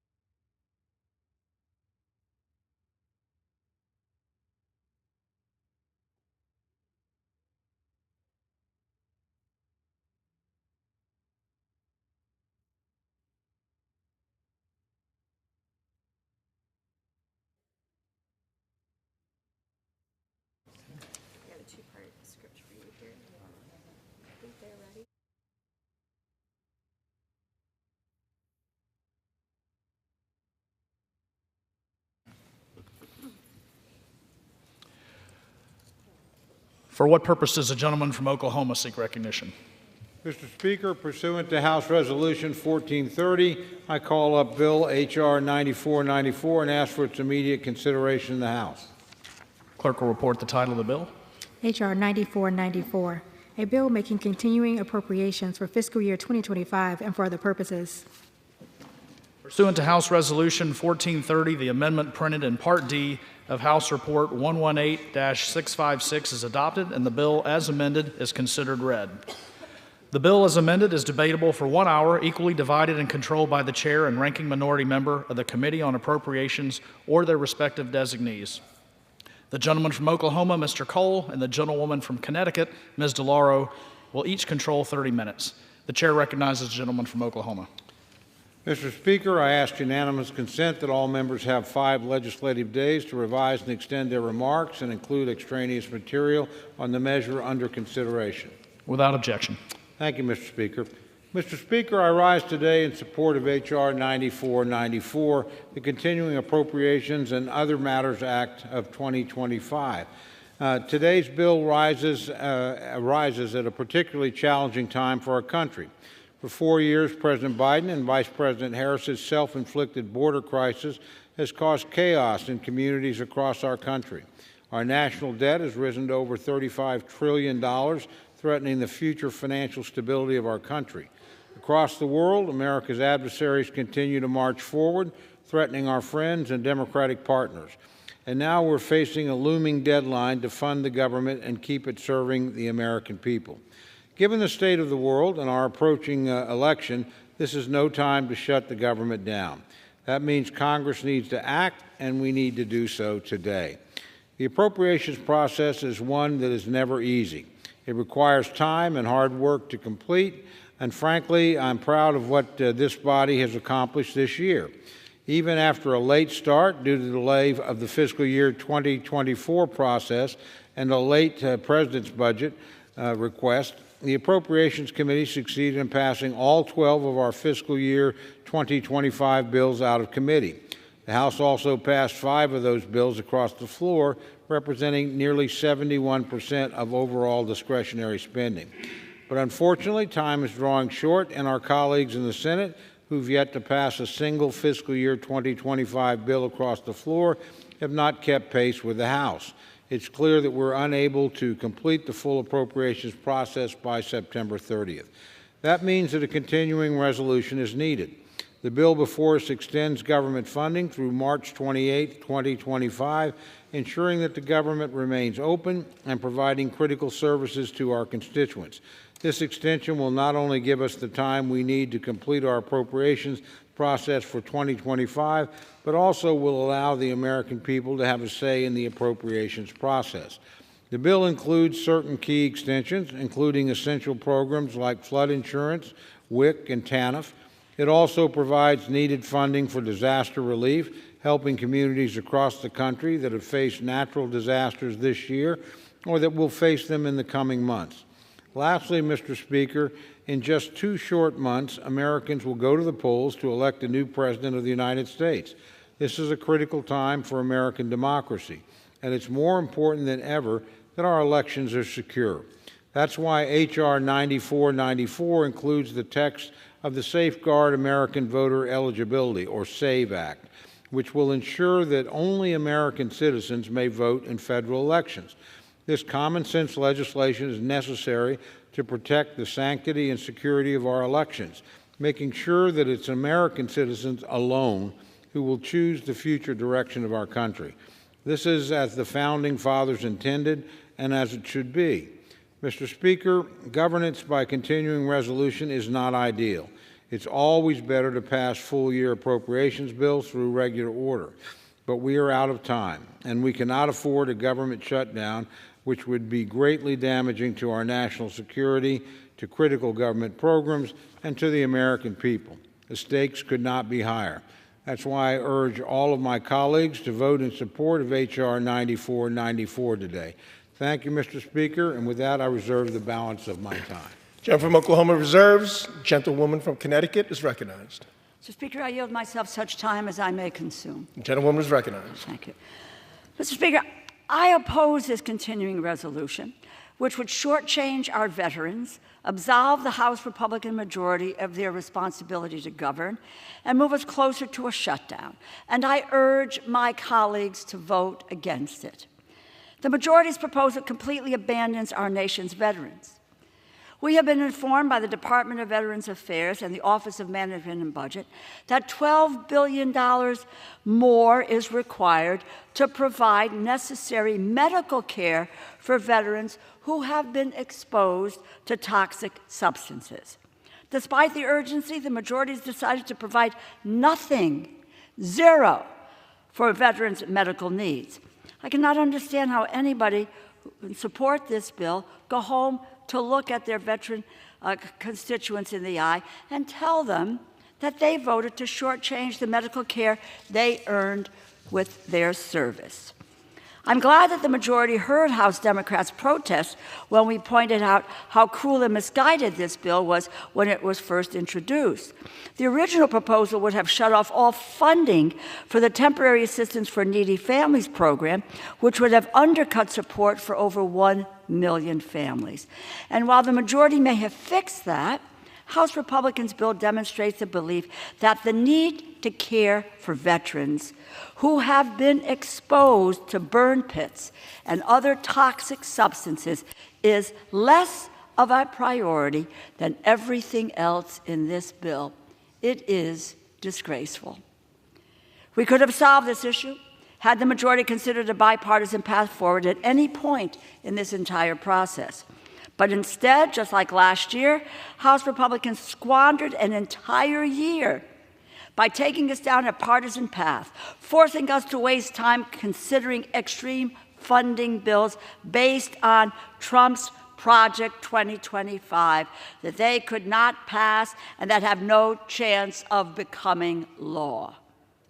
And just like last year, House Republicans' refusal to meet Democrats at the table has left us without time to pass all 12 full-year appropriations bills before the end of September. And now, rather than admitting the inevitable defeat of their Project 2025 spending bills and passing a bipartisan bill to keep the government open while we finish our work, the majority proposes abandoning their obligation to govern, forcing a new Congress to clean up their mess. And they have included an extraneous, partisan, controversial measure non-germane to appropriations that guarantees this continuing resolution will not become law. The majority all but admitted this bill could not pass the House last week, but they are forcing us to waste more time on it anyway. Despite the looming threat of a government shutdown, even if it has the votes in the House, this bill will not pass in the United States Senate. The president has said he would veto it. This bill has no path to becoming law, and if the government shuts down, Republicans bear the responsibility. A 6-month continuing resolution is a ploy to force the Extreme Project 2025 manifesto agenda on the American people. They want to slash domestic investments in health care, education, job training, every other discretionary program, which will hurt the middle class and the economy. This Project 2025 is no wish list, I might add. If you look at the appropriations bills that are coming forward, you can see the direction and the cuts that Project 2025 proposes to make. The Republican majority believes a continuing resolution to the end of March provides them with more leverage to force their unpopular cuts to services that American families depend on to make ends meet. The majority knows that the fiscal year ends September 30th and that we cannot fund the government without the support of Democrats and Republicans in the House and in the Senate. But for the second time in the 118th Congress, the majority does not want Congress to finish its work until March, nearly halfway through the fiscal year, wasting time, avoiding the inevitable, and failing to meet our obligations to the American people. A half-year continuing resolution is no way to govern. This is no way to serve the American people. The American people have a choice to make in November, and come January, we will have a new president and we will have a new Congress. While we presumably disagree on who we think will be leading our country and which side of the aisle will hold the gavels, we should agree that it is not right, not in the interest of the American people, for us to punt this year's work deep into next year for a different Congress and a different White House to be confronted with. We must pass a continuing resolution that allows us to finish our work before the new president and Congress are sworn in, and which addresses the immediate needs of American families, workers, and veterans. A continuing resolution that ends in December, rather than one that lasts half year, better serves our national security and military readiness, veterans, their families, victims recovering from natural disasters, and all hard-working American taxpayers. Instead, the majority's bill fails our veterans. The majority's bill fails our military. Putting government funding on autopilot for 6 months means the Department of Defense cannot execute its strategic priorities, such as investing in cutting-edge technologies and capabilities. Investments in our defense industrial base will be put on hold, including the submarine and shipbuilding bases. Last weekend, Secretary Austin said in a letter, and I quote, asking the department to compete with the People's Republic of China, let alone manage conflicts in Europe and the Middle East, while under a lengthy continuing resolution, ties our hands behind our back, while expecting us to be agile and to accelerate progress. He continued, and I quote, the single most important thing that Congress can do is to ensure U.S. national security is to pass timely legislation for all 12 appropriations bills for fiscal 2025. The majority's bill fails our seniors and Americans with disabilities on Social Security. In a letter sent last week to the Appropriations Committee, Social Security Administrator Commissioner O'Malley warned of the ramifications of a 6-month continuing resolution, stating, and I quote, we would likely be forced to reduce the hours field offices are open to the public and would need to close offices over time, extending wait times for seniors and individuals with disabilities.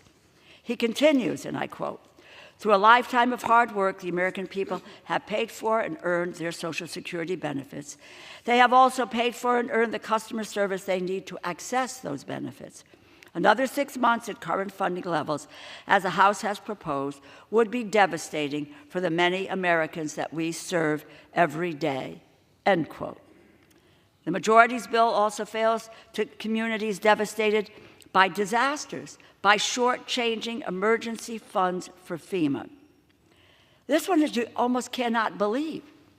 The bill provides nothing to rebuild the Key Bridge in Maryland. Nothing for block grants to help communities recover from devastating natural disasters, including the horrifying wildfires in Hawaii, the tornadoes that devastated communities in places like Oklahoma. And the majority is failing to live up to their own promises to the American people. And they are capable of being entrusted to do the hard work of governing. They have unequivocally demonstrated that they cannot. This bill is an admission that a House Republican majority cannot govern. They would rather gamble on an intervening election than attempt to complete their work on time. Let us hope the majority does not drive us straight to a Republican shutdown. But if they do shut down the government, I have no doubt the American people will know who is to blame. Vote no on this continuing resolution. Abandon this partisan game. Join Democrats at the table. It is past time to govern. I reserve the balance of my time. Gentlelady reserves. Gentleman from Oklahoma is recognized. Thank you, Mr. Speaker. I just quickly make a point to my very good friend who she knows quite well. I hold her in very high regard. On the veterans issue, I just want to point out we actually appropriated more to the VA than the administration asked for. And we're certainly willing to sit down and have a discussion over any additional needs. Nobody wants to see veterans shortchanged. But approaching Congress at the last minute when it gave you more money than you asked for suggests a high level of incompetence in this administration's management of the Veterans Department. With that, I want to yield to the gentleman from Alabama, my very good friend, the chairman of the Labor, Health, and Human Services Subcommittee of the Appropriations Committee, Mr. Adderhold, 3 minutes. Gentleman from Alabama is recognized. Thank you, Mr. Chairman. And Mr. Speaker, we once again find ourselves debating a common sense measure that would actually safeguard the American people's vote in the upcoming elections. The rhetoric surrounding this bill is that it fixes a problem that does not exist. Well, my answer is simple.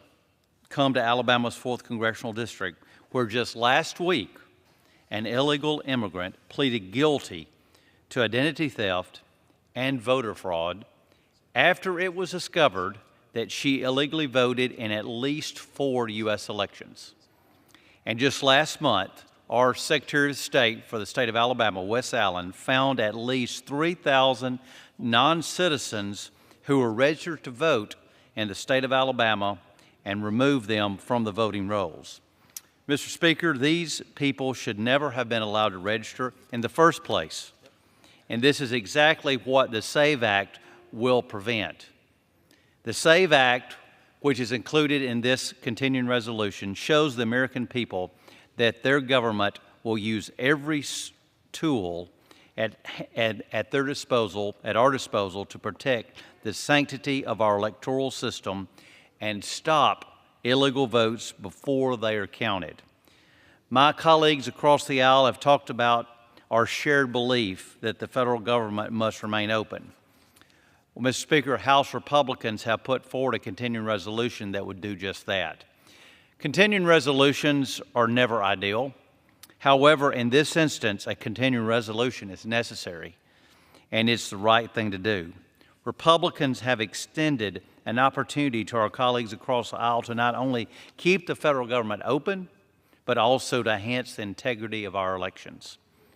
The eyes of the American people are upon this chamber this afternoon as we debate this. They are watching carefully to see if their government will take a stand to improve the sanctity and the security of our electoral system and see that their representatives fulfill our constitutional duty of responsibility of funding the United States federal government. I urge my colleagues to vote yes on this measure, and I yield back. Gentleman yields. Gentleman from Oklahoma is recognized. Gentleman reserves. The gentlewoman from Connecticut is recognized. Thank you. Let me make a point on veterans as well for my dear friend, the chair. The fact of the matter is the expansion of the PACT Act, which is a bipartisan piece of legislation, really is so important to the health and welfare of our veterans, our service people who have been exposed to burn pits and to toxic chemicals. That has exploded the number of participation within the VA for medical services. This is a success story of reaching out and helping our veterans. And in fact, then, they have a $12 billion shortfall. And we say no to what we agreed to on a bipartisan basis for medical services, for our veterans. My gosh, who are we and what are we about? A final note on this. So further on in this continuing resolution, they tell the VA to spend faster the dollars for medical services. And you know how much those dollars are? Zero. They've said spend $0 faster. And with that, I'd recognize the gentlewoman from Minnesota for 3 minutes, the distinguished ranking member of the Defense Subcommittee, Ms. McCollum. The gentlewoman is recognized. Thank you, Mr. Speaker. I rise in opposition to the 6-month continuing resolution, and it's deeply unfortunate that any CR is necessary. Once again, the Senate did not get its work done and failed to pass any of the appropriation bills off the floor. The House Republican majority wasted months writing bills loaded with extreme social policy that the American people do not want. And Republicans only passed half their bills. Why? Because they were so unpopular, their own conference wouldn't vote for them.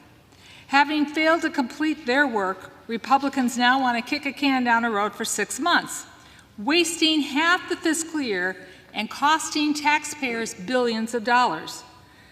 This CR, this long, would be irresponsible, and the Department of Defense has identified the consequences for our national security. This CR would have negative impacts on our military personnel and their families. It would not include the funds to cover a 4.5% pay raise. It would not fund the near $3 billion increase required by law for the basic housing allowance. It would not include funds needed to cover medical costs for military families and stabilize the military health care system. These services would not be able to offer new enlistment and re-enlistment bonuses. New program starts can't happen under a CR, harming innovation, delaying getting weapons and equipment to our personnel. Keeping major programs on time and on budget will be more difficult. A CR will delay multi-year procurement of platforms like heavy lift helicopters and the Virginia-class submarines. It will prevent fully funding the Columbia-class submarine and will delay procurement on the B-21 Raider. And finally, the CR damages the readiness of the Joint Force. Some training exercises and operations, they just won't happen. The Navy will suffer a delay of 58 ship maintenance availabilities, limiting the work for our public and private shipyards. Air Force flying hours, weapon systems, sustainment, ground combat readiness, it'll all suffer. We just had a nearly 6-month CR in fiscal year 2024, which impacted DoD's ability to budget appropriately. The last thing we should do is compound this problem. And we also have the Fiscal Responsibility Act to consider. If all 12 appropriation bills are not enacted by the end of April, sequestration takes effect. And what does that mean? Across-the-board spending cuts, impacting everything, our national security, infrastructure, healthcare, and education. So, I believe strongly we should reject this legislation, pass a short-term CR, roll up our sleeves, and get back to work. With that, I yield back. Gentlelady yields. Gentlewoman from Connecticut is recognized. I reserve. Gentlelady reserves. Gentleman from Oklahoma is recognized. Thank you very much, Mr. Speaker. Just quickly, I yield such time as I may consume. Just want to remind my friends, look, the Veterans Agency, which we both support, we offered more money than the administration asked for, but it's pretty notorious for not doing a very good job of budgeting. That hasn't changed over the years. That's why we took away their ability to build hospitals. And finally, I agree with my good friend from Minnesota about the importance of trying to get things done for the military, but I would remind everybody here, there have been a long history of CRs on both sides of the aisle, so these aren't that unusual. With that, I'd like to yield to the gentleman from Louisiana, my very good friend, Mr. Higgins, for 5 minutes, Mr. Speaker. Gentleman from Louisiana is recognized. Thank you, Mr. Speaker. Thank Chairman Cole. Mr. Speaker, I don't know where to begin. I've got 5 minutes. I could use 500 up here, but the American people are watching. They recognize that our nation suffers under the burden of a threatened government shutdown and the very real threat of millions of illegals that have flooded into our country that could potentially vote in this very important election cycle in November. If you don't think it can happen, you haven't been paying attention. There's been thousands and thousands of illegal voters removed from precincts across the country in any sovereign state that had the courage to pursue the endeavor of looking into those voter rolls. In many congressional races, the balance of this people's house are determined by hundreds of votes, sometimes less. We just had a colleague lose an election by 317 votes. A man that serves in his body with us right now. So if you don't think millions of illegals can potentially influence a federal election, you're really not being intellectually sound. And to talk about money, The good lady said disgraceful. I'll tell you what's disgraceful, Mr. Speaker. Is to stand here and say that the federal government is too small and doesn't spend enough money. That's outrageous. We have a $36 trillion debt. If this body were to run a $1 billion surplus, it would take 36,000 years to address a $36 trillion debt. Do you think my 6-month CR at a flatline spending level is not a compromise, Mr. Speaker?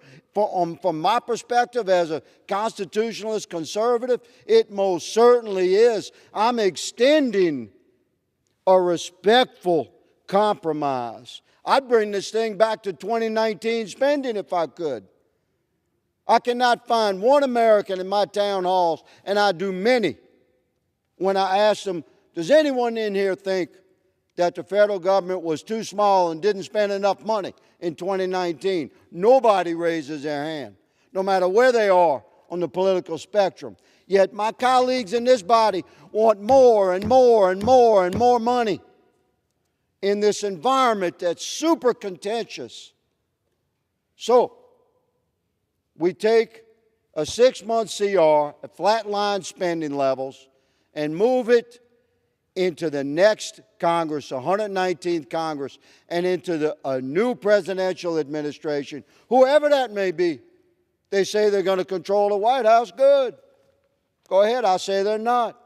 We'll let the American people determine that. But we will remove this political nightmare show from that and from the entire consideration of the American people. Let the American people have a clear field to vote in. Let them hear about the policies and the principles of the candidates that stand before them and make their determination reflective of their own deep policies, principles, and their core beliefs. We have a solid solution to this thing. And to say that my colleagues in the appropriations committees have not performed, oh no, you're not getting that past me. They passed 5 appropriations bills funding 72% of the federal government months ago. And where do those bills sit? In the Democrat-controlled Senate. Pay attention to what's happening in America. This is the future of our country we're talking about. It's the right thing to do to pass this 6-month flatline spending CR into March. Let the new presidential administration, whomever it may be, get situated and name their team. Let the 119th Congress get sworn in and populate our committees, and then we will continue again. But this is a very important election cycle. We have to protect the integrity of that election, and we have to remove this contentious environment of this threatened government shutdown from this election cycle. My bill accomplishes that, and I encourage all my colleagues on both sides of the aisle to support H.R. 9494. Mr. Speaker, I yield. Chairman yields. Gentleman from Oklahoma reserves. Gentlelady from Connecticut is now recognized. Mr. Speaker, I yield 1 minute to the gentleman from New York, the distinguished Democratic leader, Mr. Jeffries. The gentleman is recognized. Speaker, I also thank the distinguished once and future chair of the House Committee on Appropriations, Rosa DeLauro, for her leadership and for yielding to me. I rise today in strong opposition to the extreme MAGA Republican effort to shut down the government and hurt everyday Americans. My colleagues on the other side of the aisle have suggested that this is anti-woke week. It's not anti-woke week, it's Project 2025 week. Because at the end of the day, my extreme MAGA Republican colleagues are determined to jam Trump's Project 2025 down the throats of the American people. Now, from the very beginning of this Congress, House Democrats have made clear that we will find bipartisan common ground with our Republican colleagues on any issue, whenever and wherever possible, in order to make life better for the American people, deliver real results, and solve problems for hardworking American taxpayers. And that is what we have repeatedly done. House Democrats have repeatedly governed in the minority as if we were in the majority, finding bipartisan common ground to deliver for everyday Americans. And we're prepared to do that once again. But this extreme MAGA Republican shutdown bill that is on the floor of the House of Representatives today is not a serious effort to meet the needs of the American people in terms of their health, their safety, their national security, and their economic well-being. The extreme MAGA Republican shutdown bill that's on the floor today would shortchange our veterans by $12 billion. That's a Project 2025 objective. $12 billion shortchanging our veterans who have been suffering from painful exposure to toxic substances, burn pits, and Agent Orange. People who have served our country. We should stand by them in the way that they've stood by us. But this extreme MAGA Republican shutdown bill will shut out the veterans of the United States of America. Extreme MAGA Republican shutdown bill will shortchange the administration of Social Security here in the United States of America. Why? Because one of the goals of Project 2025 effectively is to end Social Security and Medicare as we know it. And so there's no circumstance where we can support such legislation that will hurt the well-being of older Americans all across the United States of America. These are people upon whose shoulders we stand.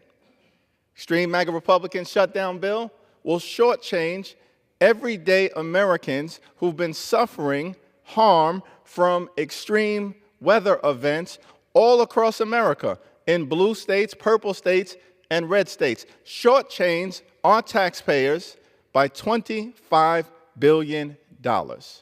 That's unacceptable. That's unserious. That's unconscionable for people who have had their life upended. Now, in the context of whether we are capable to reach a bipartisan resolution, the answer to that is pretty clear, because there is already an agreement connected to the Bipartisan Fiscal Responsibility Act, passed by both houses of Congress last May, signed into law by President Joe Biden, that sets top-line spending numbers for fiscal year 2025. And it also enters into an agreement across the parties that says there will be no partisan policy riders attached to an appropriations bill. So why are we here right now with an extreme MAGA Republican shutdown bill that includes elements, partisan elements, right-wing elements, extreme elements of Trump's Project 2025? That's a breach of an agreement that we all reached, connected to the Bipartisan Fiscal Responsibility Act. This is a shutdown effort. That's not hype. That's not hysteria.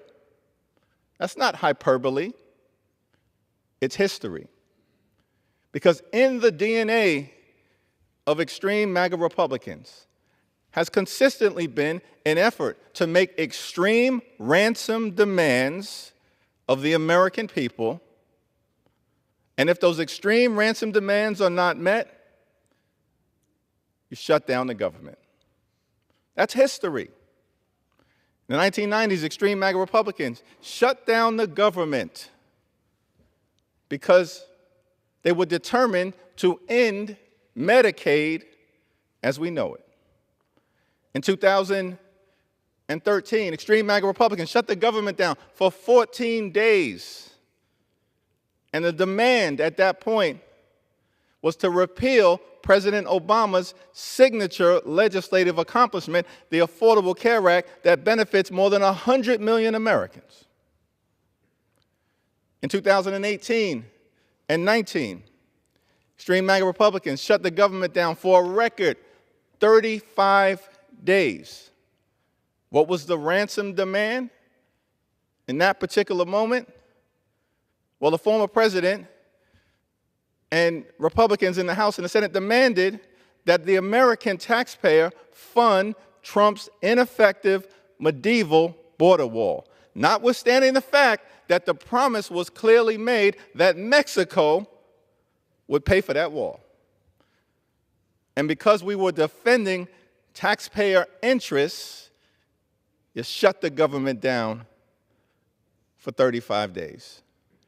And so the notion that we're here today facing another extreme MAGA Republican-driven shutdown, concerned about it, the only thing standing between a shutdown and the American people, not hype, not hysteria, not hyperbole, not a hypothetical, it's history.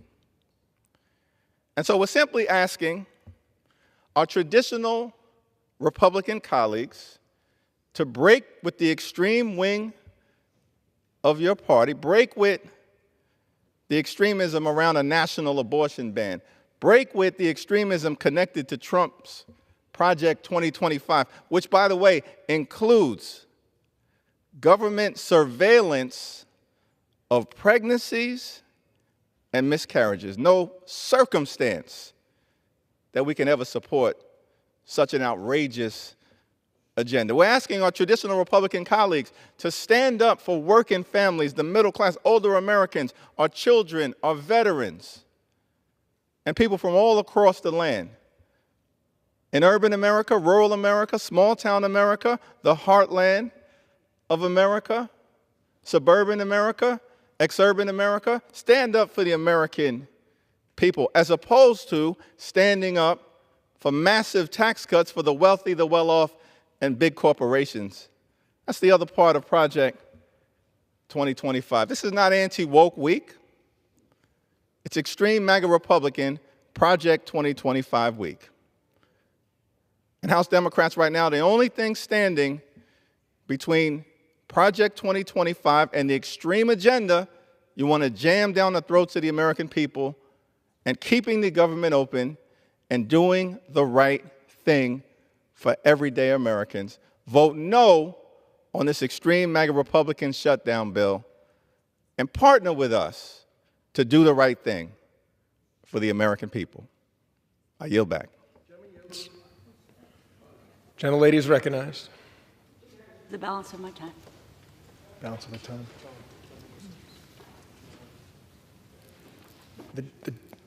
The gentleman from Oklahoma is recognized. Thank you, Mr. Speaker. Mr. Speaker, I yield 3 minutes to my very good friend, distinguished member of the Rules Committee, Mr. Roy of Texas. Gentleman from Texas is recognized. I thank my friend from Oklahoma. I rise in support of the legislation before us here today, and I thank the gentleman for his work on this legislation.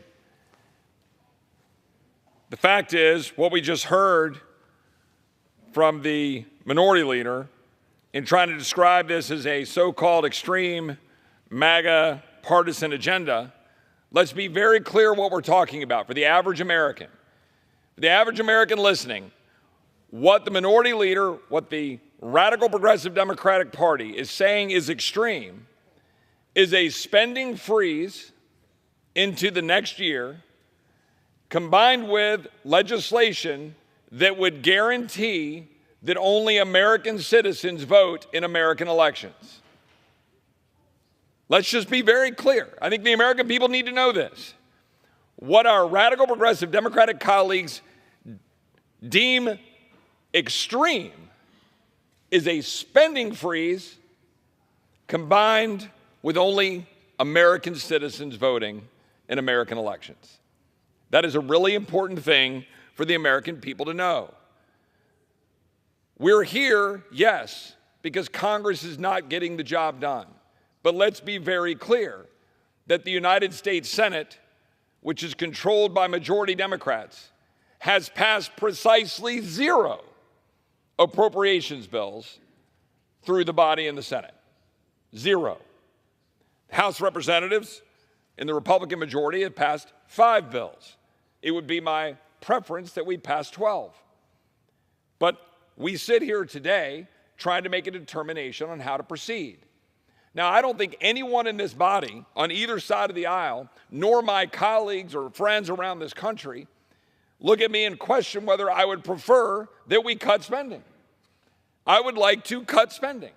I don't think we should be funding the agenda that is being driven by Vice President Kamala Harris, President Joe Biden, and my radical progressive Democratic colleagues. I don't believe we should continue to fund a Secret Service that can't protect the former president without reforms. I don't think we should continue to fund at current levels a Department of Homeland Security that leaves our borders wide open so that Laken Riley is killed, so that Rachel Marin is killed, so that Kayla Hamilton is killed, so that Jocelyn Nungare is killed, and her poor 27-year-old mother is left to have to be a witness in a hearing in the House Judiciary Committee talking about the gagging and the raping and the binding and the murdering of her 12-year-old daughter in Houston, Texas.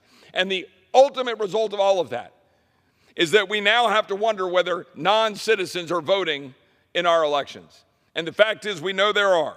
We have cleaned off rolls in Texas, 6,500, including 2,000 we know voted in elections. In Virginia, 6,300 that were cleaned off, with 1,000 that were included in the elections. 3,251 in Alabama, 300 in Oregon. We can keep going down the list. So all we're saying is American citizens should vote. That's it.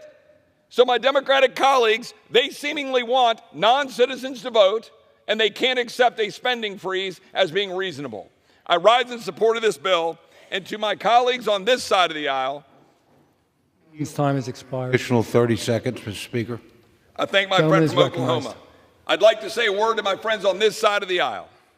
A year ago, 21 of my conservative colleagues opposed a continuing resolution that would have cut non-defense, non-veteran, non-homeland spending by 30% for 30 days and included H.R. 2. A lot of those same people are walking away from a piece of legislation that we're putting forward right now. And I am asking them, stand up with the Republican Party, stand up with President Trump, stand up with the American people to demand that we freeze spending, hold it in check, take the pen away from the radical progressive Democrats and Joe Biden and a lame duck, and let's make sure that only American citizens can vote in American elections. And with that, I yield back. The gentleman from Texas yields. The gentleman from Oklahoma reserves. The gentlewoman from Connecticut is recognized. 3 minutes. To the gentlewoman from Ohio, the distinguished ranking member of the Energy and Water Subcommittee, Ms. Kaptur. The gentlewoman is recognized. Member DeLauro for yielding me time to rise in opposition to shutting down our government. Mr. Speaker, I rise to oppose this resolution, and frankly, in less than 2 weeks, the federal fiscal year of 2025 is set to commence, the beginning of October. Yet this House finds itself embroiled in yet another perilous impasse because the extreme members of the majority cannot govern. Why? Why can they not compromise? America needs compromise, not chaos. As America's economy settles into a steady recovery, House leaders must lead and stop the reckless threats to shut down our federal government. Why do you seek to withhold critical resources from those Americans who safeguard our borders and defend our nation? House extreme Republicans risk the livelihoods of our border agents. They compromise the readiness of our military. They engage in legislative stunts that do not reflect the decency and worth of the American people and our federal workers. Think about some of those workers, those veterans, those military members in the nuclear Navy. How about our Army Corps of Engineers that functions in every single district in our country? What about those who answer the phones as Social Security recipients have questions about enrollment and difficulties that they're facing in their lives? Our nation's security and the well-being of all of our citizens should not be held hostage for an extreme partisan agenda. Let the American people know, hear me, illegal immigrants are rightfully barred from voting. Any assertion otherwise is false, and you'd best talk to your Secretary of State. Illegal immigrants are rightfully barred from voting.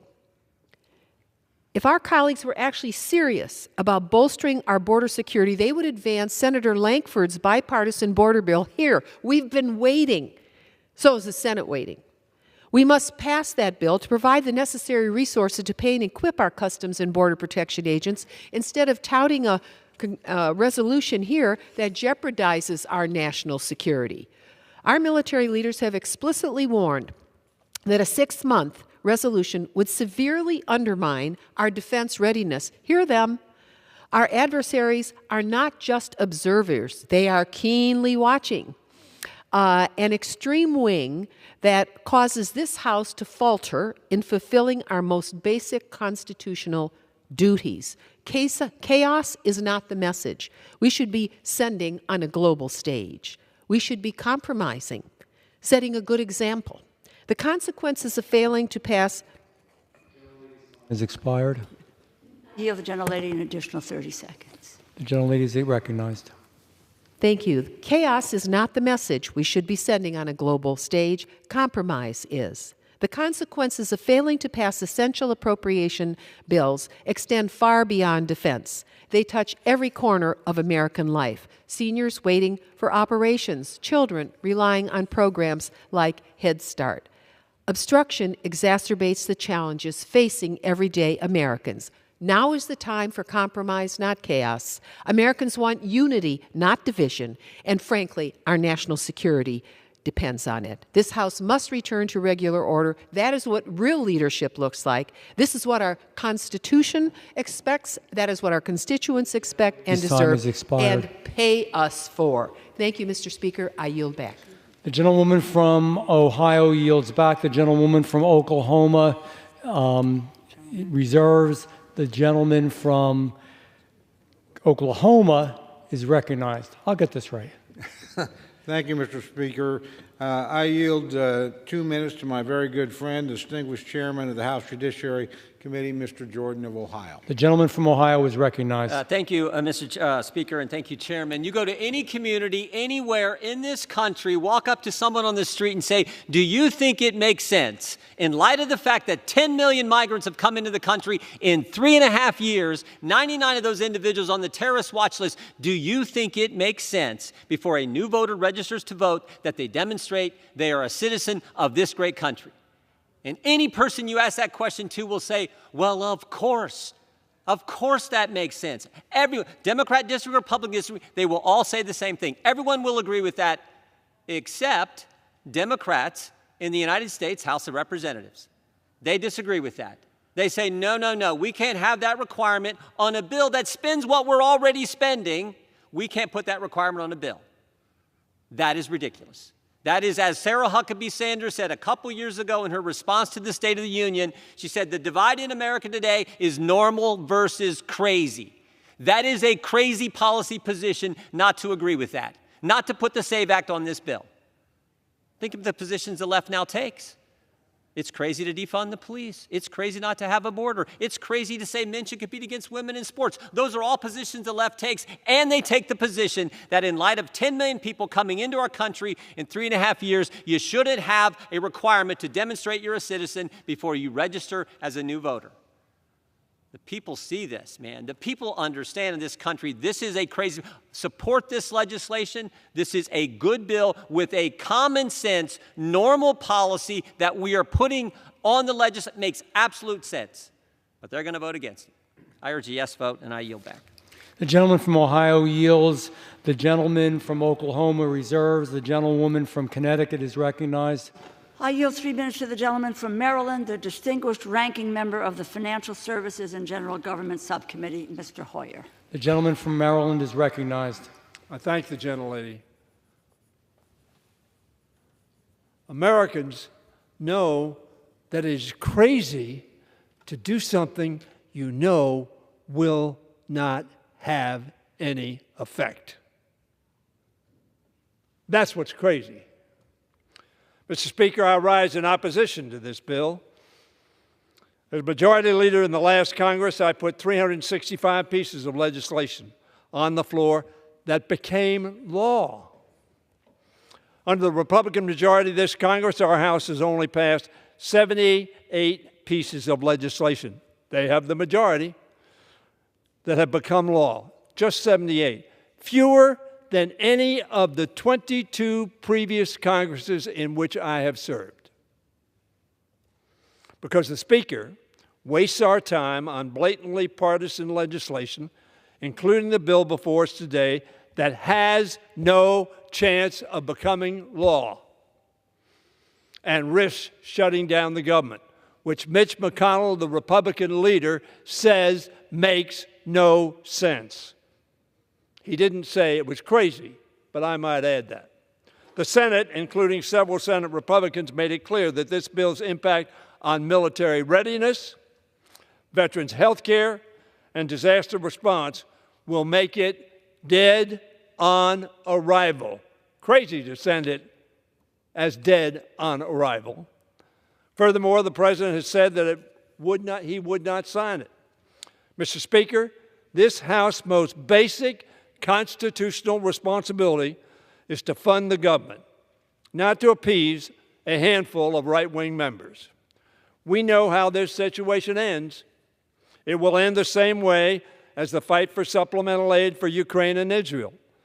It will end the same way as the battle to raise the debt ceiling. It will end the same way as the effort to fund the government at the start of this year and, very frankly, throughout the year.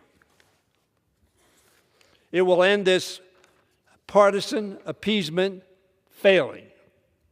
A period of finger-pointing will follow.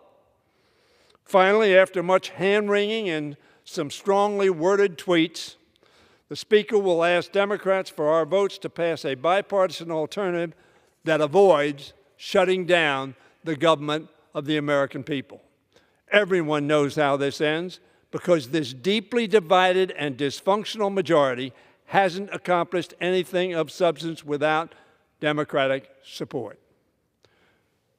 There were compromises that Democrats agreed to so that our government could function effectively for the American people. Not because we agreed on everything that was in the bill, any more than you'll agree on the Republican side of everything in the bill. We did it because it was the responsible thing to do. It was the right thing to do. The gentleman's time has expired. Mr. Speaker, we've seen this film before. I yield the gentleman an additional 30 seconds. We've seen this film before. Let's just skip to the ending today. Put a CR on the floor. I don't like CRs. We should have done our work. We should have passed 13 bills, 12 bills, sent them to the President, had him sign them. But let's skip this playing pretense that we've been involved in. Let's get to the nub of the issue. We haven't done our work, and therefore we need a short-term solution. The gentleman's time has expired. The gentleman from Maryland yields. The gentlewoman from Connecticut reserves. The gentleman from Oklahoma is recognized. Thank you very much, Mr. Speaker. Mr. Speaker, I yield 90 seconds to my very good friend, distinguished gentleman from Pennsylvania, Mr. Muser. The gentleman from Pennsylvania is recognized.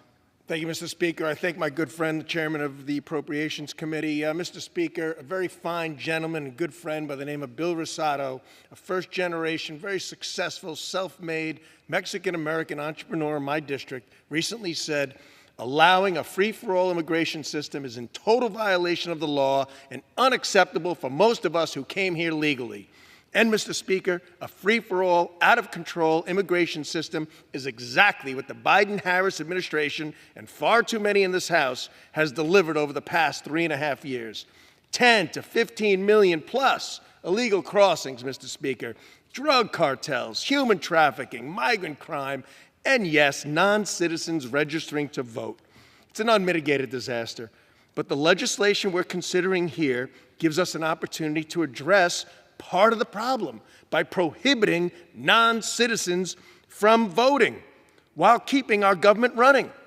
Mr. Speaker, while it is written in our Constitution that only U.S. citizens can vote, the SAVE Act attached to this continuing resolution prohibits bad actors from registering non-citizens and non-citizens from registering to vote, and requires states to purge their voter rolls of all non-citizens. such as illegal immigrants. To anyone considering opposing this bill, a no vote states that the American people, to the American people, why the Biden administration has left the border open in the first place for potentially more votes. Yield the gentleman an additional 30 seconds. The gentleman is recognized. Thank you, Chairman. The American people want this bill to pass. They need this bill to pass. It will help as well restore confidence in our elections. So let's do the right thing on a bipartisan basis as we head towards this momentous election. Let's do what we came here today to ensure, what we can do here today to ensure that only U.S. citizens can register and vote in federal elections. I urge my colleagues to pass the SAVE Act, safeguard our elections, and fund our government. I yield back. The gentleman from Pennsylvania yields back. The gentleman from Oklahoma reserves. The gentlewoman from Connecticut is recognized. Mr. Speaker, I yield 3 minutes to the gentleman from California, the distinguished ranking member of the Veterans Affairs Committee, Mr. Takano. The gentleman from California is recognized. I thank the gentleman from Connecticut for yielding. Mr. Speaker, I rise in opposition to H.R. 9494, a fundamentally flawed attempt by the Republican leadership to save face for their inability to govern, and a bill which lacks $12 billion in critical funding for the Veterans Health Administration. Leaving out this critical funding for veterans health care is the latest in the cynical political game playing we have seen in this Congress. It is blatant, and I know my stating this fact will cause some howling complaints on the other side, just as it did last night when the House approved almost $3 billion in funding for the Veterans Benefit Administration. But this was done with a lot of misinformation and mudslinging about how this is all the fault of the Biden-Harris administration, rather than recognition that this is the bill coming due for the true cost of war and what we owe to veterans, which we finally started paying with the Honoring Our Pact Act. This is not a last-minute request, and it is certainly not grounded in mismanagement, despite my Republican colleagues making this accusation. This $12 billion shortfall is a direct result of President Biden and VA's rapid implementation of the Honoring Our Pact Act, which I got signed into law in 2022. VA Secretary McDonough told Congress in July that the Veterans Health Administration will need the $12 billion to continue to provide world-class care and ensure it has the resources and staff to uphold that standard. Therefore, why not include the needed funds in the CR? My colleagues think that I am somehow opposed to oversight on this issue, which is not true. I support oversight when it is well-intentioned, and we want to ensure we improve the budget process and not put veterans in a position that they become concerned about the availability of health care or benefits. I agree with my colleagues' calls for more oversight, but let's be honest about that oversight, because what is needed is significantly more oversight of the funding going from VHA direct care to for-profit health care. A part of the budget has grown over 15% year after year, and this is unsustainable. With these growing costs, you would think the Veterans Affairs Committee would have held several oversight hearings to determine whether veterans are receiving the same quality of care by the for-profit providers and that taxpayers are getting the best value from these providers. We have held no such hearings. VA has been transparent about both the VBA and VHA shortfalls. The VBA supplemental passed the House unanimously last night and is awaiting prompt action in the Senate. The need for the VHA funding is fast approaching, so why add the uncertainty for veterans who receive their care at VA? Let's end the political games and get serious. Have my colleagues across the aisle proposed a plan? Additional 30 seconds. The gentleman's time is expired. Yield the gentleman an additional 30 seconds. Have my colleagues across the aisle proposed a plan to their leadership to address these additional funds that VA needs? No, of course not. They would rather point fingers under the guise of accountability than legislate and in the process shortchanging veterans. Why do my colleagues insist on wasting time? We are wasting time voting today on a CR we know will not pass and will never become law, and we are wasting time by not doing our jobs and prioritizing funding for the VA. We have the opportunity to stand with veterans and fix this now. I yield back. The gentleman from California yields back. The gentlewoman from Connecticut reserves. The gentleman from Oklahoma is recognized. Thank you very much, Mr. Speaker. Mr. Speaker, I yield 2 minutes to my very good friend, distinguished gentleman from Florida, Mr. Bean. The gentleman from Florida is recognized. Thank you very much, Mr. Speaker, and thank you, Mr. Chairman. One citizen, one vote. It's the foundation of our government, and it's the ability to vote in a free and fair election. But the pillar of our democracy is under vicious attack because the Biden-Harris administration refuses to enforce the law. Since 2021, this administration has allowed over 10 million illegal immigrants into our nation. It's the most, Mr. Speaker, in recorded history. That number is greater than the population of 36 existing states. Mr. Speaker, the far left claims illegals are not registering to vote. They claim illegals are not voting in our election. They claim it's already illegal. They claim that the SAVE Act is not needed. Mr. Speaker, I've got some breaking news. It is happening. I spoke to my supervisor in Nassau County, Florida, Janet Atkins, yesterday. She has indeed found illegals that have already registered to vote and have already voted in previous elections. She's working on cleaning up the rolls. Our team reached out to other election supervisors in my district in Northeast Florida, Duval County, Jacksonville, Florida, the office of Jerry Holland, and in Clay County, the office of Chris Chambliss. Both of them also found illegal immigrants that have voted. Oh, wait a minute, is it not happening? That's what I hear. It's not needed, but it is. I challenge each of you, call your supervisor, ask them, is it happening in my county? And then what are you doing to ensure that we have free and fair elections and only a citizen vote? How do you know? How do they know? The best example is it's already illegal for a minor to purchase alcohol. But yet we still card them, yet we still enforce the law, and 87% of Americans want our election laws enforced. I guess the 13% that don't are sitting on that side of the aisle, Mr. Speaker. Mr. Speaker, I urge you to pass this SAVE Act. I yield back. The gentleman from Florida yields back. The gentleman from Oklahoma reserves. The gentlewoman from Connecticut is recognized. Mr. Speaker, I yield 3 minutes to the gentleman from New York, Mr. Kennedy. The gentleman from New York is recognized. I thank Ranking Member DeLauro for yielding me time. Mr. Speaker, I rise in strong opposition to this extreme MAGA Republican continuing resolution that will defund our veterans. We have mere days to fund the government and avoid a shutdown that will force millions of federal employees to be without pay, halt work on critical infrastructure projects, and prevent Americans from receiving the benefits they rely on. But unfortunately, extreme MAGA Republicans have abdicated their responsibility to govern even further. This continuing resolution fails to meet the needs of our heroes who have fought and served in our nation's military. It shortchanges our veterans by $12 billion. This is funding that is desperately needed by the Department of Veterans Affairs to maintain its workforce at VA hospitals across the country, which is critical to providing the quality of medical services our veterans need. Without the full $12 billion included in the continuing resolutions, the VA is being forced to make choices regarding care that could degrade services for patients, reduce support for veterans experiencing homelessness, and limit programs that support caregivers. We are already seeing the harm being done from a lack of resources for the VA across our country. In my district, the Buffalo VA does not have the funding needed to maintain its workforce, driving nurses to the picket line to call for more hires, all while patients are receiving delayed care in crumbling facilities.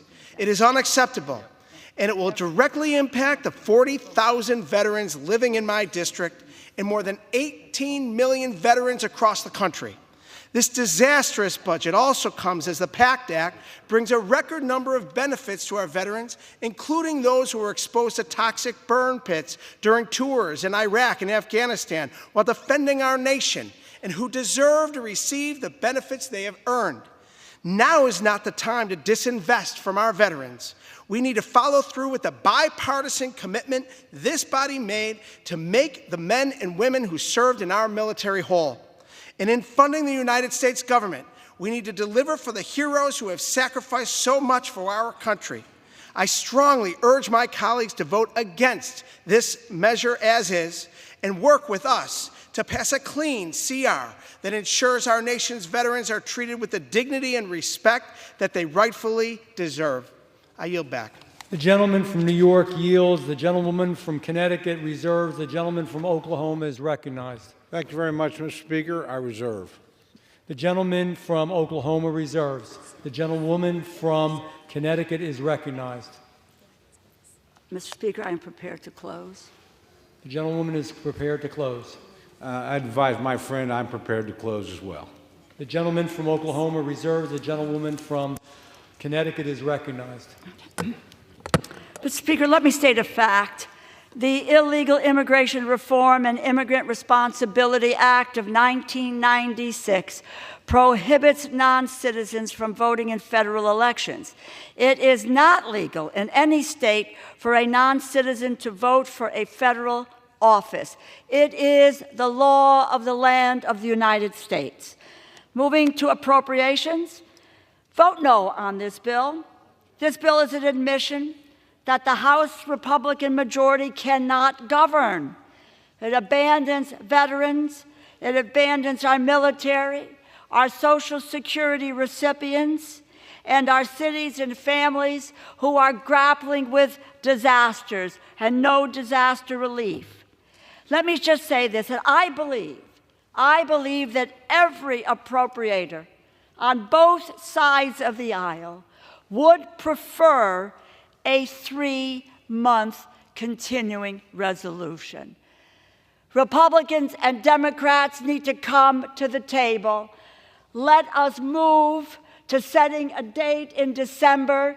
Let us get on with the business of governing, hammer out the programs and the numbers with regard to the programs, and let the American people know that we are working on their behalf.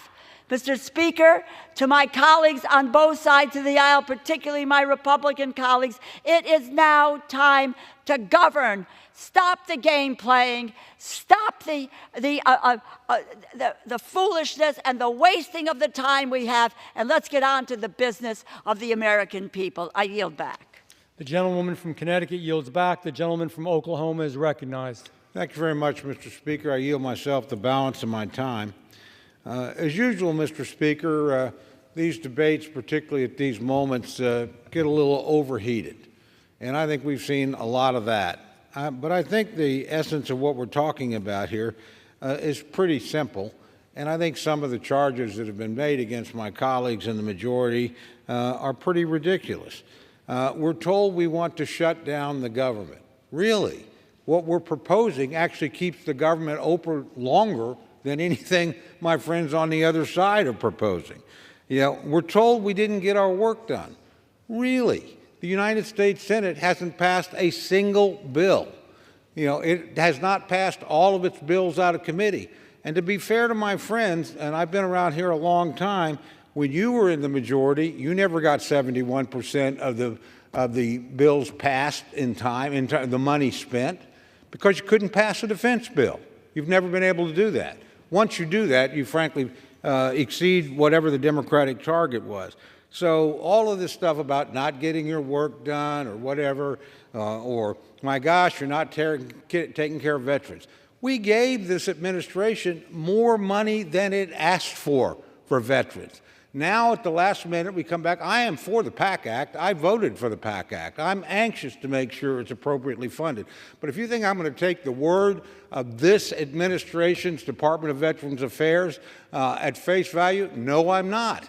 Frankly, that agency has a long history of surprising administrations at the last minute, and this one is particularly bad. So we're more than happy to deal with this. It doesn't have to be dealt with in a CR. It ought to be dealt with in the full bill during the final negotiation. And that's true for most of the things my friends have brought up. They like to talk about a clean CR and then give you a list as long as your arm of what's not in it. You know, a clean CR is a clean CR. It's not full of all these other things that you're requesting and demanding. So make up your mind which one it is. Now let's talk about what this bill does. It's pretty simple. it keeps the government open till the end of March, or roughly March 28th, about 6 months. If we can get our business done faster, I'm with my friend, the ranking member. I would prefer to do that.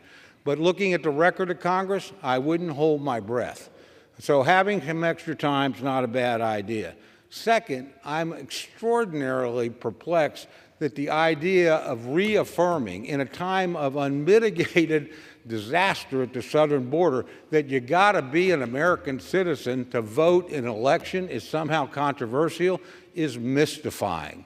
Frankly, we have every reason to be worried given the disaster on the immigration front this administration has allowed to unfold. And as colleague after colleague of mine pointed out, they can talk to local supervisors in their district that tell them, yeah, we've got some people here that are illegal, and they're registered, and they voted. So what is the big deal about saying we want to make sure in what we know is going to be a close election that only American citizens participate? That is incredible that that is a controversial thing. So, Mr. Speaker, I want to conclude by, number one, thanking my friends that participated in the debate and worked so hard to present this. All we're trying to do is what you're asking us to do, keep the government open. This bill will do that. The controversial poison pill, as it's called, is simply saying, hey, if you're going to vote in a federal American election, you've got to be an American citizen. And we're asking you to provide some proof. We do that, as one of my friends pointed out, if you're under, I still get carded when I order a drink at a bar. In some places, it's pretty flattering, but the requirement is there that I have to pull out my driver's license.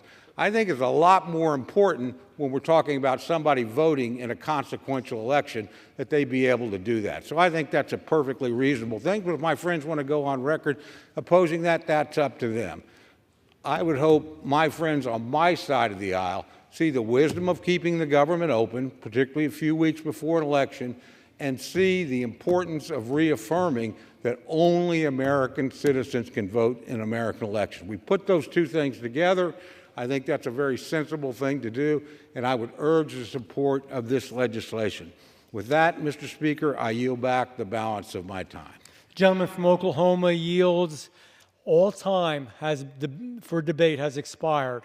Pursuant to House Resolution 1430, the previous question is ordered on the bill as amended. The question is on engrossment and third reading of the bill. Those in favor say aye. Those opposed say no. The ayes have it. Third reading. A bill making continuing appropriations for fiscal year 2025 and for other purposes. For what purpose does the gentlewoman from Connecticut seek recognition? Mr. Speaker, I have a motion to recommit at the desk. The clerk will now report the motion. Mr. Laurel of Connecticut moves to recommit the bill H.R. 9494 to the Committee on Appropriations. Pursuant to Clause 2B of Rule 19, the previous question is ordered on the motion to recommit. The question is on the motion. All those in favor say aye. Those opposed say no. Who's got it? The ayes have it. The gentleman from Oklahoma is recognized. With that, Mr. Speaker, I'd request the yeas and the nays. The yeas and nays are requested. Those favoring a vote by the yeas and nays will rise. A sufficient number having risen, the yeas and nays are ordered. Pursuant to Clause 8 of Rule 20, further proceedings on this question will be postponed. Proceedings will resume on questions previously postponed. Votes will be taken in the following order. The motion to recommit H.R. 5339. Passage of H.R. 5339 if ordered. Passage of H.R. 5179. Passage of H.R. 7909. The motion to recommit H.R. 9494 and passage of H.R. 9494 if ordered. The first electronic vote will be conducted as a 15-minute vote. Pursuant to Clause 9 of Rule 20, remaining electronic votes will be conducted as 5-minute votes. Pursuant to Rule 8 of Rule 20, Clause 8 of Rule 20, the unfinished business is the question on agreeing to the motion to recommit on H.R. 5339 offered by the gentleman from Michigan, Mr. Kildee, which the yeas and nays were ordered. The clerk will redesignate the motion. Motion to recommit H.R. 5339, offered by Mr. Kildee of Michigan. The question is on agreeing to the motion to recommit. Members will record their votes by electronic device. This is a 15-minute vote.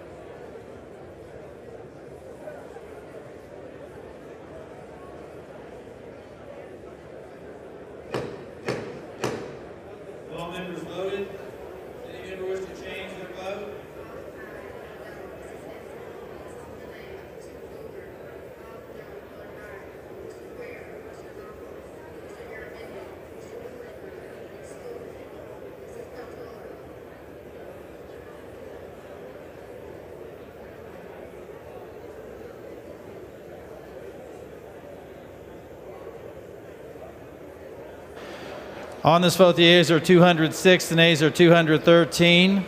The motion is not adopted. The question is now on passage of the bill. Those in favor will say aye. Those opposed, no. The ayes have it. The bill is passed, and without objection, a motion to reconsider is laid upon the table.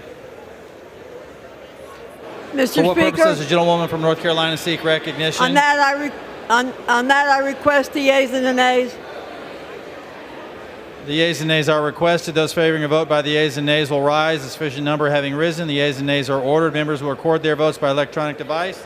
This is a 5-minute vote.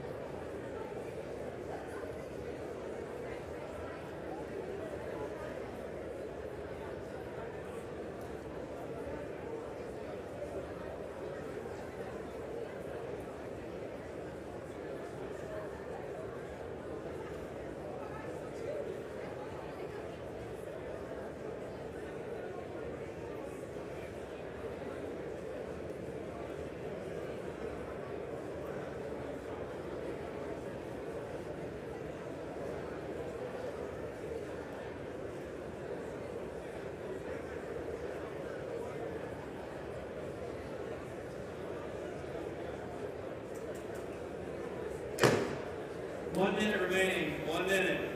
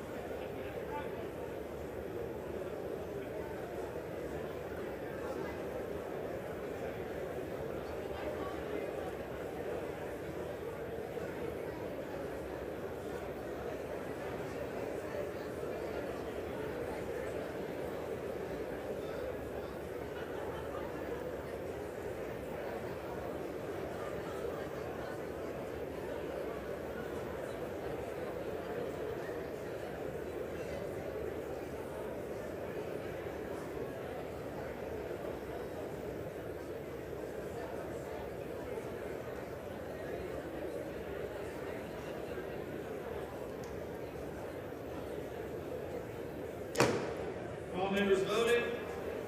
Does any member wish to change their vote?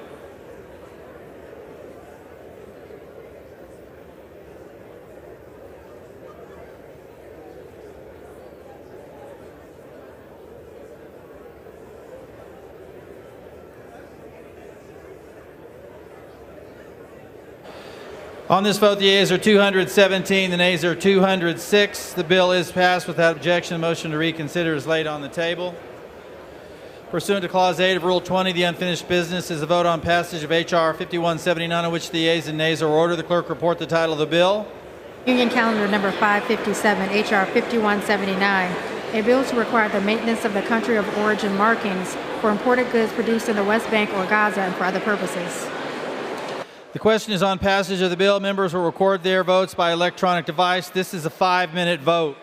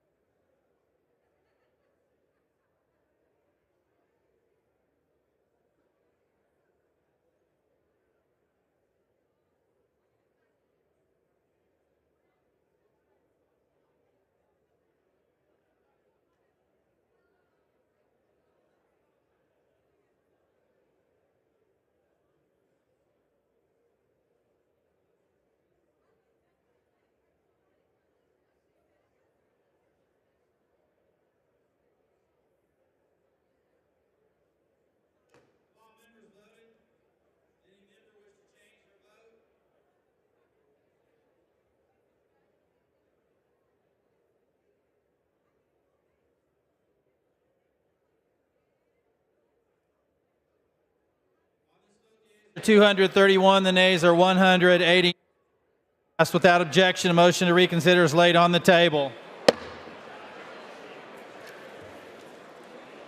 Pursuant to Clause 8 of Rule 20, the unfinished business is the vote on passage of H.R. 7909, on which the yeas and nays are ordered.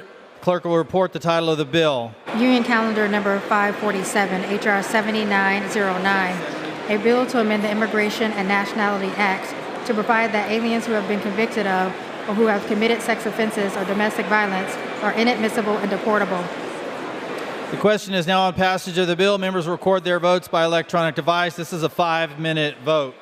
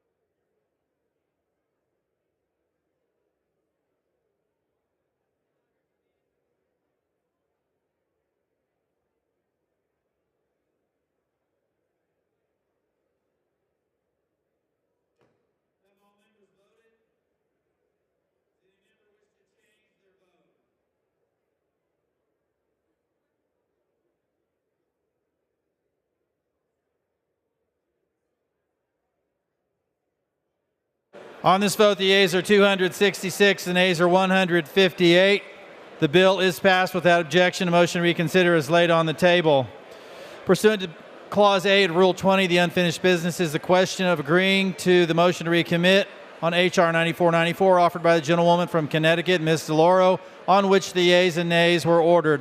The clerk will redesignate the motion. Motion to recommit H.R. 9494 offered by Ms. DeLauro of Connecticut. The question is on agreeing to the motion to recommit. Members will record their votes by electronic device. It's a 5-minute vote.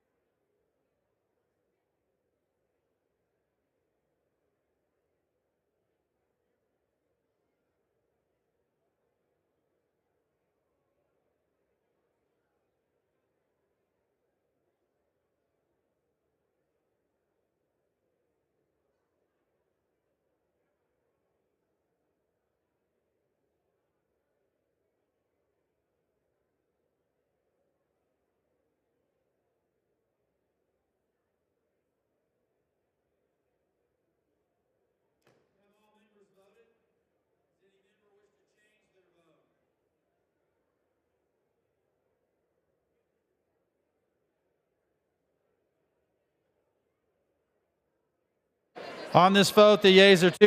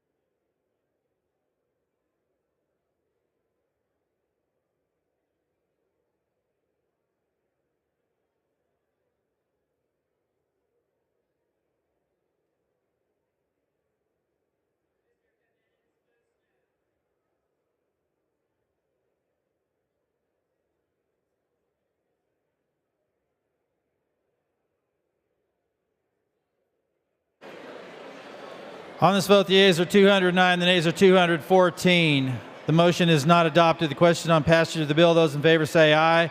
Those opposed say no. The ayes have it. The bill is passed.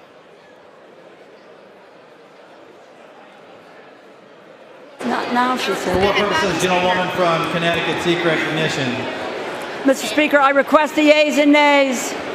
The yeas and nays are requested. Those favoring a vote by the yeas and nays will rise. The sufficient number having risen, the yeas and nays are ordered. Members will record their vote by electronic device. This is a 5-minute vote.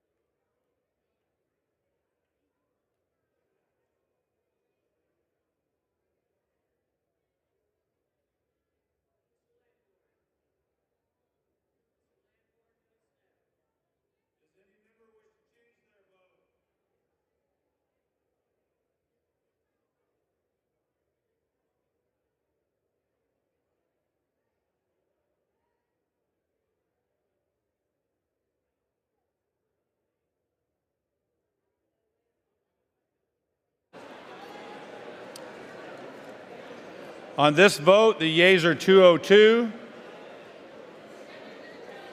The nays are 220, 2 voting present. The bill is not passed. Without objection, a motion to reconsider is laid on the table.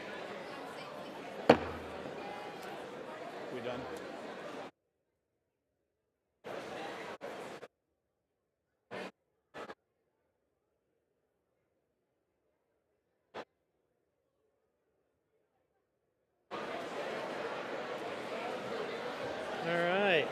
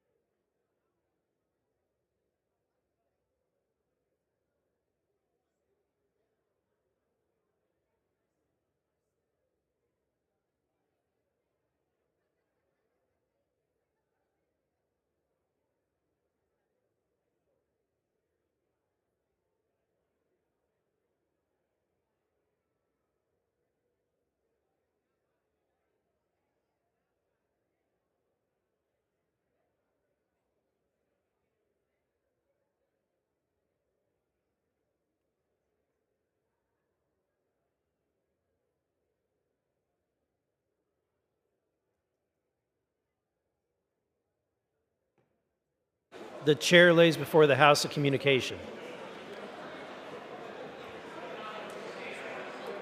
Sir, on September 18, 2024, pursuant to Section 3307 of Title 40 United States Code, the Committee on Transportation and Infrastructure met in open session, with a quorum being present, to consider 11 resolutions, including in the General Services Administration's capital investment and leasing programs.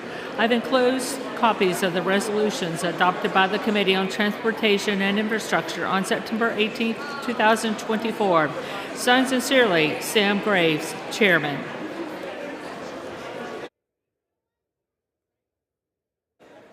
Referred to the Committee on Appropriations.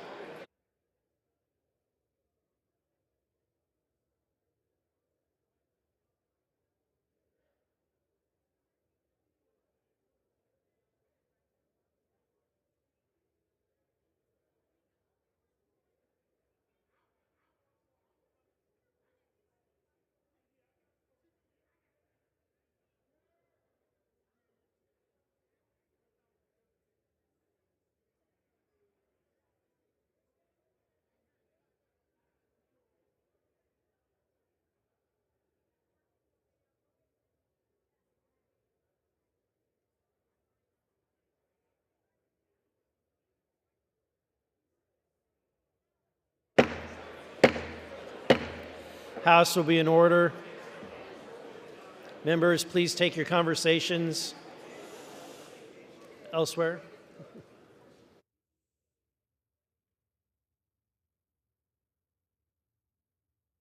The chair will now entertain requests for 1-minute speeches. For what purpose does the gentleman from Georgia seek recognition? Pass unanimous consent to address the House for 1 minute to revise and extend my remarks. Without objection, the gentleman is recognized for 1 minute. Mr. Speaker, I rise today to mourn the passing of Dr. Clay Dodson. Dr. Dodson, the former Young Harris academic dean and at times the interim president, spent over 40 years working in higher education.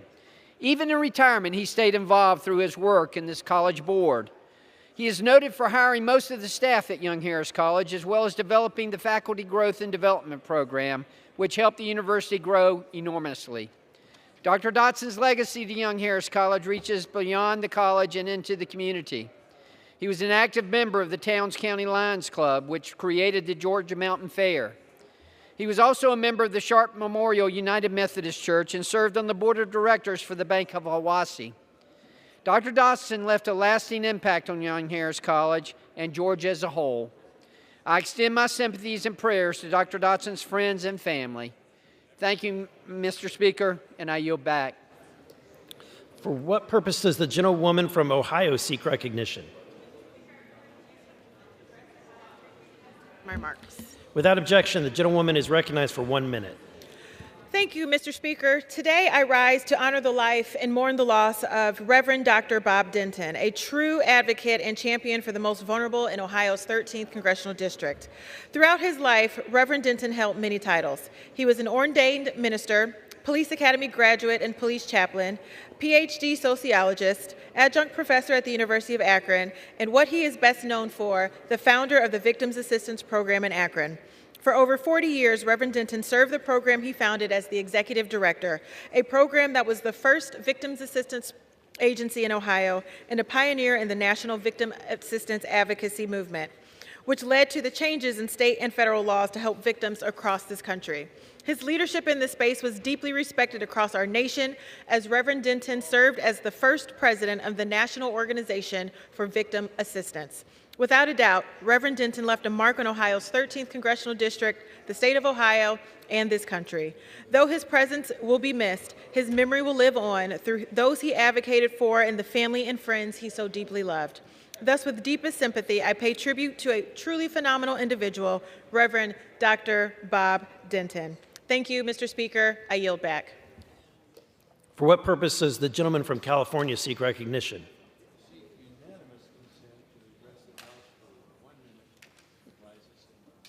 Without objection, the gentleman is recognized for 1 minute. Mr. Speaker, an electric vehicle mandate presents serious challenges to our economy, families, and everyday life. While these vehicles are often promoted as the future, they come with significant limitations and cost. Long-distance travel can be difficult due to fewer charging stations that are needed by far and longer refueling times rather than just the few minutes it takes to fill up with gasoline or diesel. This and compared to gas-powered cars. Also, we have this feudal program at the federal government that has so far put aside $8 billion a while back, and what we've got out of that, 7 charging stations. 7. Now, there might be no more by now, but it's pathetic. This is particularly problematic in rural areas like I represent, where there isn't the infrastructure at all to manage to have the electricity, the amount of load the power lines would need and carry isn't even there yet. So how are you supposed to travel outside of a city area? Maybe it could just be a city mandate, who knows? They have high upfront costs and horrifically high costs when you go to have to replace the batteries. And heaven knows we've seen what happens when they catch fire. You can't put them out. We need not force these vehicles on a public that does not want to buy them. I yield back. What purpose does the gentlewoman from California seek recognition? Mr. Speaker, I ask unanimous consent to address the House for 1 minute and to revise and extend my remarks. Without objection, the gentlewoman is recognized for 1 minute.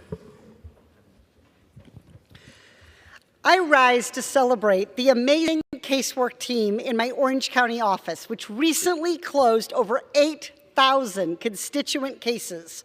Their hard work and dedication has given Orange County residents a voice with federal agencies and gotten them the answers that they deserve. Our casework team has facilitated efficient immigration proceedings, secured last-minute passports, and directly returned over $24 million to the people of Orange County in Social Security benefits, IRS tax returns, veteran benefits, and more. Navigating our federal processes and programs should not be complicated, and my office has helped make that a reality for the people I represent. I'm incredibly proud of how this team has cut through red tape, promoted transparency, and delivered for Orange County families. It's my honor to help constituents with federal agency issues, and I'm grateful for the trust they've placed in my office. I yield back. For what purpose does the gentlewoman from Pennsylvania seek recognition? Without objection, the gentlewoman is recognized for 1 minute. Mr. Speaker, what happened to the Republican Party that once stood for free market capitalism, for for-profit businesses to be allowed to run their companies as they wanted, to be able to have people not be fettered by people like us here in Congress? Seriously, what happened to them? I rise in opposition to my Republican colleagues and their efforts to strip Americans of their freedom to build, invest in, and do what's right for them and themselves and their businesses. These bills that these Republican members of Congress are passing and advancing this week will take away these rights from these businesses, from investors, and from consumers alike. What does this mean? It means businesses that can't account for record storms that impact their bottom line, or retirees' hard-earned savings will suffer under limited investment options, or it means company policies that elevate women and minorities will be ignored. Simply put, Republicans are trying to cancel freedoms that have been studied and proven to increase profits long term. It is absurd, and dare I say, it's pretty weird. As co-chair of the Stakeholder Capitalism Caucus and a proud Pennsylvanian business leader, I urge my colleagues to reject this anti-capitalist agenda. With that, I yield back. Thank you.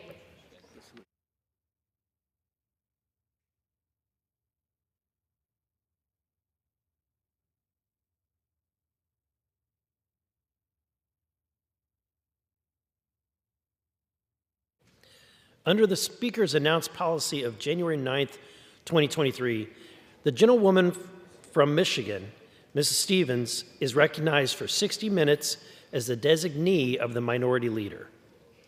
Thank you, Mr. Speaker. I rise before you here this evening, a stormy evening in Washington, D.C., in our nation's capital, to make an address on behalf of my constituents in my district in Michigan's 11th district, representing and covering the bulk of Oakland County. And I make such an address this evening to reflect on the trajectory of our democracy, to reflect on events that have occurred since I booked this special hour address back in July, and also to make some pronouncements around reforms, revisions, and efforts to come together for the health of our union.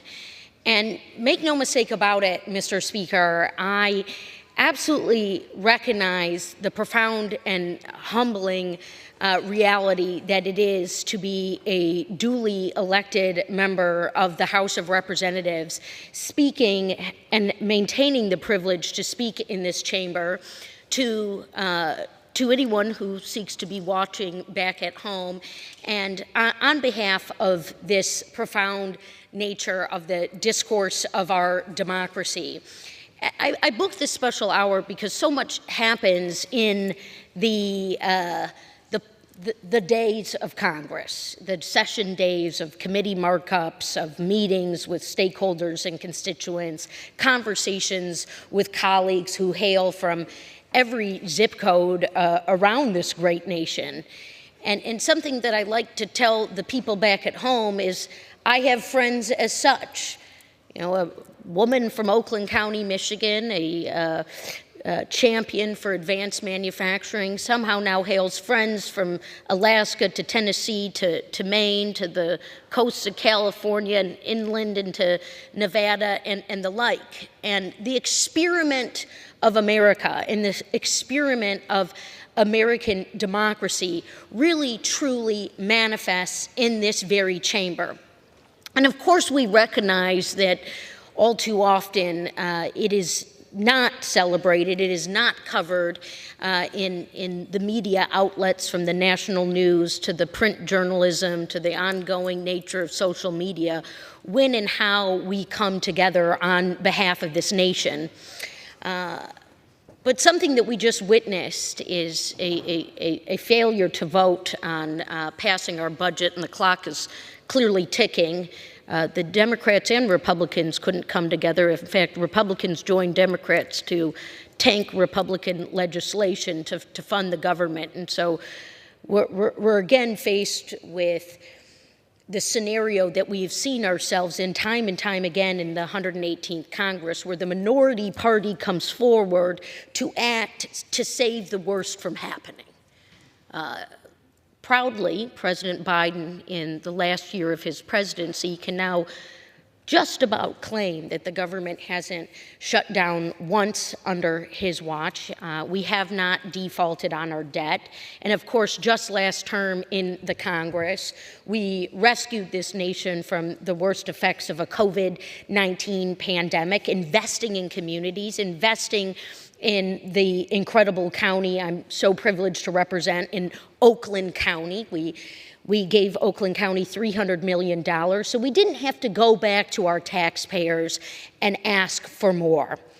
We are a donor-rich area. We all know that. We pay more than our fair share of taxpayer dollars, and then when we want to do more in the communities, we've got to go back and excise more tax. We've got to do millages.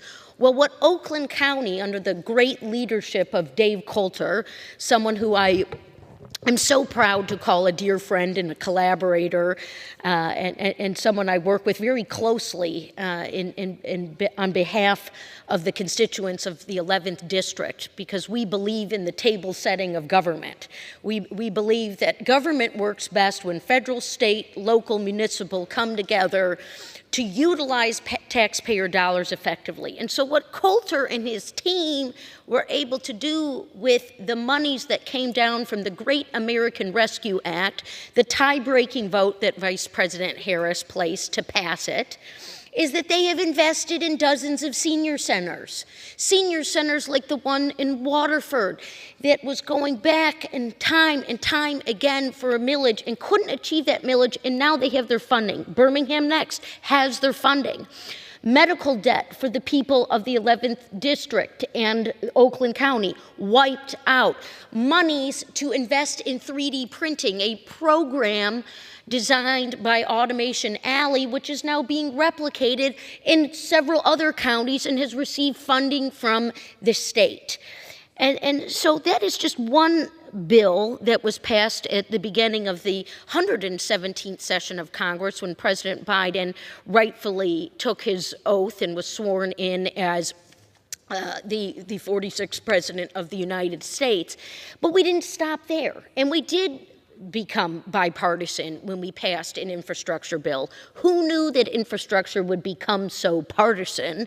But it was somewhat partisan for some who were adamantly against the bill, and now they go home and take the credit when the bridge and the road the bridge is being repaired and the road is being paved.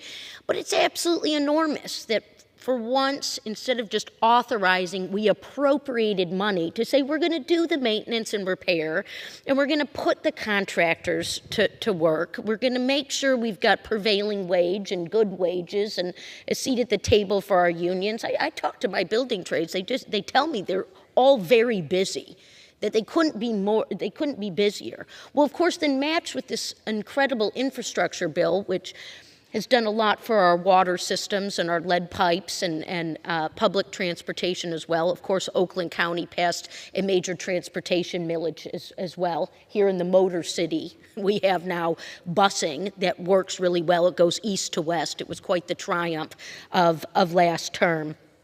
And what we also have noticed, though, here is that when we did the clean energy investments, when we looked global competition in the face and said, look, in the last administration, in a bipartisan way, we renegotiated NAFTA.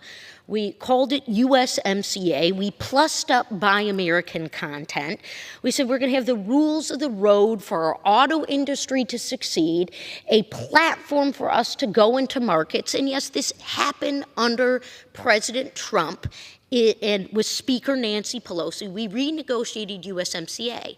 And then in the next term, we said we're going to make investments in clean energy, not subsidies, not ownership structures, but large capital-intensive investments in industries of scale. So what, my friends? So that we're not overly reliant on the adversaries on the global stage, the Chinese Communist Party for one. gosh knows what's going to totally happen over there. But we want to have domestic technologies and innovations. We want to have an ownership structure so that we're not forced to go and buy from overseas markets. We have learned this lesson over and over and over again. We've learned this lesson with semiconductors, the microchips that go into anything from your general electronics devices, your cell phone, your computers, your music players, if you're still listening to those, to, of course, the automobile. And the pandemic hit, and all of a sudden we couldn't get the shipments in, and we were making all these beautiful cars, and we really do salute our auto workers for their great efforts during a very trying time, certainly protecting and maintaining their safety, but staying dedicated to the production and the production efforts of their enterprise, as well as our innovation ecosystem. So you see, Michigan did something enormous. We responded to the industrial call to action during the COVID-19 pandemic. It was, of course, our manufacturers, large and small, that were addressing the supply chain disruptions, from the personal protective equipment to the ventilators that we were running low of and all that. And then they continued to innovate. And here we stand at the precipice of this incredible new mobility moment that is being led by the auto industry. I think some want to say, oh my gosh, this is the government dictating the terms. And of course, I just received an incredible briefing today from the MIT Sloan School of Business. They work across the aisle. They have this unbelievable data set that shows, what we need to do to stave off the 5-degree warming of the planet. And it's a whole host of things. But of course, to my capitalist-focused friends and my capitalist-focused countrymen and women, those are all profit-making endeavors. We are here, my friends, to talk about the future, and we should be celebrating it and not cowering and clinging to the past, and absolutely saluting and recognizing the freedom of our fellow countrymen and women who are going to buy the automobile they want to buy. But of course, we have 1 million new electric vehicles that were sold in the United States of America, 75,000 from GM, 75,000 roughly from Ford, and they're being honest and transparent about what they want to do. Every week I go and I visit a manufacturer, and I meet them where they're at, and I sit in their conference rooms and I walk their floors. And I'm in my 6th year of doing this, and really tremendous things are happening all across Southeast Michigan with our automotive supply chain. They've been very dedicated to some of the transition that their customers, the OEMs, the original equipment manufacturers, are professing to make, that they want to be zero emissions, maybe in total. But we want to win the future, and we want to be innovators and technology leaders. And of course, with chips and the microchips running short during the global pandemic, of which I mentioned that Michigan really responded to in a tremendous way, we also, frankly, Mr. Speaker, learned a big lesson, which is that the United States, Gordon Moore and some brainiacs out west innovated the chip. They innovated the microchip. And we were at one time producing 40% of these chips in the United States of America. And it was our technology. It was our innovation. And then it wasn't just low labor costs, which is a reality, but it was kind of an investment structure. It was kind of a wooing that took place. And the chips start going over to Taiwan and China and all this and that. And then the tide really rolls out. And I can speak to this as someone who was serving as a presidential appointee in the administration of Barack Obama during the Great Recession, when we were doing a rescue, not just of Wall Street. It wasn't just a Wall Street rescue that started under President Bush. And look, these financiers and the capital markets and the derivatives trading that had gone awry. It's trading, by the way, derivatives trading that had gone awry. It was the foreclosure crisis that was tied to that. It was the Main Street effort of saying that we are not going to liquidate or see the liquidation of General Motors and Chrysler, and we use the troubled asset relief funds to invest in the companies and not to own them or control their day-to-day management. And of course, we're sitting in these ornate government rooms, and we were rightfully saying we've got two other big problems. One is on semiconductors. We're not making enough chips. We're too overly reliant on foreign markets. Well, that comes to roost in the COVID-19 pandemic. And of course, every week, as a humble member of Congress from the southeastern Michigan, and as someone who evangelizes and champions our manufacturing economy, I decide to reach out to the Speaker of the House through the professional way in which we do so as members of Congress. Letter. I send the Speaker of House a letter a week almost. Let's do something on chips. And then, of course, the great Gina Raimondo, Commerce Secretary, partners up with the White House Office of Leg Affairs and some of us lawmakers. And and oh my gosh, the Senate was involved, and I love to tell the Homeric story about passing bills. But the short of the long is we passed a CHIPS bill, chips and science. And it was a really ringing moment here in this body because, again, it was bipartisan. And of course, I'm sitting on the Science Committee as a chair of the Subcommittee on Research and Technology, authorizing the doubling of scientific research for the National Science Foundation, all passed unanimous, all passed bipartisan. We passed chips and science, and we say with that, a tranche of money, which I understand that my friends and colleagues on the other side of the aisle who are more keen to austerity measures and maybe didn't take the vote accordingly. Well, look, $52 billion we said we'd commit in the marketplace. And of course, we're poking and prodding at the Commerce Department, and they're working through some of the legal matters to get more of the money out. And we don't want it to be too cumbersome. But $52 billion signed into law, committed. It was an August day in 2022, hot as all get out. And my friends, it's absolutely incredible because within one business quarter, $200 billion of private sector capital commitments were made here in the United States of America. That is a 21st century industrial policy approach. And so we're looking at this also because there was a number two. We had two problems. Chips, which we've sought to solve, and Raimondo will tell us, Secretary Raimondo will tell us, that we have a plan to be the only country by 2030 who will design, produce, and ship these chips, that we will be the ones to do it. And I'm very excited to see where these investments are going. But we had a second problem that we had recognized a decade and a half ago, and that was around critical minerals.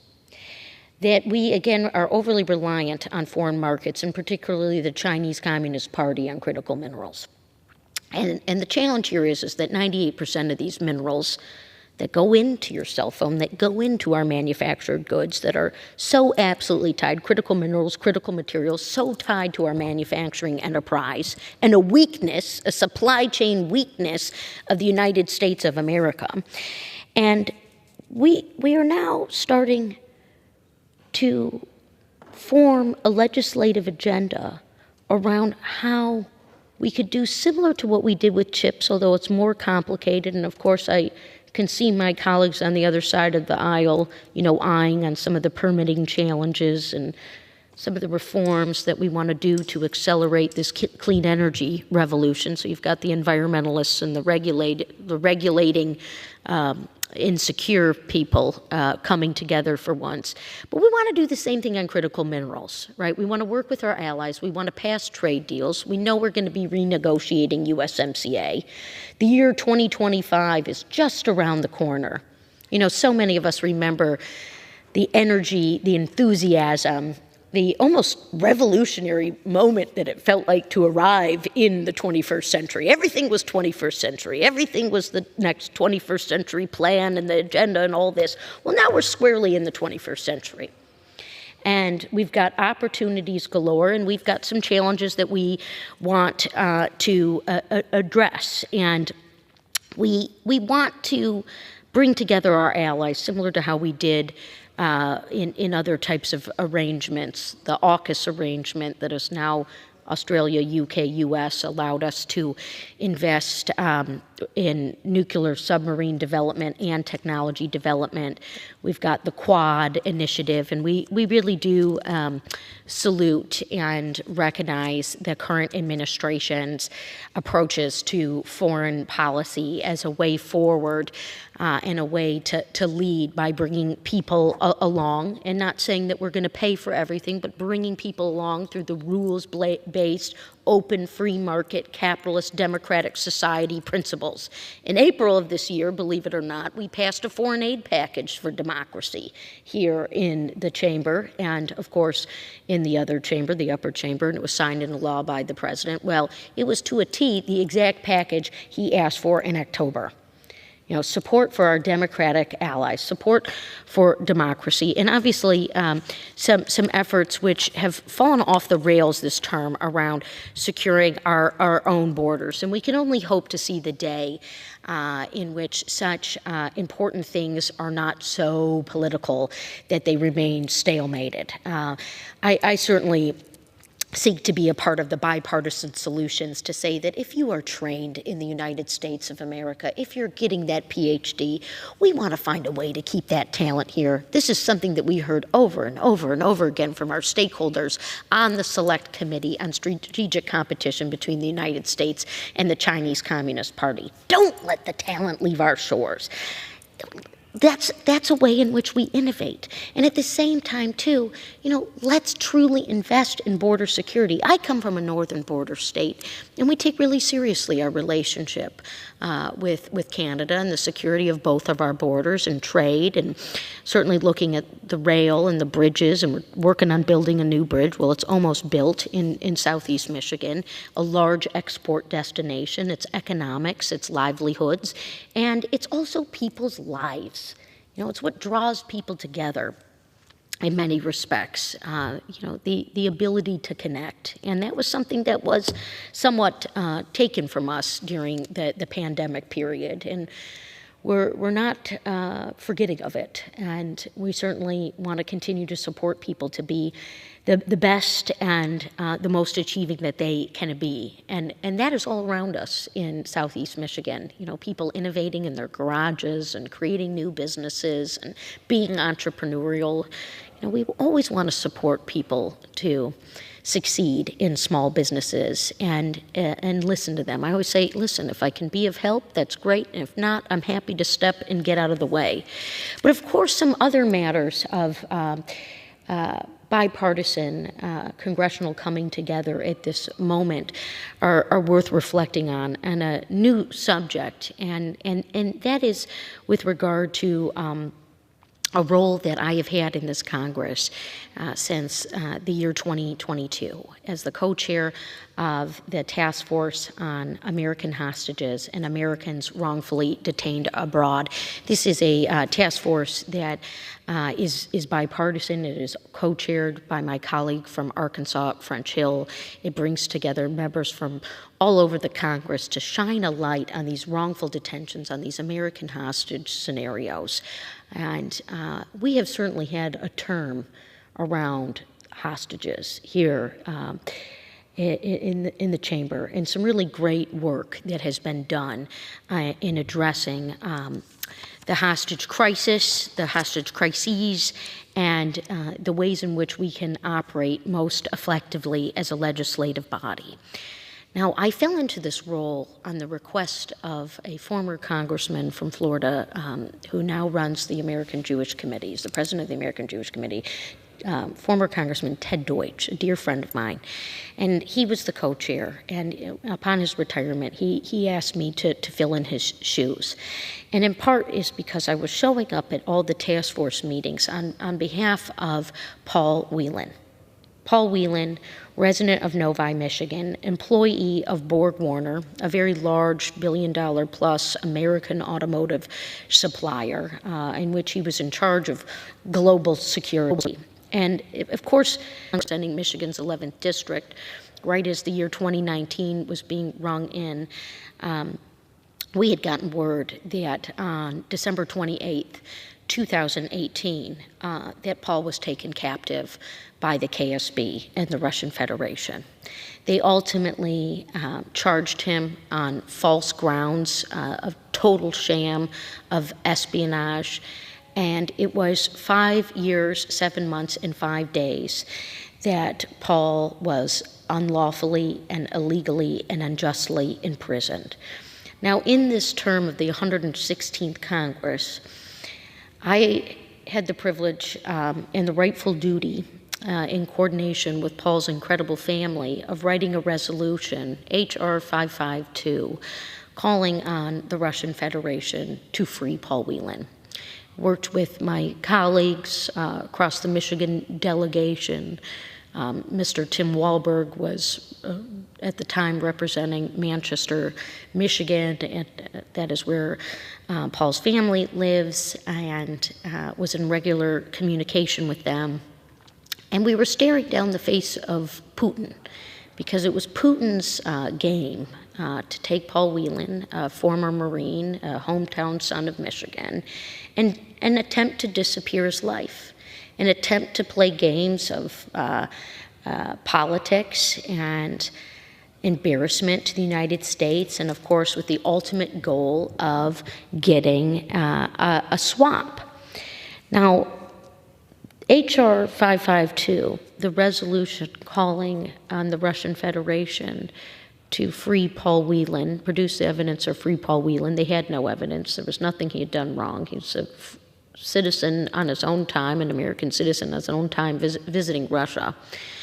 That resolution was voted on unanimously. Unanimously. Everyone who voted that day, they voted yes. They voted to support the resolution, and the same thing happened in the Senate. And we had 3 terms, and we voted on the same resolution each time. And on August 1st, it was a Thursday, into actually almost the following day, it was nearing midnight by the time the plane landed, Paul Whelan returned home to American soil. The ultimate and largest hostage-freeing effort since really the Cold War took place. Paul Whelan, Anna, Evan Gershkovich, involving some of our other European counterparts. And of course, I was watching as the plane, the bright light in the sky, descending from the heavens, it felt like, landing at Andrews Air Force Base, greeted by President Biden, greeted by Vice President Harris, among the political events that were going on as well. But of course, the governing, as President Biden always reminds us, still goes on, and there's still so much work to do. Paul Whelan, the door opens, he appears, and he steps off the plane. He walks down the stairs. And the president placed the very American flag pin that he was wearing on Paul, and we know that Paul cherishes that and wears that pin often.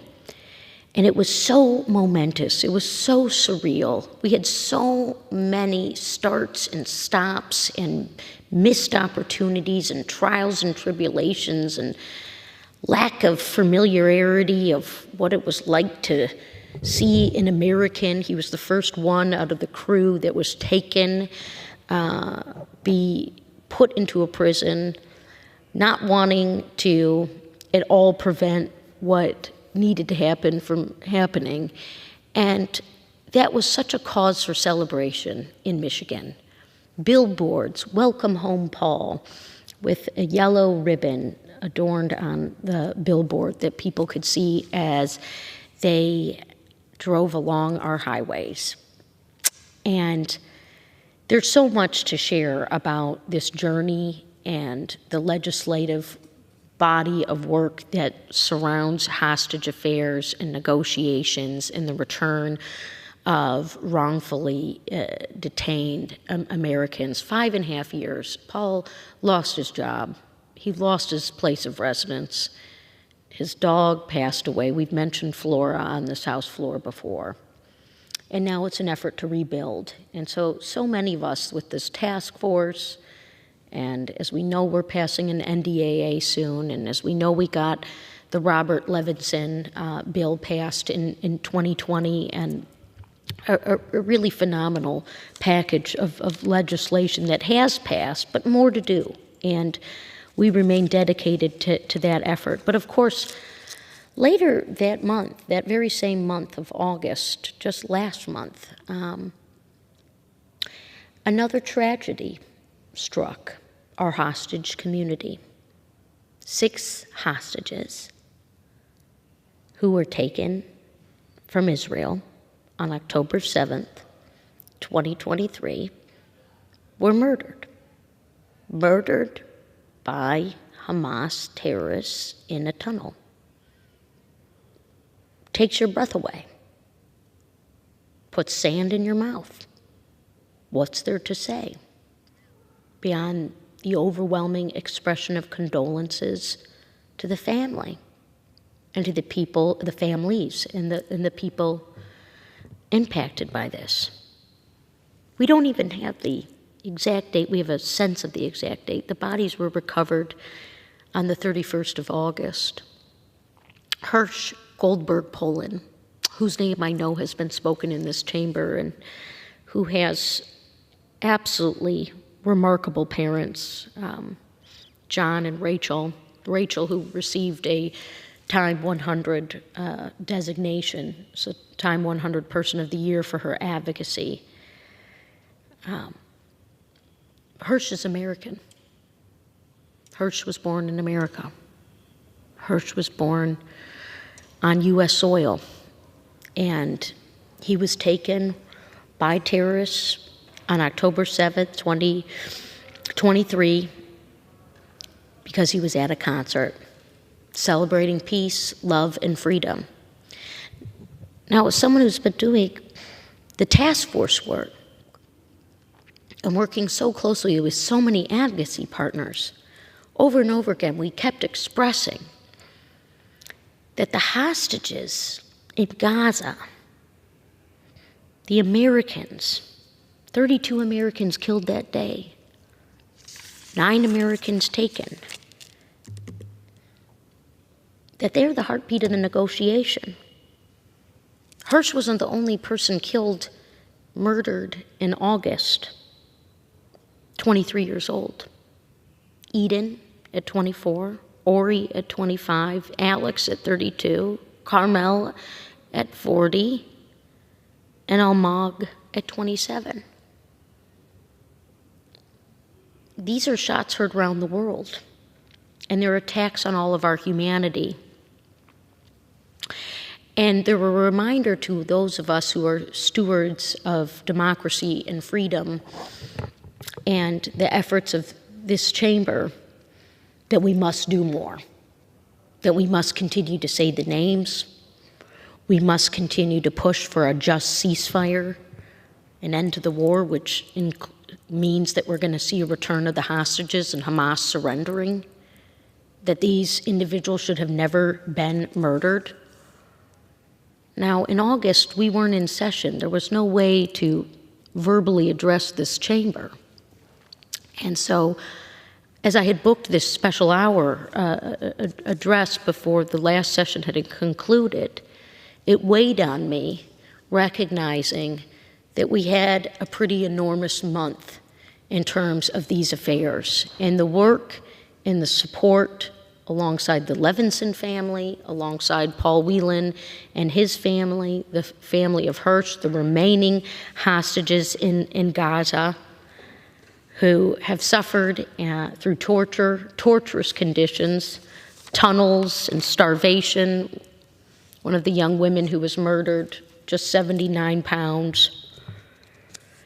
This is why we stand united around a foreign aid package for democracy here in the United States of America. And as we seek to continue to do the work on behalf of the people who sent us here, to continue to do the work on behalf of justice and fairness, and to remind ourselves that there are many who unfortunately do not share our view of freedom and who want to disrupt it, who want to override it.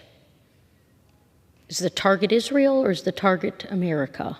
You know, Israel's war now on so many different fronts.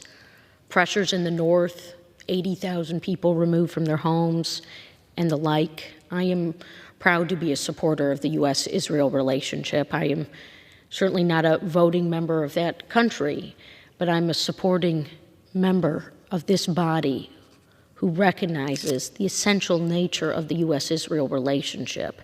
And what that means, not just for our national security, which in this moment is quite paramount, but also what that means for our trade, for economy, for innovation, and the like. And we continue to extend our support and our encouragement and our love to the people of Israel, the people suffering, the people who are scared because our siren's going to go and are you going to have to hide and are the children going to be able to go to school, the reality of what Hamas has done in Gaza, caring nothing with the nearly $1 trillion of assets for the people, the innocent people who live in Gaza, proclaiming that civilian deaths are a good thing.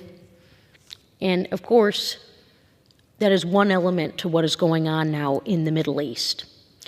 So as I look towards the next 25 years in terms of the quarter 21st century to the mid-21st century, and what is going to be determinative of our outcomes, we certainly recognize that history, the brief history of this incredible nation of ours, is so incumbent upon us. It is heavy and it is incumbent upon us, in part because of a great world war that Michigan played a critical and essential role in, the arsenal of democracy as we responded to the attacks on our country, the attacks on civil liberties, and playing a role in ending it, and then using our industrial might to change the world's economy yet again. And that yet 80 years, almost 80 years since the end of World War II. So a living memory it is barely. And it is a history worth teaching. It is a history worth knowing as an American. As part of the horrors of the Holocaust, we say, never forget. And we ask ourselves, what are our challenges for these next 25 years? I don't want to see it be the drumbeat of war. My responsibility here is not to shepherd America into war, but certainly it is recognizing that autocracy and democracy are competing, and there is an undergird of jihad taking place, and jihad that seeks to disrupt and to dismantle, to bring us back to an ancient time that we don't want to see arrive again, that terrorizes people. And the jihad is hitting in Russia, and it is a threat and a reality here in the United States of America and across Europe. And yet, as we look at ways in which our nation exemplifies its leadership on the global stage, with allies, with trade partners, and the like, we've got to seek ways in which we bring people along to succeed. It can't just be America on an island alone. We've got to advance and continue to push forward a foreign policy agenda that allows for and provides the conduit for our success, not just as a nation, but as the harbinger of freedom. And last century, we tried a lot of different ways to place freedom on people and to encourage democracy. In some ways it worked, in some countries it worked, in some countries it didn't. Exploited free markets on behalf of the Chinese Communist Party remains a problem.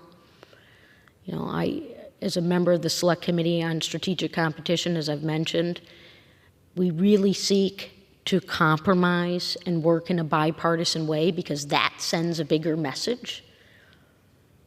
And some of this also comes back now to another important topic, which is the reform of our democracy.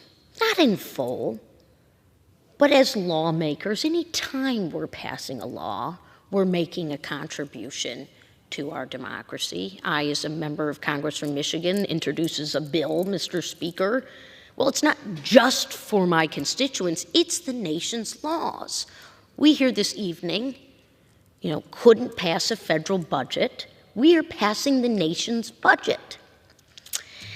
And so I find it worth our efforts as lawmakers and as stewards of the Constitution to ask ourselves of worthy improvements. You've seen this term, 7 bills introduced by colleagues on the other side of the aisle specific to the District of Columbia and its unique status, non-state status of seeking to govern ways in which the District of Columbia works. I don't know if those are messaging bills. Sometimes that's what they call them, messaging bills, or points that folks are trying to get across.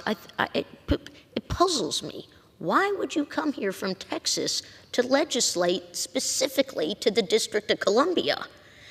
Now, I have participated in the majority in the debate to add the District of Columbia as a state to the Union. And this is not about politics. And of course, there's the Puerto Rico consideration, and that comes with its complexities and its own points about self-determination. But the people of Washington, D.C., over 700,000 people, larger than not a lot, but a handful of states, have said they want to become a state. Now, this is the grand conversation of the historic nature of the body we serve in. It's every debate that was had in the first 100 years of this chamber. How did states get added? Well, of course, it was controversial based on the horrors of slavery and something that this country had to shed itself of through civil war. And I'm not saying that's what is weighing down on District of Columbia, but we added states to this union. It was a constitution with 13 colonies. It was a constitution that was written over, periods of time. And we have these constitutional scholars, and we've got these points of history. And allow me to just share as an aside that it is really quite humbling to talk about the Constitution on the floor of this House. Debates that we can go back to that were written up, and points that were made, and doctrines that were written surrounding it, and of course, starting with the Declaration of Independence, and that's an origin story.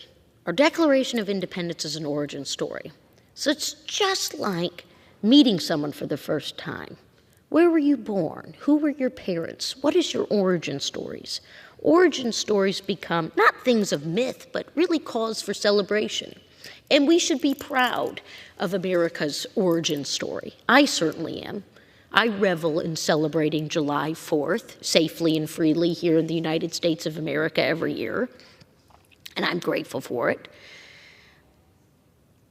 And it is not to be blasphemous to our Constitution. It is not to be disregarding of its strong governance and the ways in which our laws and our systems have moved us forward over and over again, much to the envy of many. A strong economy, strongest economy in the world. Great innovation, great communities, great schools, good elections. But we've got to look this time in the face. In July of 2020, I didn't speak these words, but I wrote these words and I submitted them to the chamber. And I think that they are worth sharing in part. Because we are in an election year, and I'm not politicking and I'm not abusing this lectern or my time or my space here. These elections seem to drive us further from each other than they do driving us together. It's like we can't see each other. I am from a politically popular state, Michigan. People are campaigning and competing for Michigan. So I see it all. You know, I see what's going on with these national campaigns. And in July of 2020, July 9th of 2020, I submitted words to the Congressional Record.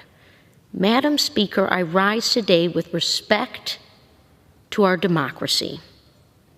We boast a steady history, no matter the circumstance, of maintaining a peaceful and efficient process upon the conclusion of our presidential elections.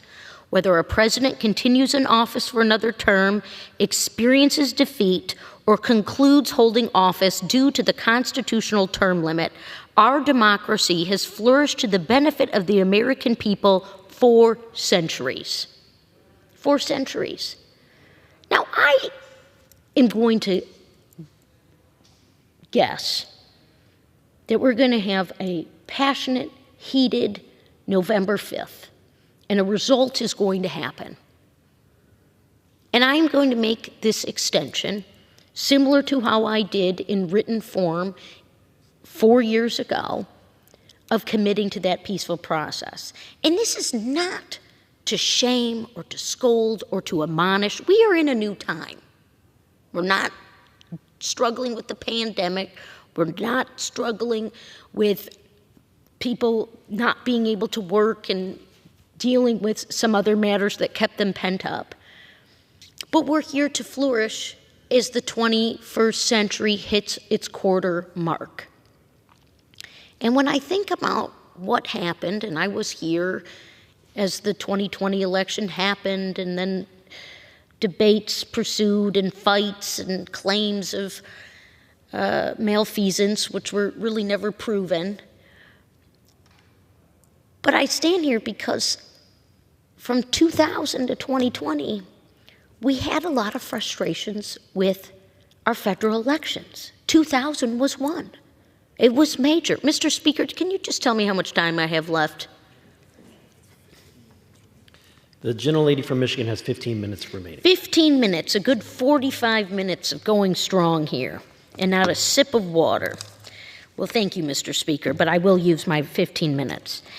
And I'm going to say this because we had the 2000 election, which was really determined by the Supreme Court. And instead of, as people who are in the political process and people who surround the lawmaking of this nation, instead of saying, gosh, what are the American people telling us over and over again? We're closer together than we are further apart. You know, we got a 4-seat effort to have a new majority in the Congress. We have a 50-50 Senate. We have an electoral college, which was somewhat designed to placate now illegal and abhorrent, recognized as abhorrent matters in the United States of America. But we have an electoral college that has determined a handful of these elections, particularly in this century. We want to say your vote matters. Well, the popular vote is recognized, but it is not determinative. And we really haven't reformed or adjusted a thing. We've just continued on. We haven't made amendments. We haven't added states to the unions. We've just said this is the way it's going to be. And so we are experiencing a somewhat frustrating and tragic uptick in the disappointment of our fellow countrymen and women. They don't trust the system.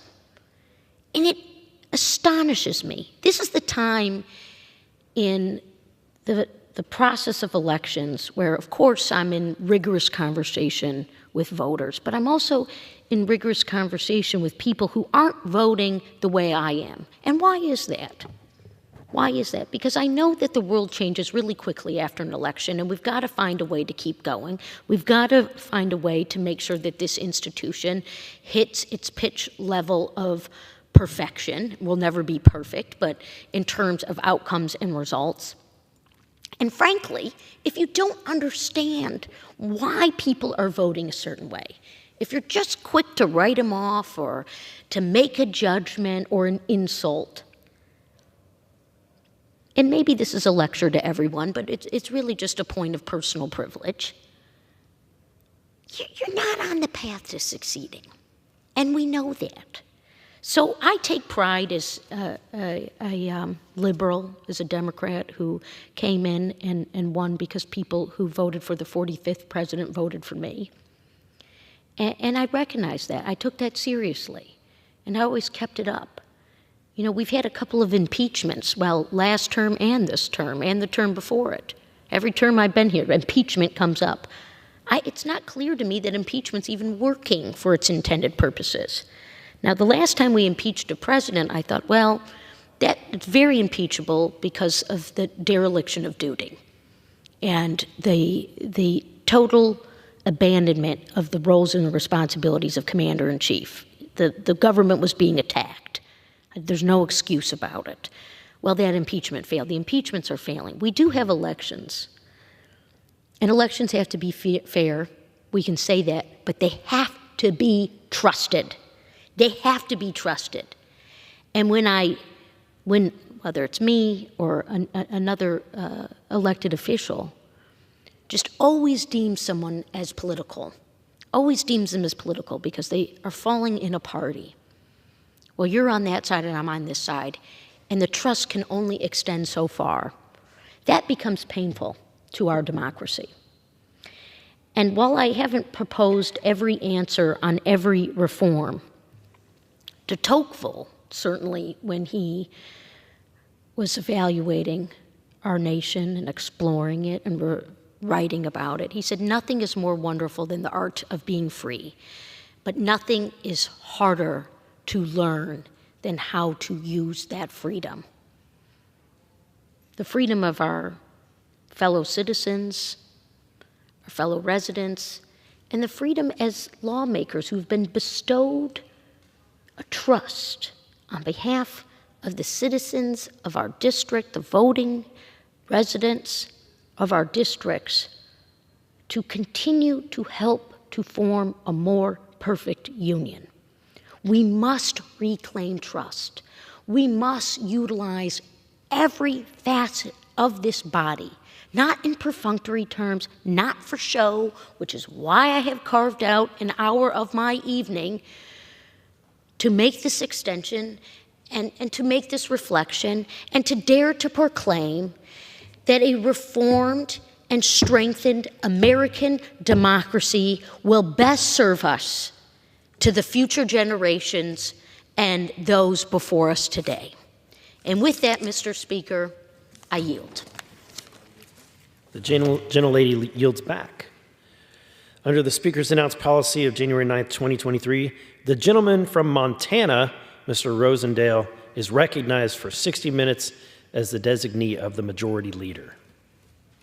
Thank you much, Mr. Speaker. I ask unanimous consent that all members may have 5 legislative days in which to revise and extend the remarks and include extraneous material on the topic of this special order.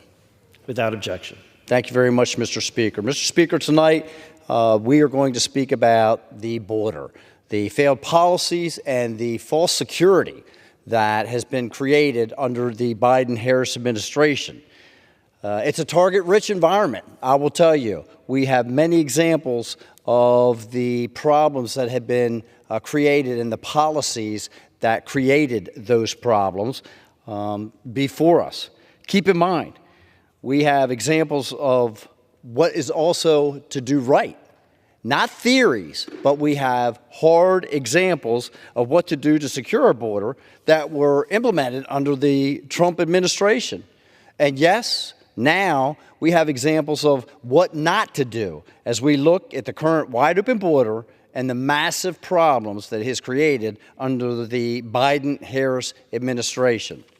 Mr. Speaker, with that, I'm going to yield 5 minutes to my distinguished colleague from the great state of Tennessee to kick this off. That would be Representative Rose.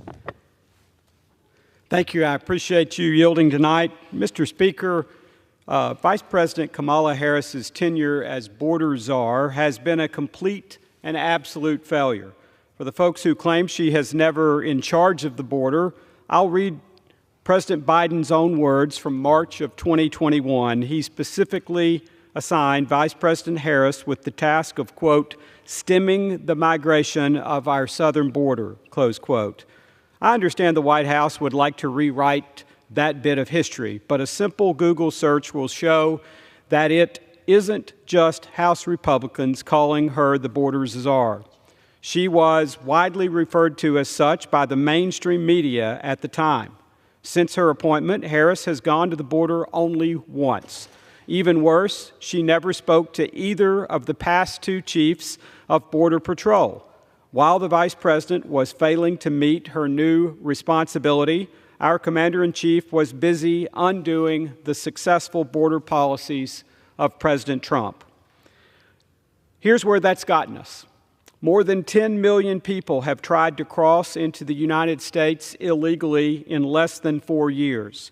More than 52,000 illegal immigrants with criminal backgrounds have tried to enter our nation illegally. That's just the ones we know about. Keep in mind, more than 2 million people managed to evade Border Patrol under this administration. That's more gotaways under Biden-Harris than in the previous decade combined. This is a direct result of open border policies and a refusal to uphold the immigration laws already on the books. In July alone, there was a daily average of 3,300 encounters at the border. Former President Obama's DHS secretary noted a few years ago that any more than 1,000 encounters per day overwhelms the system. Mr. Speaker, the border crisis is far from over, and it continues to threaten our national security.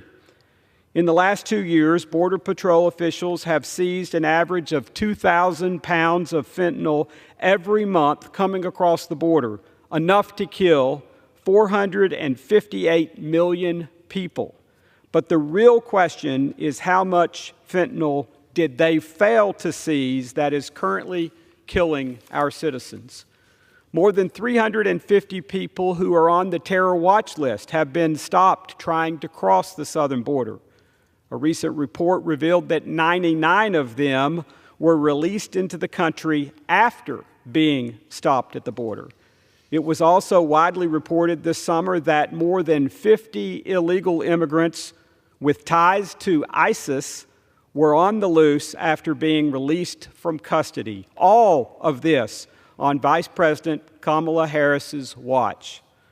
This week, House Republicans will bring to the floor two pieces of critical legislation. The first, a bill to ensure that any illegal immigrant who is convicted of a sex offense or crimes involving stalking, child abuse, and neglect are deported.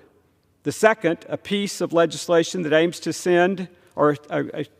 claims to end the free hotels, health care, and cash given to hundreds of thousands of illegal immigrants being housed in our nation's major cities. It's well past time to stop incentivizing illegal immigration. It's time to support what the American people overwhelmingly support: immigration done the legal way. With that, I yield back and thank you for the time tonight. Thank you very much. Mr. Speaker, you can see there's a long list of problems, and we have many speakers here who want to speak to those problems this evening. It's critically important for the American people to hear that not only do we identify what these problems are, but the Republicans have been bringing solutions forward to address these problems. We've been bringing solutions that we know will work. They are not, again, theories. These are issues that have been addressed, and we know that the solutions that we are recommending have been utilized by the Trump administration and are extremely effective. With that, I would like to yield 8 minutes to the distinguished gentleman from North Carolina, Representative Edwards.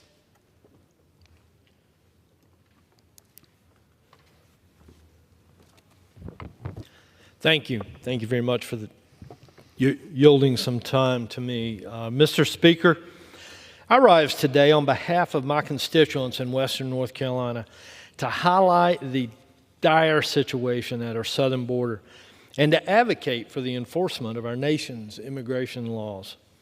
During his time in office, the Biden administration continues to break records, but not in a good way. Last month, Customs and Border Protection seized close to 1,700 pounds of fentanyl at the border, a 30% increase from just July. Over 200,000 Americans have now died from illegal drugs being smuggled across the southern border, and this number only continues to increase. This also comes after 3 years of broken border records and overwhelmed Border Patrol agents. Some of the first executive actions taken by President Biden undid the Trump administration's attempts to get the situation under control. Biden threw open the border. And whether he did it for political reasons or through sheer incompetence, it's costing Americans $500 billion every year. Now, we have fentanyl flowing across the border, courtesy of the Mexican cartels, tearing apart families and the very fabric of our communities in the North Carolina mountains.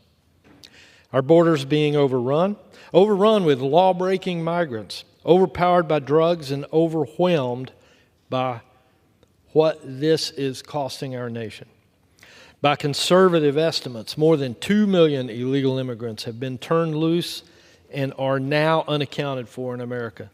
And that doesn't include those who manage to give Border Patrol agents the slip, or the millions who have been living here illegally for years. These are not small numbers, Mr. Speaker. This is mass migration into our country, facilitated by our very own president. So, what is the Biden-Harris solution? How does President Biden and his appointed border czar plan to solve a problem that they manufactured? Last month, a DHS found nearly 530,000 individuals were flown in and paroled by the Biden-Harris administration under the error-plagued mass patrol program for Cubans, Haitians, Nicaraguans, and Venezuelans, a program that was previously paused due to mass fraud and abuse. You can't make this up, folks. During my time in Congress, I've written, co-sponsored, and helped pass legislation in the House to secure the southern border and end this administration's radical and dangerous border policies. I was proud to have co-sponsored and to vote for H.R. 2, the Secure Border Act, which is the strongest border security package passed by the House in American history. But Senate Democrats and President Biden couldn't take real concrete steps to solve this migration crisis and address everything from court backlogs to the trafficking of unaccompanied children if they would just get behind H.R. 2. Why are the Democrats so adamantly opposed to common sense legislation to protect Americans and close the southern border, you might ask? One of my Democrat colleagues apparently said the quiet part out loud. In no uncertain terms, she said that she wanted more illegal immigrants to come into our country to give liberal sanctuary cities a higher population for congressional districting and the Electoral College. She said, I'm saying I need more people in my district just for redistricting purposes, in reference to illegal immigrants coming in droves to New York. To solve the problem, once and for all, I introduced H.R. 7109, the Equal Representation Act, which allows a very basic question to be asked in the U.S. Census. Are you a U.S. citizen? Given all the other information the government collects during a census, this is a very reasonable thing that we should know, especially as the census count determines congressional apportionment, and only U.S. citizens are allowed to vote.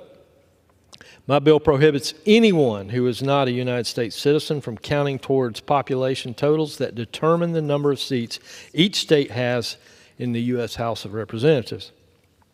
This would go an incredible long way to helping us determine who's actually in our country, which is not an unreasonable thing to want to know. Knowing who's in our nation and keeping out those who are trying to break our laws and brazenly waltz across our borders is basic national security. Our own president is failing at the task of keeping this nation safe and secure. I ask my colleagues from across the aisle and this administration to work with Republicans to pass this common sense legislation that actually goes to fix the problem. Mr. Speaker, I yield back.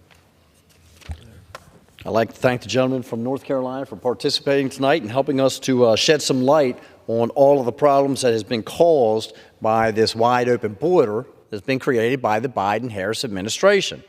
Next up, I would like to recognize my good friend, my colleague from Arkansas, fellow duck hunter and chairman of the Natural Resource Committee, Representative Westerman. I yield to Mr. Westerman 7 minutes. I thank the gentleman from Montana for yielding, and I thank my friend and colleague, another representative from Arkansas, a dear friend, Representative French Hill, for joining me here at the well. And Mr. Speaker, I'm here today to honor and remember the remarkable life of my constituent, Jennifer Ann Morton, a beloved daughter, sister, aunt, and friend whose life was senselessly taken far too young. While I did not have the opportunity to meet Jennifer myself, I understand she was a warm-hearted woman with unwavering principles. Born and raised in Central Arkansas, Jennifer attended the University of the Ozarks for her undergraduate education. She later attended UAMS, where she obtained her license in respiratory therapy to pursue her passion for taking care of children as a respiratory therapist in the infant toddler unit at Arkansas Children's Hospital. Her dedication to her work and her love for the children she cared for were unparalleled. For nearly 20 years, Jennifer was a loyal supporter of the Texarkana Baptist Children's Home. The team at Baptist Kids knew Miss Jennifer as a compassionate and empathetic contributor to their mission, someone who never hesitated to support Arkansas children.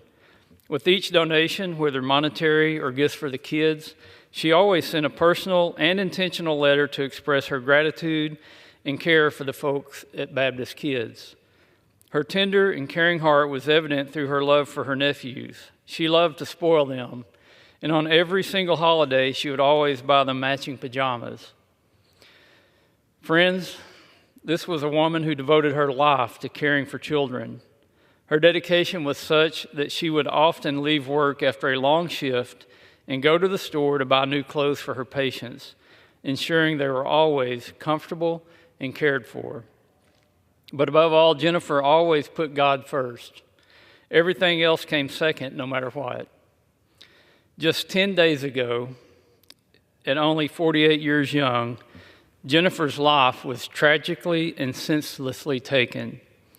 Early in the morning on September 8th, an illegal immigrant crashed into Jennifer while recklessly driving drunk through Little Rock. Maynard Herrera, the man responsible for her death, was found fleeing the scene of the crash and apprehended by the Arkansas State Police. He was charged with negligent homicide, DUI, driving without a license, weapons violations, and more. We later learned that he had already been deported from the U.S. in 2018. Because our current chaotic immigration and border policies, there's no telling when he re-entered, how he evaded Border Patrol, or how long he had been living in Arkansas. This tragedy should have never happened. He should have never been in our country to begin with.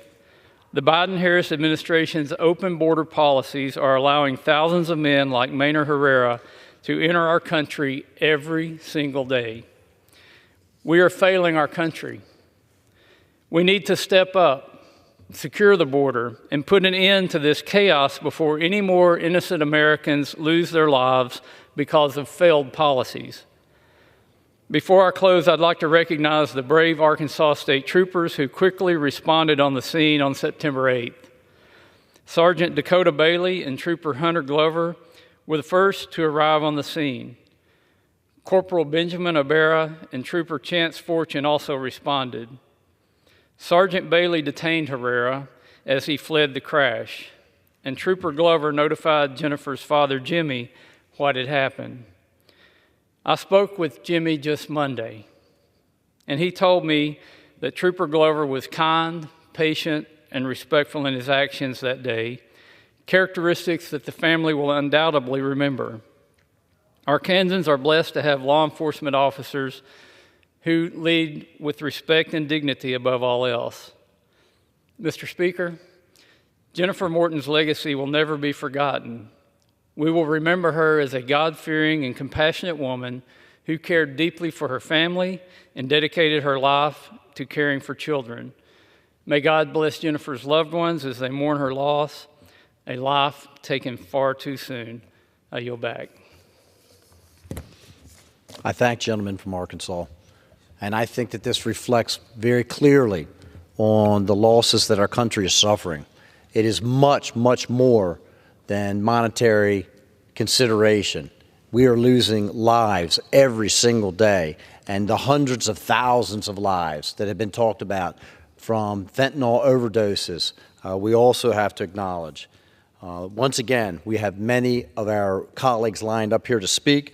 Right now, I would like to recognize my very good friend, my colleague from the great state of Tennessee, Representative Burchett, for 3 minutes. 5 minutes. All right. Thank you, Mr. Chairman. Mr. Speaker, I want to thank the Vice Chair for yielding, first of all, and I want to thank his dedication to this country and his friendship to me, and he will be missed. He's a good dude. The State Department, Mr. Speaker, they've been giving out cash vouchers to illegal aliens. Now imagine this. They're veterans living literally under bridges in the district I represent, yet they're giving folks that come over our border, we don't know who the heck they are, we're giving them yours and my hard-earned tax dollars. And they've never been able to provide an actual number or amount. That's by design, Mr. Speaker. Our country has been flooded with, and I've heard it stated, 10 million, 11 million. I think it's probably closer to 15 million illegals in the last almost 4 years. And nobody knows exactly how many, again, by design. And you add that list, the answers that we don't have. Not only we don't know how much they've received in assistance, dadgummit, we don't even know how many people have received this assistance. The White House will not give us this information.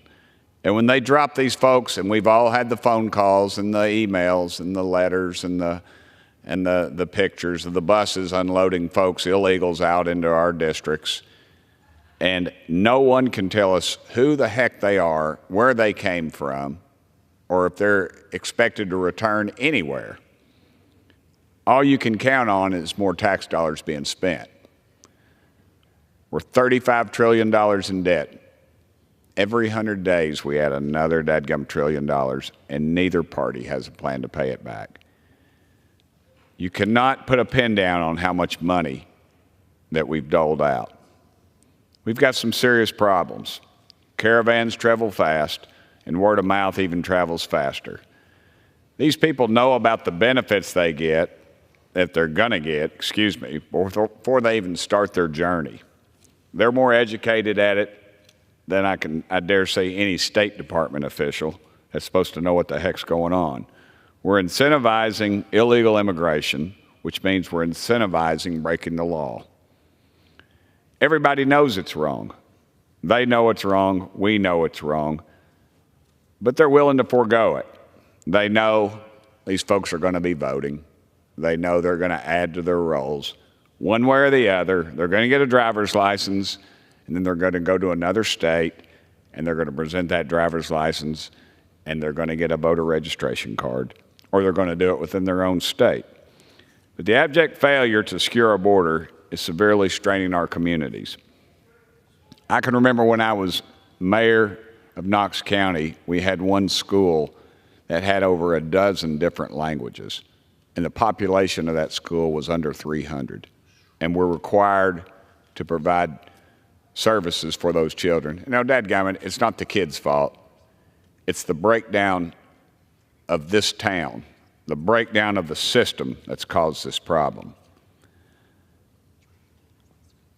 The people who actually pay taxes in this country are the ones that are paying for this. Our healthcare system, education, social safety nets, et cetera, they're all breaking. They're all breaking down. We don't even know what people are buying with this cash that they're getting or where they're sending it. There's no way of telling. Does it make it back to the cartels? I suspect it does. Who the heck knows? Nobody knows. Our State Department has a terrible track record under Secretary Blinken. That track record is bought and paid for with the American citizens' tax dollars. It's not in my notes, but it's on my heart. One thing I think we ought to remember if we've read our scripture, and Jesus was talking and he said, how you treat the least of these is how you treat me. Those 300,000 plus children that have come over our dadgum border, Mr. Speaker, nobody knows where they are. They don't know what hell those kids are in. I think our minds don't have to wander very far to know what conditions they're living in, if some of them are still even living. And we will pay. God will rebuke this nation for that. Thank you, Mr. Speaker. Thank you, Chairman Rosendale. I appreciate you, brother, and I yield back any remainder time that I have. I thank the gentleman from Tennessee, and I certainly appreciate you being here this evening. Again, shedding light on these massive, massive, terrible problems that this open border has created. It's much more than monetary costs to the taxpayers across this nation.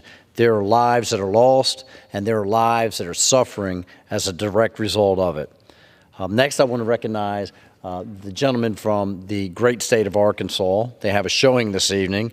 My good friend, Representative Hill, I will yield 15 minutes. I thank the gentleman from Montana, and I have to start out, Mr. Speaker, and thank my friend Bruce Westerman, my colleague in the Arkansas delegation, for paying tribute on this tragedy that we've witnessed in our central Arkansas area of a life lost of a honorable citizen doing the Lord's work, caring for kids every day, who tragically lost her life due to the drunk driving by an illegal alien who crossed our border more than one time without any repercussions. And so I want to add my thanks to Congressman Westerman for his words in memory of Jennifer Morton. I join him with thoughts and prayers for her family, for her friends, for the loss of a skilled therapist at Arkansas Children's Hospital. But, Mr. Speaker, this is just emblematic of what we're confronting in this country. Deaths like that, deaths from fentanyl, massive human trafficking, the Mexican drug cartels making truly billions of dollars from those human trafficking fees of coaching, urging, pushing migrants across the southwest border of the United States, to the point that there are millions entering our country illegally. And my concern tonight that I want to highlight, and I thank my friend Mr. Rosendale for the time, is the number of these that are potential terrorists in our country. Just last year alone, 1 year, 169 individuals were caught on the terrorist screening database. That's more apprehensive, Mr. Speaker, than in the last 5 years combined. Isn't that an indication of just how open this border is? And the question is, where are they once they cross into our country? What's become of them? They were encountered by Customs and Border Patrol. They were encountered by TSA at an airport, but what's become of them? And those of us on the House Intelligence Committee and on Homeland Security have been tirelessly trying to get the answers to those most basic questions.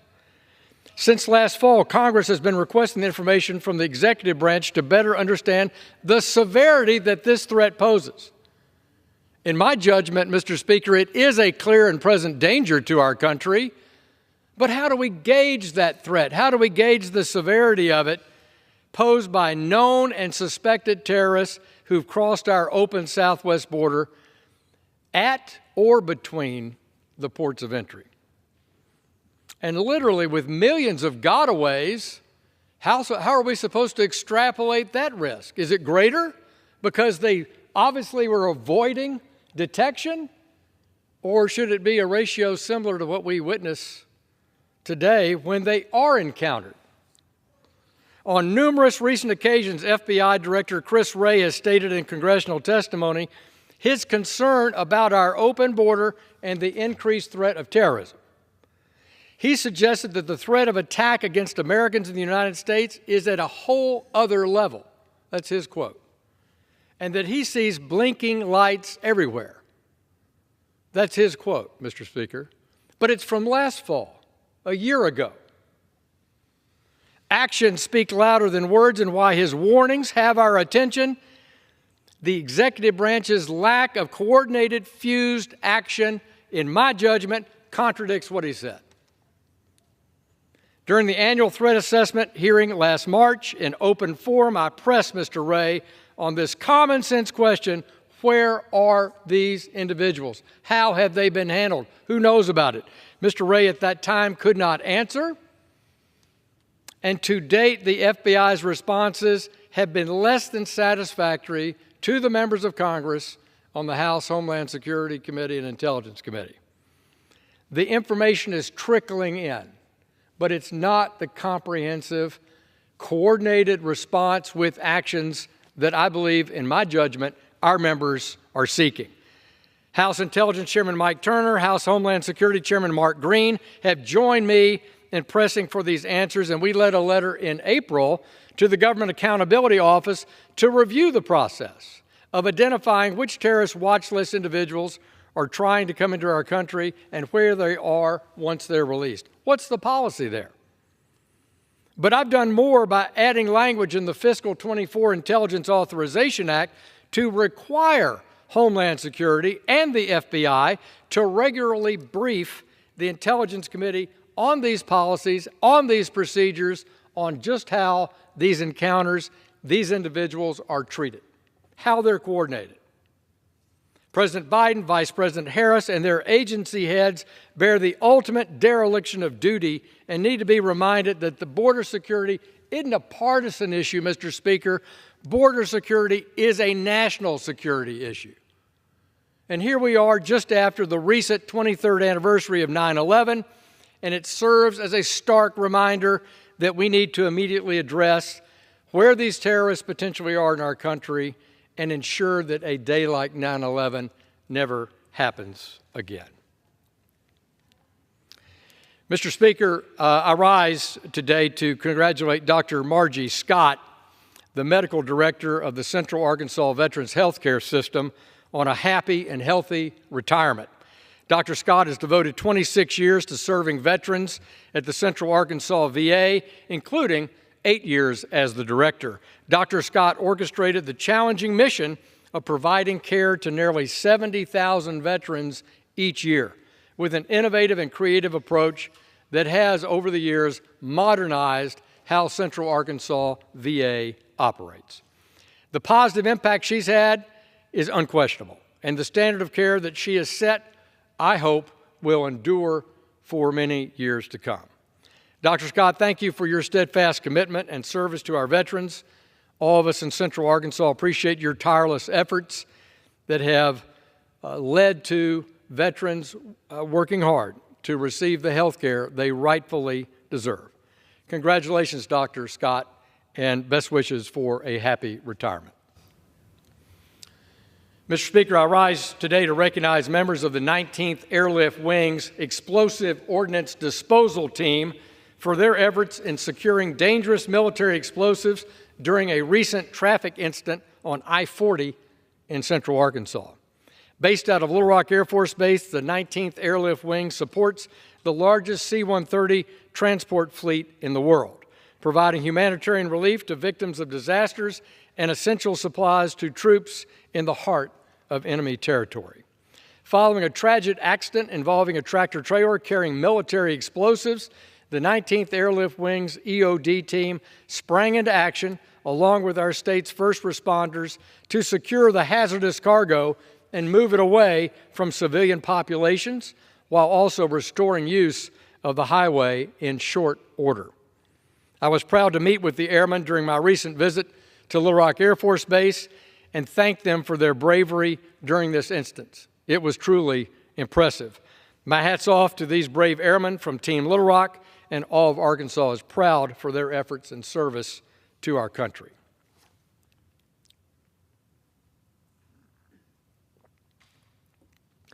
Mr. Speaker, I rise today to recognize Peggy McCall for the nearly 2 decades of devoted work with Miracle League of Arkansas, an organization that provides opportunities for children with disabilities to play America's pastime.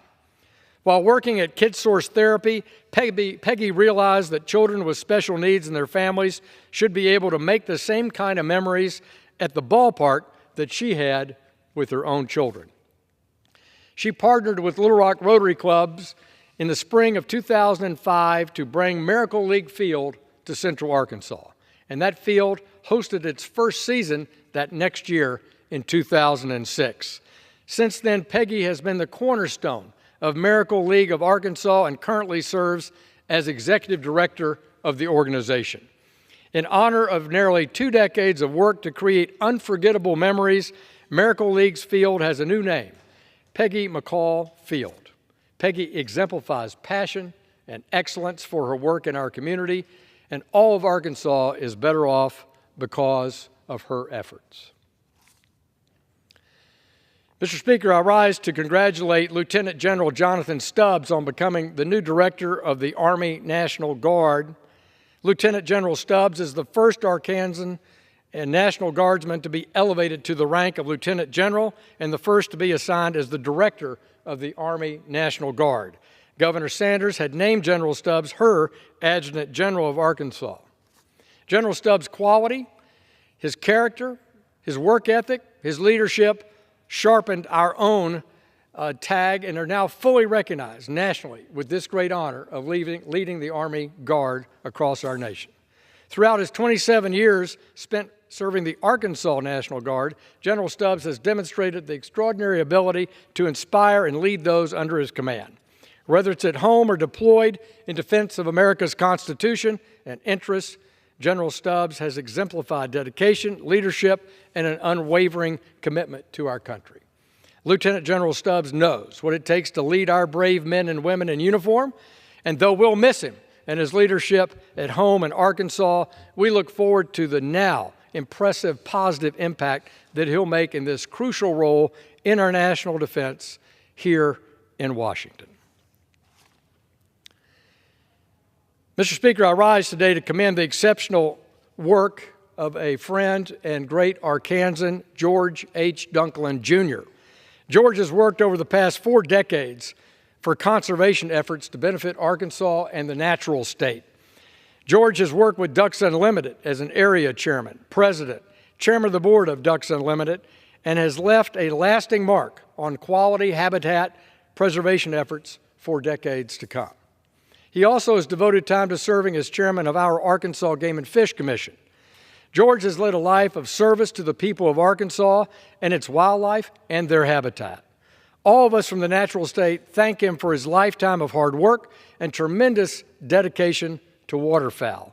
Arkansas's reputation as a world-class place for outdoor recreation and field sports stands taller thanks to the efforts of citizens like George.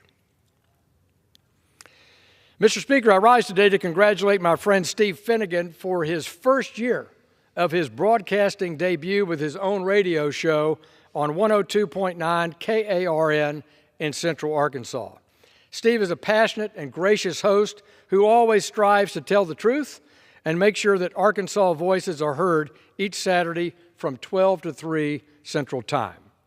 Prior to this newfound radio career, Steve proudly served our nation in the United States Army, helped lead the American Legion in Arkansas, and in the early 2010s was CEO of Green Blue Environmental, a service-disabled, veteran-owned small business for over a decade. Over the past year, he's taken an impressive veteran and small business owner background and brought his voice and expertise to the people of Arkansas and beyond across KARN's Arkansas Signal and its streaming reach. Steve Finnegan is a dedicated patriot, both in his service and love of country and love of our great state of Arkansas and her people. Congratulations, Steve. What an outstanding accomplishment. I look forward to the show's continued success in the years ahead. Mr. Speaker, I rise today to recognize Master Sergeant Michael Hester, a Central Arkansan and member of the Arkansas National Guard. This past August, Master Sergeant Hester was part of a 6-person all-National Guard rifle team that won the Dogs of War Trophy, a national trophy for marksmanship excellence. Winning this revered trophy requires incredible skill and teamwork from all members of the team. Sergeant Hester served as a gunsmith and machinist for the team, playing a crucial role in the National Guard's first Dogs of War Trophy in almost 4 decades. I speak for all Central Arkansans when I say how proud we are of Master Sergeant Hester and his teammates for this significant achievement.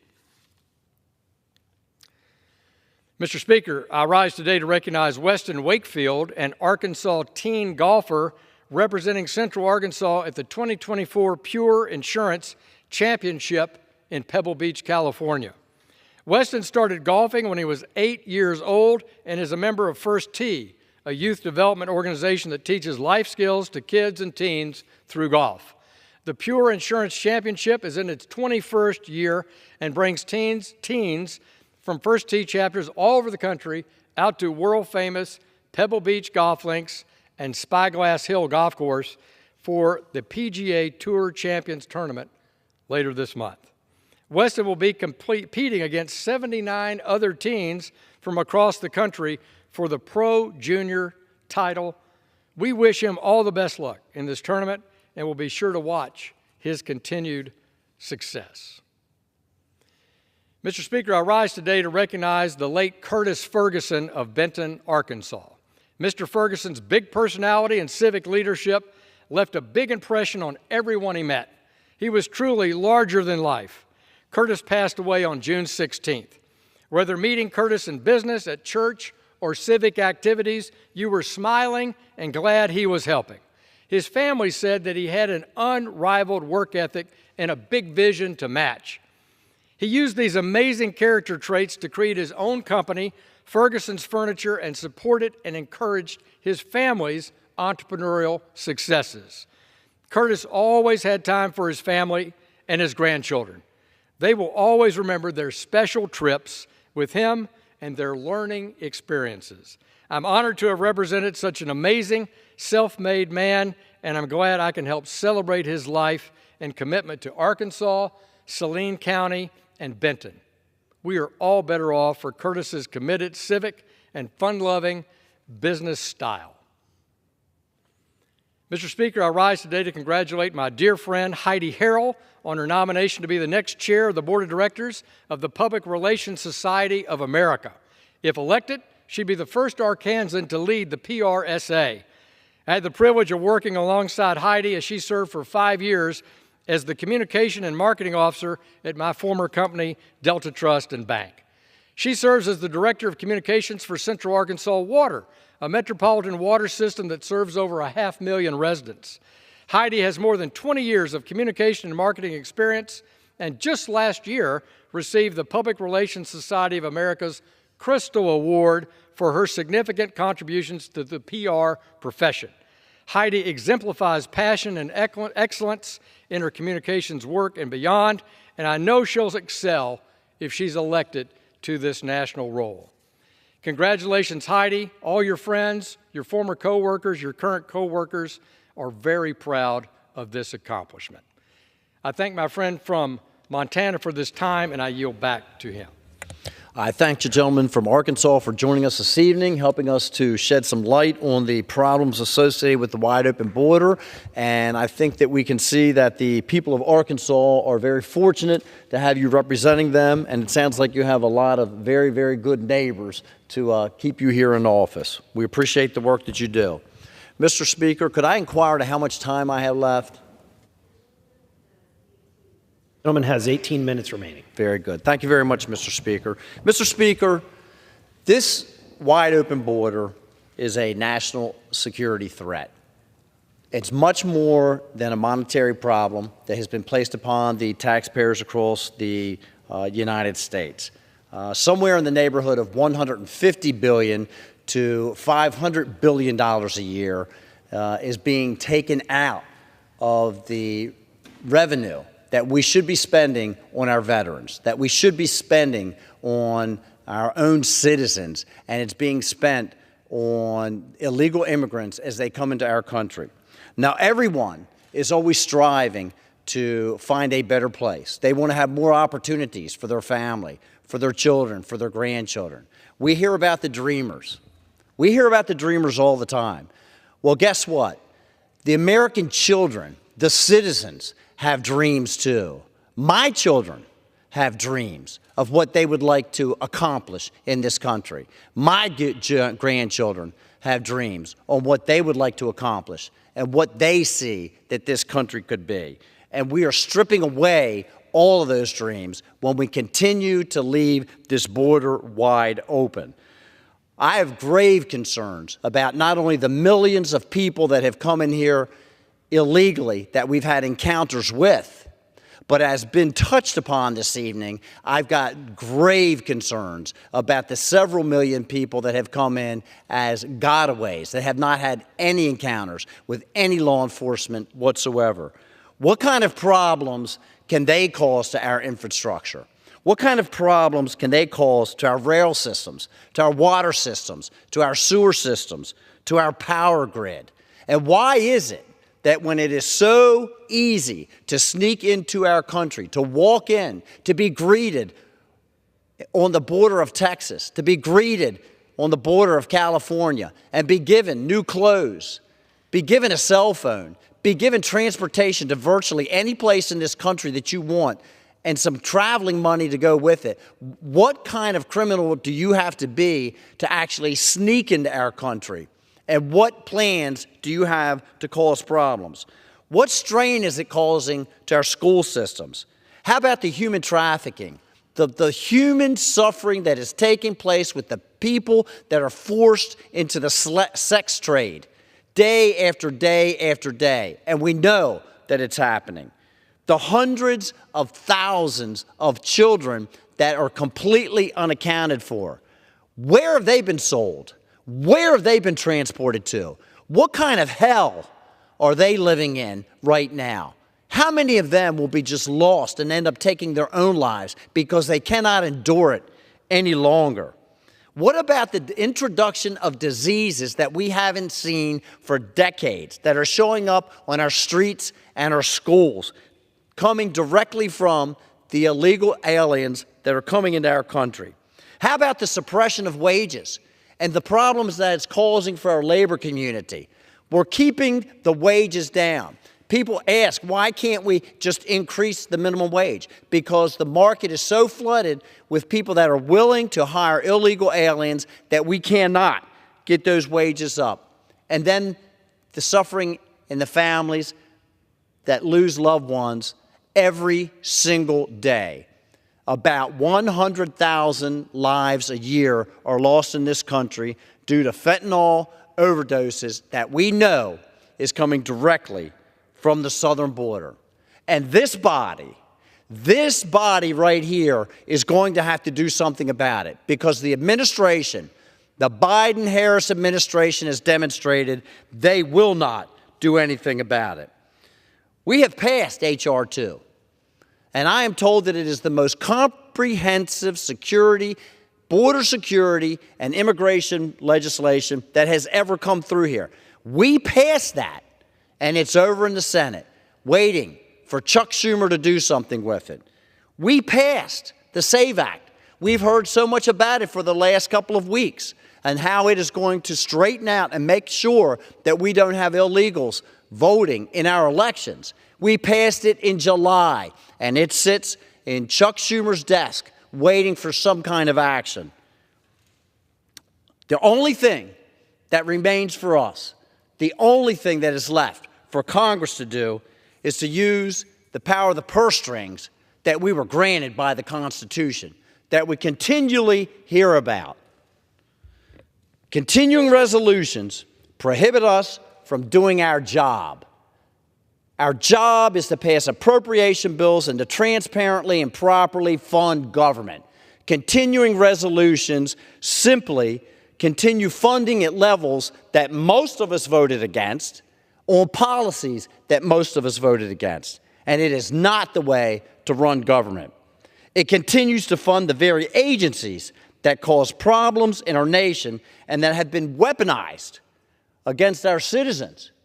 They are literally growing larger bureaucracies they are using to attack American citizens. All of the alphabet agencies, the ATF, the FBI, the IRS.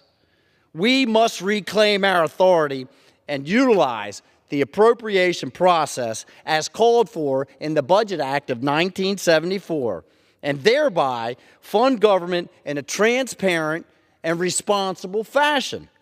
If not, we will see a continuation of these disastrous policies and an accumulation of the ever-growing debt, which now exceeds $35 trillion. Mr. Speaker, we must do this, and we can do this, but we have to stand up and declare that we're going to do this. It's tough decisions for very difficult problems, but that's what we signed up for, and I'm here to make sure that it happens. Mr. Speaker, with that, I would yield back the balance of my time. Gentleman yields. Does the gentleman have a motion? Yes, Mr. Speaker, I move that the House do now adjourn. The question is on the motion to adjourn. Those in favor say aye. Those opposed say no. The ayes have it. The motion is adopted. Accordingly, the House stands adjourned until 10 a.m. tomorrow for morning hour debate.